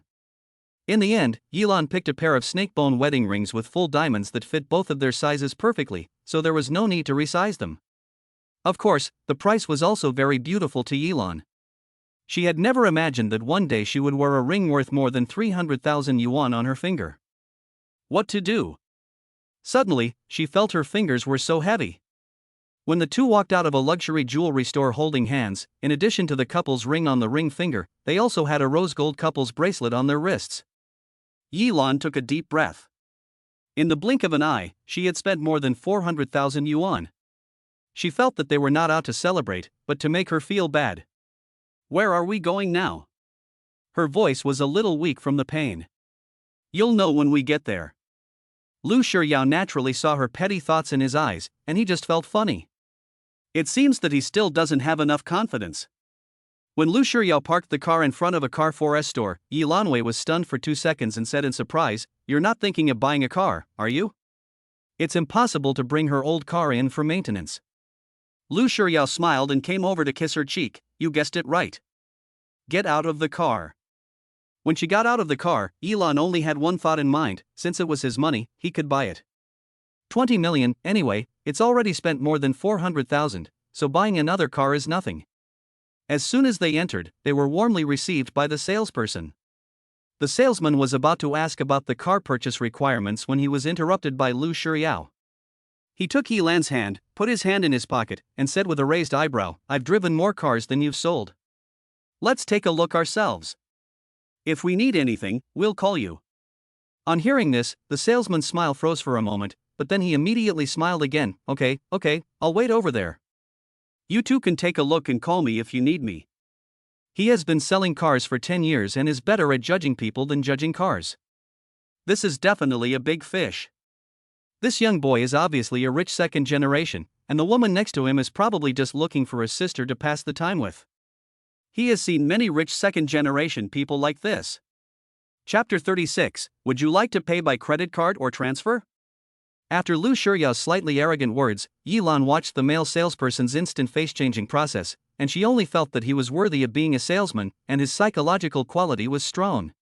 She was about to smile apologetically at the other person, but he only glanced at her and then looked away, not even giving her another glance. She raised her eyebrows slightly. What did that mean?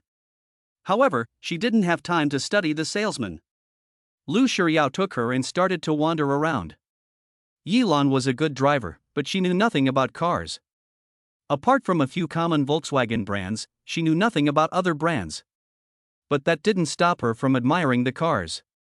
Although she didn't know what brand they were, they looked very high-end and luxurious. After a round of looking, Lu Shiryao was not satisfied with any of them, but they were all more than 10 times better than the Volkswagen. In the end, he frowned slightly and picked two that were slightly more acceptable for Yilan to decide on.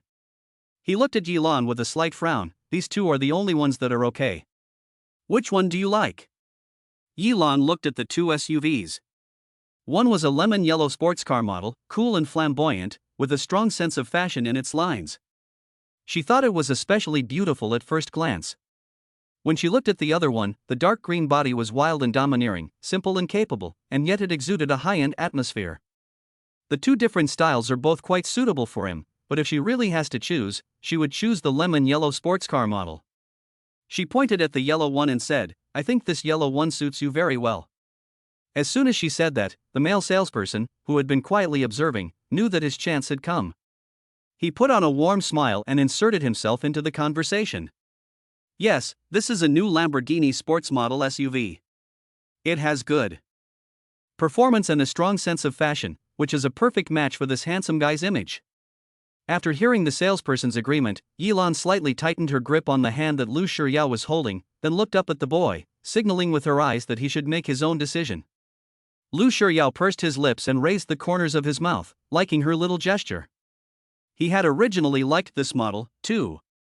The Land Rover Range Rover was too masculine, with a deep color that didn't suit her. And after living together for so long, he realized that although she looked mature and stable, she actually liked colorful and bright colors, but she didn't usually show it. He squeezed her hand in response, then slightly raised his chin at the salesman. "This one will do." The salesman's eyes lit up and he immediately asked, "Okay, I'll write you a receipt now. Would you like to pay by credit card or transfer?" While he was talking, his eyes kept falling on Lu Shiryao. Upon hearing this, Lu Shiryao smiled playfully, looked at Yilan sideways, and playfully urged, "Sister, pay the bill." At the same time, the male salesperson also looked at Yilan, secretly thinking to himself, "Damn. Is this rich woman with a young lover? I never thought he would be wrong."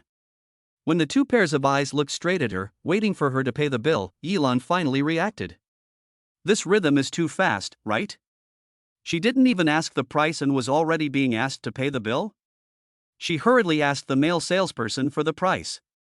When she heard the quote, she almost screamed. "Over 3 million. She subconsciously looked at Lu Shiryao, her eyes wide open. Is she really going to buy it? It's over 3 million. Lu Shiryao received her pleading look and nodded with a half smile. "Buy it." Yilan turned her head back, took a deep breath, looked at the salesman, and smiled politely. "Where do I swipe my card?" When the two of them returned to the apartment building with their new car, it was already past 6 p.m. As for her white Volkswagen, at Lu Shiryao's insistence, it was left to the 4S shop for scrapping. Lu Shiryao said that there was only one parking space downstairs, and that two cars couldn't be parked there, but Yilan guessed his ulterior motives, so she let him have his way. Back at the apartment, Yilan was lying on the sofa, completely unable to move, feeling as if she had not stopped moving all day. She had been busy at the company all morning, had no rest at noon, had a fight with Chen Ningyuan at the Civil Affairs Bureau in the afternoon, went to the mall to buy a ring, and finally ran to buy a car. Perhaps it was the pregnancy, but she was now especially tired and sleepy. Especially when she relaxed, her eyelids drooped in the blink of an eye. Lu Shiryao came out of the bathroom and saw Yilan lying on the sofa, half asleep. He sat down and whispered, "Are you sleepy?" Yilan replied vaguely with the last vestige of her consciousness, "Yeah, I'm going to take a nap. I'm sleepy." Lu Shiryao wanted to let her sleep, but he was worried that she wouldn't eat anything at night, which would be bad for her health. After all, there were still 3 babies. After thinking about it, he leaned over and whispered in her ear, "So you'll get up and eat something after you sleep for a while?" Yilan was so sleepy that she couldn't open her eyes, and she only mumbled an unconscious yes in a daze. Seeing that she fell asleep in seconds, Lu Shiryao shook his head helplessly and smiled. He took a blanket from the room and covered her with it. Then he went out to the small balcony outside the living room and lit a cigarette. He doesn't have a strong smoking habit, and he doesn't smoke much anyway. After learning that Yilan was pregnant, he never smoked in front of her again. Now he is taking advantage of the fact that she is asleep. After taking 2 puffs, he looked at the time. It should be morning in the United States. After a few seconds of contemplation, he dialed a phone number. It was his good friend in the United States. While waiting for the call to be connected, he took 2 more puffs. "Hello, Iris, what brings you to call me?" Hearing his friend's voice, Lu Shiryao exhaled a smoke ring, exchanged a few words with his friend, and then got down to business. After listening to him, his friend's tone immediately turned serious. "Iris, have you thought it through? Marriage is sacred. You're still young, and you haven't even had a girlfriend. Don't make a decision that you'll regret in the future because of a moment of impulse." Lu Shiryao knew that his friend was well-intentioned, but why did it sound so unpleasant to him? He said in a low voice, "Jerry, I've already made up my mind. You just have to help me get this done. Remember, don't let my family know. No one." Jerry on the other end of the phone was silent for a few seconds, then sighed, "I understand. Don't worry, and good luck." After hanging up the phone, Lu Shiryao sent his and Yilan's information to his friend. Back in the living room, Yilan was sound asleep on the sofa, showing no signs of waking up. Lu Shiryao simply sat on the floor next to her on the sofa and picked up the new dad on the coffee table and read it. In the quiet space, the two were enveloped in a warm yellow light, and the years were quiet and harmonious, indescribably warm and harmonious. Chapter 37, Why Don't We Take Turns Driving? Yilan woke up and opened her eyes to see the familiar ceiling and a large amount of sunlight streaming into the room through the curtains, which was a little blinding. Is it morning? Has she been sleeping since she came back last night? She was wondering when Lu Shiryao pushed open the door and walked in from outside. Seeing that she was awake, he came over and sat down by the bed, teasing her. "Sleeping Beauty finally woke up? I actually slept for so long?" She herself found it hard to believe, and it was no wonder that she felt so relaxed after waking up.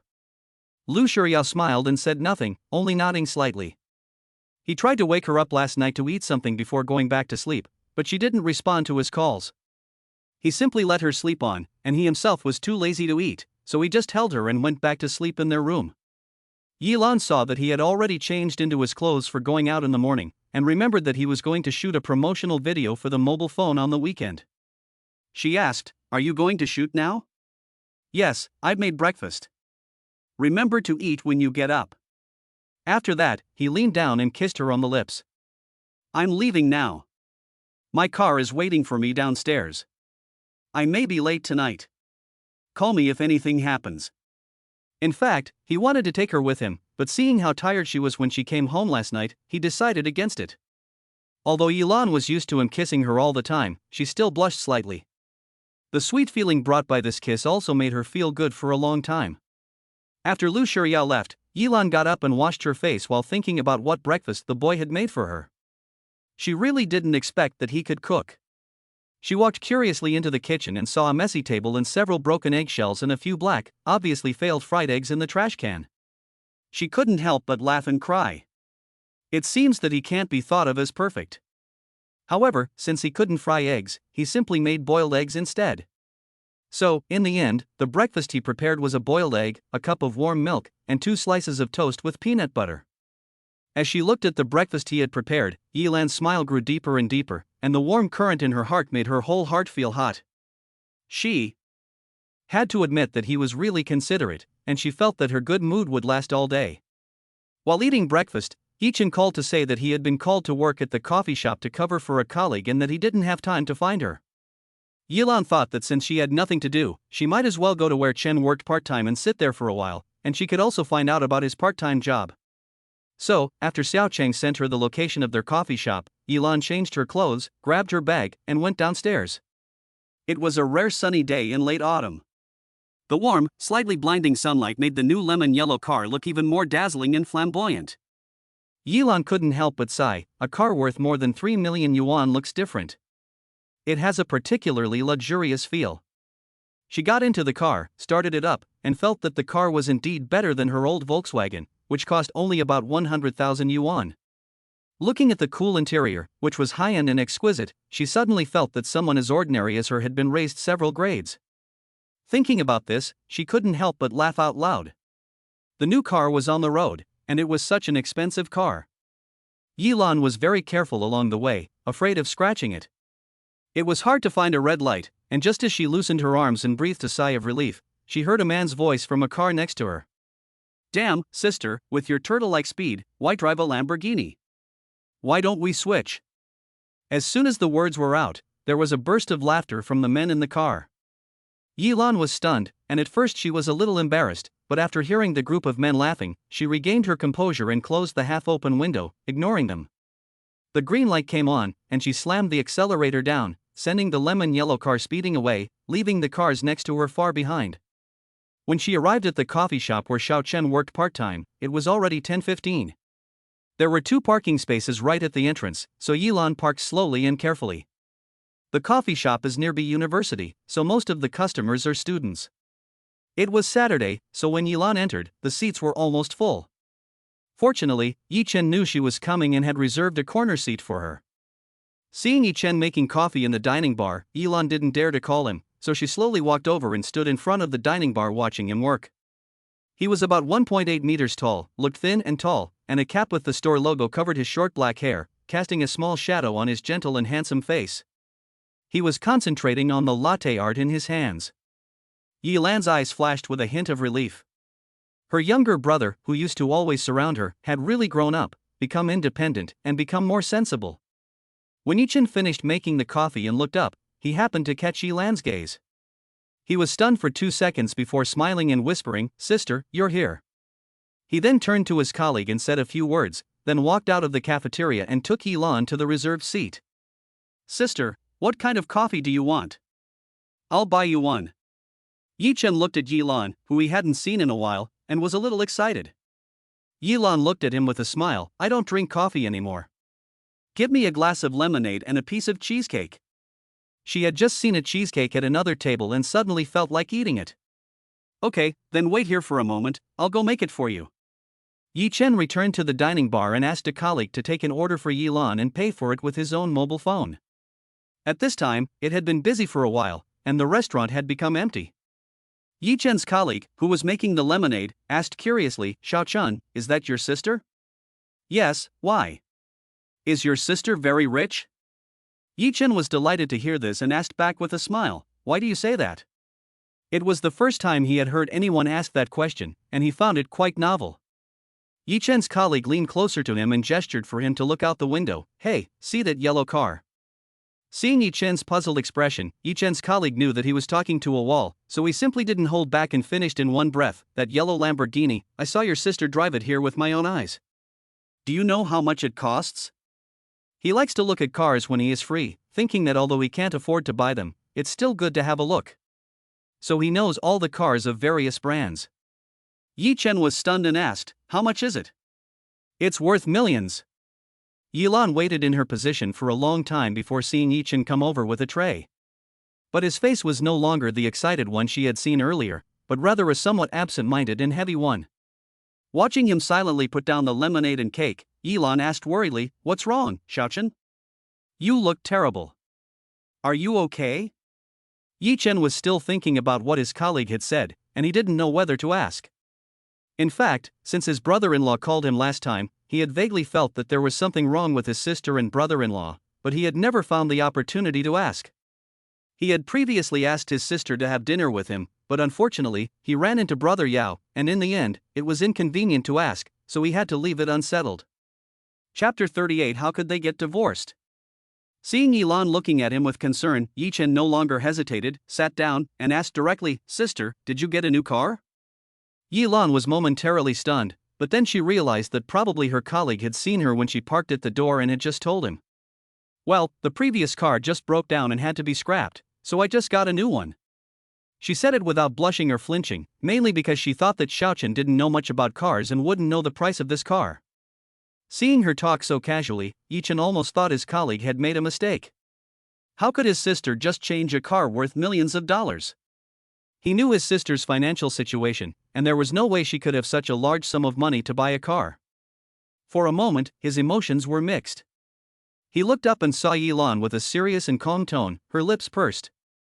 "Xiao Chen, the reason I asked you to meet me today is to tell you that I have divorced your brother-in-law. In the future, if he calls you, you don't have to answer." Yi Chen's head was stunned, and he looked at Yilan with wide eyes. "Divorced? How could they get divorced?" He guessed that the two of them might have had a fight, but he never thought that they would divorce. After all, their relationship had always been very good. He started calling Chen Ningyuan his brother-in-law when he was 9 years old. Every time his sister took Chen Ningyuan back to his hometown, he liked to surround Chen Ningyuan and pester him to tell stories and play games, and Chen Ningyuan also patiently accompanied him to make trouble. Over the years, he would share with Chen Ningyuan anything that he couldn't tell his sister. In his heart, Chen Ningyuan was not only his brother-in-law, but also like a real brother to him. When he suddenly heard the news, he really couldn't accept it. Xiaochen, divorces are so common these days. I've been with him for so long, and we've had more and more conflicts. When our feelings fade, we naturally separate.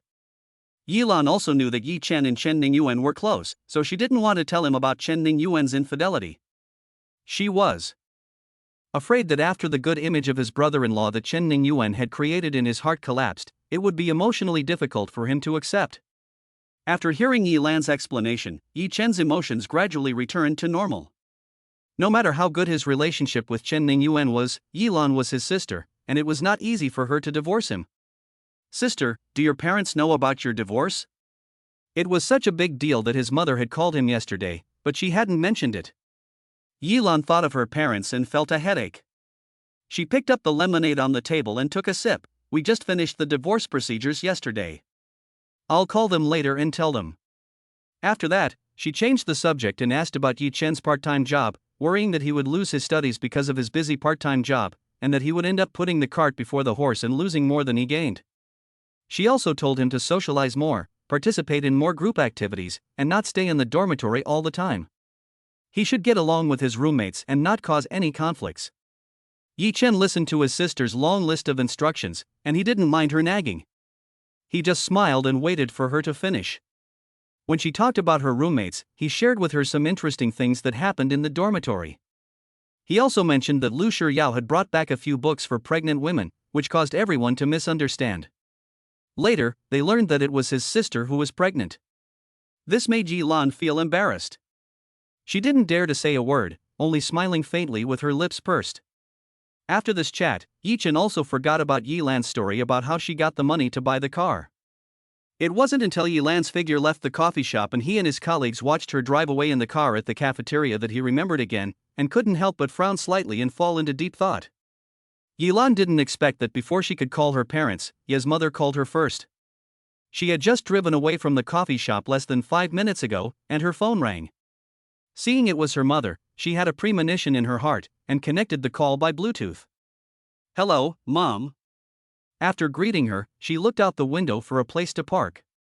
After a few seconds of silence on the other end of the line, Yi Lan's mother's voice came through, slightly heavy. "Lan, have you and Ning Yuan divorced?" "It's true." Yi Lan's heart sank. She happened to see a parking space in front of a dessert shop. She turned the steering wheel to the right while asking her mother, "Mom, who told you that?" It couldn't be Xiaochen, so it must be Chen Ningyuan or the Chen family parents? While she was still thinking, her mother's voice became agitated. "His mother just called me." Lan, how could you not discuss such a big matter as divorce with me and your father? You've been together for 10 years, and you're not young anymore. How could you be so rash and just leave? I really don't know what you were thinking. You've been with him for so many years, and it was finally starting to get better. Life was getting better day by day, and you just... At the end of her speech, Ye's mother couldn't help but sigh heavily with emotion. Yi Lan listened quietly to what her mother had to say, parked the car, and then repeated the divorce story she had told Yi Chen. At the end, she asked, "Mom, what else did Chen Ningyuan's mother say?"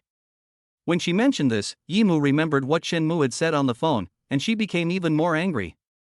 She said that Lan would never lay eggs, that she had not given the Chen family a son or daughter in all these years, and that she had the face to take away all the money her son had worked so hard to earn over the years. In a fit of anger, she blurted it all out like a bamboo tube. Lan, is what your mother said true? Did you make Ning Yuan leave the house with nothing?"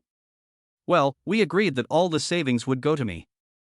Yi Lan did not expect that Chen Ningyuan had explained so clearly to Chen's mother.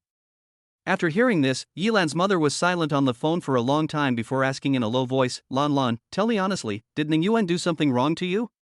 Yi Lan was stunned for a moment, her eyelashes fluttered lightly, and after a soft she turned to persuade her mother, "Mom, these things are in the past.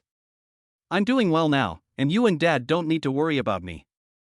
Just take care of your health.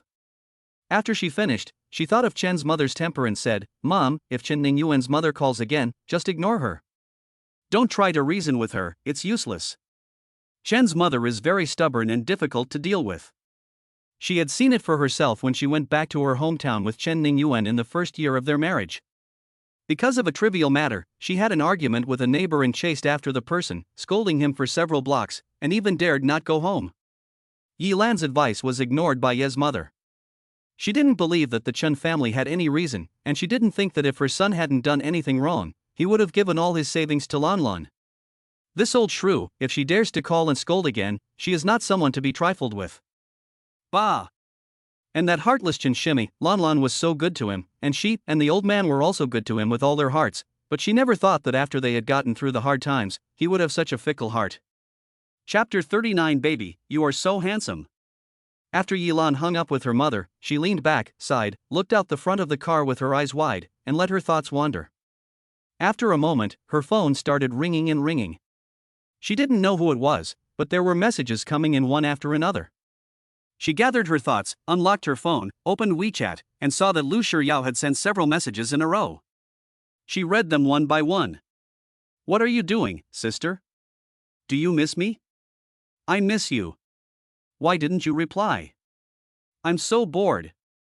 Have you eaten yet? Remember to eat, don't let my sons get hungry. Yi Lan's heart grew a little sweeter, but then she saw the back of the picture and laughed again. Is this person a male chauvinist who only talks about his sons? Just as she was about to send him a message, she saw another photo in the chat box. It was probably too large to send at once, so it was still loading. She waited patiently, wondering what he would send next.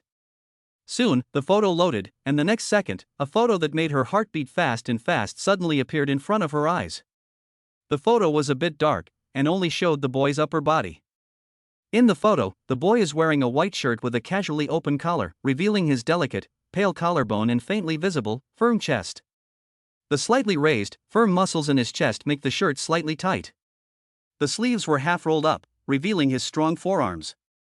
One hand was raised to his ear, as if he was on the phone, and the sapphire blue earring on his earlobe was flashing with a fine light. The other hand was half bent, presumably inserted into his trouser pocket. His hair is still grayish-white, but it has obviously been carefully trimmed and is shorter, adding a touch of masculinity to his delicate features.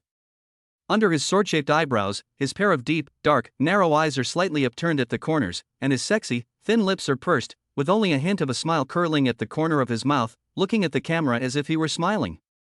Yi Lan couldn't help but zoom in. On the photo, staring at the boy without blinking, her heart fluttering wildly. He was so handsome. And so desirable. As she looked at him, a sense of joy welled up in her heart. This handsome boy was hers. The ripples in her heart spread little by little, and she felt that at this moment, her love for the boy had filled her entire chest cavity. On impulse, she sent a kiss emoticon and then edited a few words and sent it off. Baby, you're so handsome. After sending the message, she regretted it a little. Was it too mushy? As soon as the thought crossed her mind, she regretted it and wanted to withdraw it. She hesitated with her fingertips, but just as she was about to press send, her phone suddenly rang. Her heart jumped, thinking it was the boy calling, and she was a little nervous. It turned out to be her best friend, Shin Xiaoxi. She was instantly relieved and quickly answered the phone. Hello, Shishi. Honey, I'm back. Are you happy? He. Shin Xiaoxi always seems to be so energetic. Yi Lan was surprised. Where are you? How come you're back so soon? Shin Xiaoxi's voice was loud and soft. I'm at the airport. Are you free now? Come pick me up. I'll be waiting for you at exit C. Yi Lan looked at the phone that had been hung up, and then clicked into the previous dialog box. The message could not be undone, and the boy had not replied to any of the messages. She opened the photo again, clicked save, and, by some strange coincidence, set it as the wallpaper for her phone. After a while, she opened the window to let in some fresh air. She felt her face turning red. After Shin Xiaoxi finished talking to Yi Lan, she dragged her suitcase and walked towards exit C. Her work was originally scheduled to end in a week, but a senior colleague had to return to his hometown at short notice, and there was no way to cancel the work in his hands, so he could only find her to help for 2 days. It just so happened that the crew was taking a break and not working these 2 days, so she flew back directly. Since Yilan didn't work on weekends and the two hadn't seen each other in a long time, she simply asked Yilan to pick her up and they could catch up.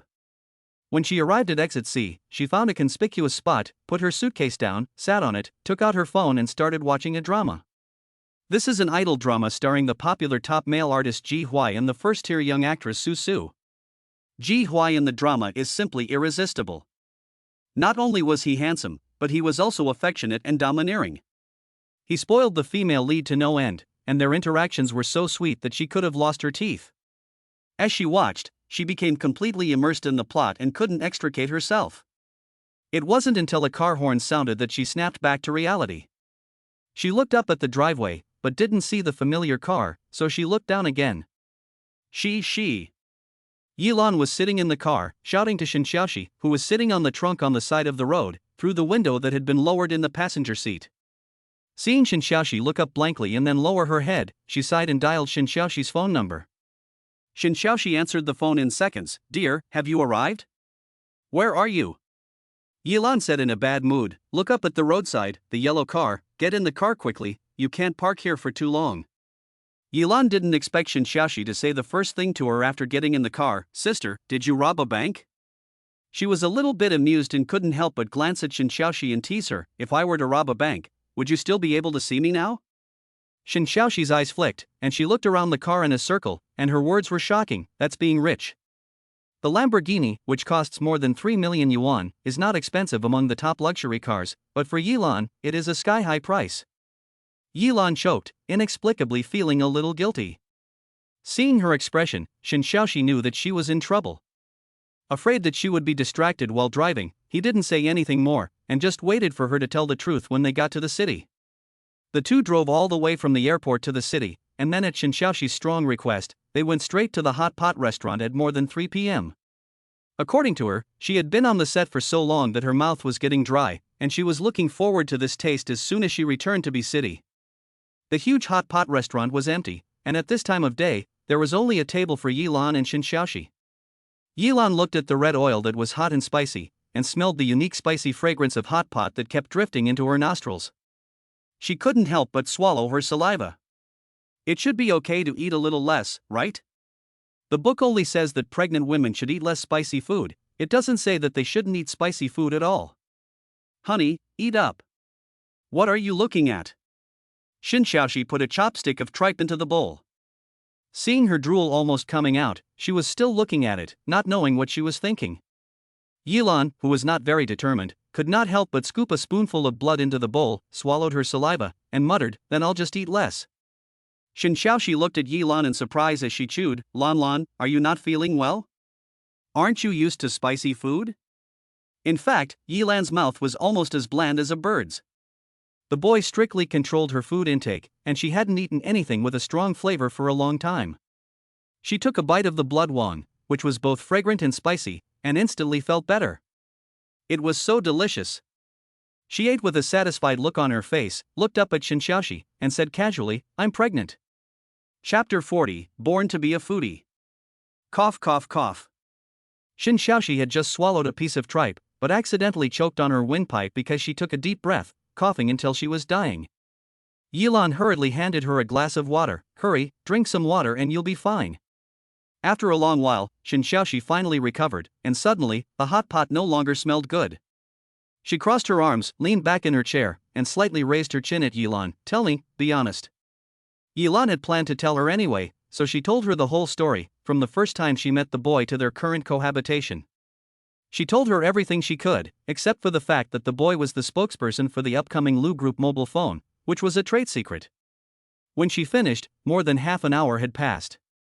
Shin Xiaoxi listened with a constant stream of tisk sounds.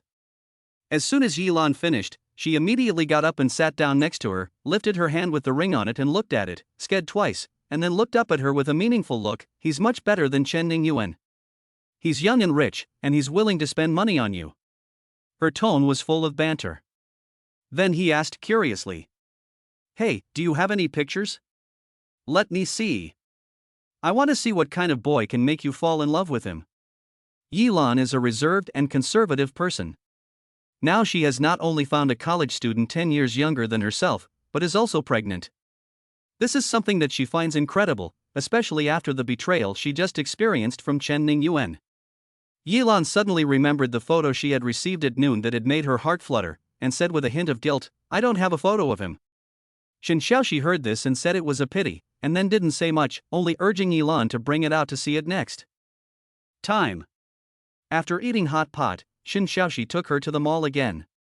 As soon as they entered, she excitedly headed straight for the maternity store, saying that she wanted to buy a gift for her godson and goddaughter.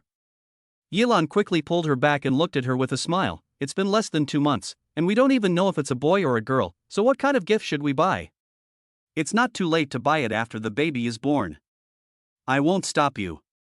Shen Xiaoxi pouted, reluctantly looking back at the super cute baby clothes, and then dragged Yilan to go shopping for clothes and cosmetics. In a studio, when Lu Shiqian came in, everyone was taking a break. The photographer was looking at the photos he had just taken, so focused that he didn't even notice Lu Shiqian walking up to him. Lu Shiqian leaned over and took a few looks. "It's not bad." The photographer was startled for a moment, but immediately reacted, smiling at Lu Shiqian and saying, "You're always so discerning, Lu. You found a gem. I'll say. This kid may not have much experience, but he has a great sense of the camera. He quickly gets the hang of it. With his face and body, even if he were to wear a burlap sack, he'd still be full of style. He can handle all kinds of styles. He's practically born to do this." After a pause, he added, "I have shot many top male artists, but this kid is definitely the one." He raised his thumb. Lu Shiqian nodded in satisfaction. His younger brother Lu Shiqian could not be any worse, and those people certainly could not catch up with him. He patted the photographer on the shoulder to show his satisfaction, then turned on his heel and walked over to the boy who was sitting in the corner taking a break. Lu Shiyao was lounging in a recliner, dangling his legs and playing with his white cell phone with his long fingers. The message Yilan sent him at noon was playing in his head over and over again. "Baby, you're so handsome." His lips curled up higher and higher. Suddenly, a thought crossed his mind, and he took out his phone again to take a selfie. He looked down at the photo and said, "Not bad." After confirming that he was still so handsome, he sent it to Yilan. The dark pupils of his eyes fell on the message again and again, and he silently repeated the word baby in his heart. Suddenly, his lips curled up again, and a soft light flashed in his eyes, making him feel inexplicably embarrassed. A snorting sound came from the other side, and Lu Shiao immediately locked his phone screen and looked in the direction of the sound with a sharp gaze. "Don't glare at me, baby." Lu Shiqian smiled and teased, deliberately emphasizing the word baby in a strange tone. Lu Shiao burst into laughter. "Get out. I never thought that the Honorable President Lu was actually a peeping Tom." Lu Shiqian gracefully crossed his long legs and said seriously, "You can't say that. I was watching it openly." He was just curious about what the kid was looking at, and at one point he was shy and at another he was smiling from ear to ear. He was even taking a selfie with his phone, and didn't even notice that someone else was sitting next to him. Who knew that the first thing he saw was the couple's intimate chat? He was quite surprised. He didn't realize that this kid was so innocent, and he was so excited just by calling him a close nickname. He touched his chin, looked at Lu Shiao, and pondered for a few seconds. He wondered if the kid had ever had sex, and if it was his duty as an older brother to take his younger brother to see it. Thinking about it, he said directly, "My friends have organized a group tonight. You should come with me tonight." Lu Shiao rested his hands behind his head, closed his eyes to relax, and said lazily, "What do your friends want me to do?" "No." Lu Shiqian raised his eyebrows and patiently persuaded him, "You also know Pei Xiaodong, remember? When you were 7 years old, you fought with him without knowing the world." Lu Shiao couldn't help but recall that time in his childhood, and said casually, "Okay." After driving Shen Xiaoxi home, Yilan drove back to the apartment building alone. After parking the car, she took the shopping bags from the backseat one by one and carried them upstairs with both hands full. The light on the corner of the 4th floor had been broken the last time, so the next day she called the property management company to replace it and also checked the lights on the other floors. The lights were bright, but with her arms full of bags, Yilan still walked very carefully. These days, she goes out with the boy in the morning and evening, but now she is not used to being alone, and she always feels a bit tired climbing the stairs. After finally climbing to the 6th floor, she stopped at the door and panted slightly. She opened the door only after her breathing had stabilized, put the bags on the ground, turned on the indoor lights, changed her shoes, and then put the bags on the coffee table. Then, she leaned back on the sofa and relaxed. Phew, that's so comfortable. She sighed slightly and couldn't help but start thinking about the possibility of changing apartments. The boy had mentioned it before, but at the time she was very depressed because of financial pressure and work-related issues, and she couldn't hold back her anger and yelled at him. But now that he has that endorsement fee, even though he spent $4 million on a ring and a car, there is still $16 million left. She planned to divide the money into 3 parts. One part would be saved for the children's upbringing and education fund, one part would be used as a down payment for a suitable second-hand house, keeping the monthly mortgage within her salary range, and the third part, if there was any money left over, would be used for financial management to earn some interest.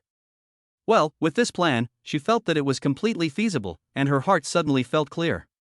She thought about it and decided to discuss it with the boy when he returned.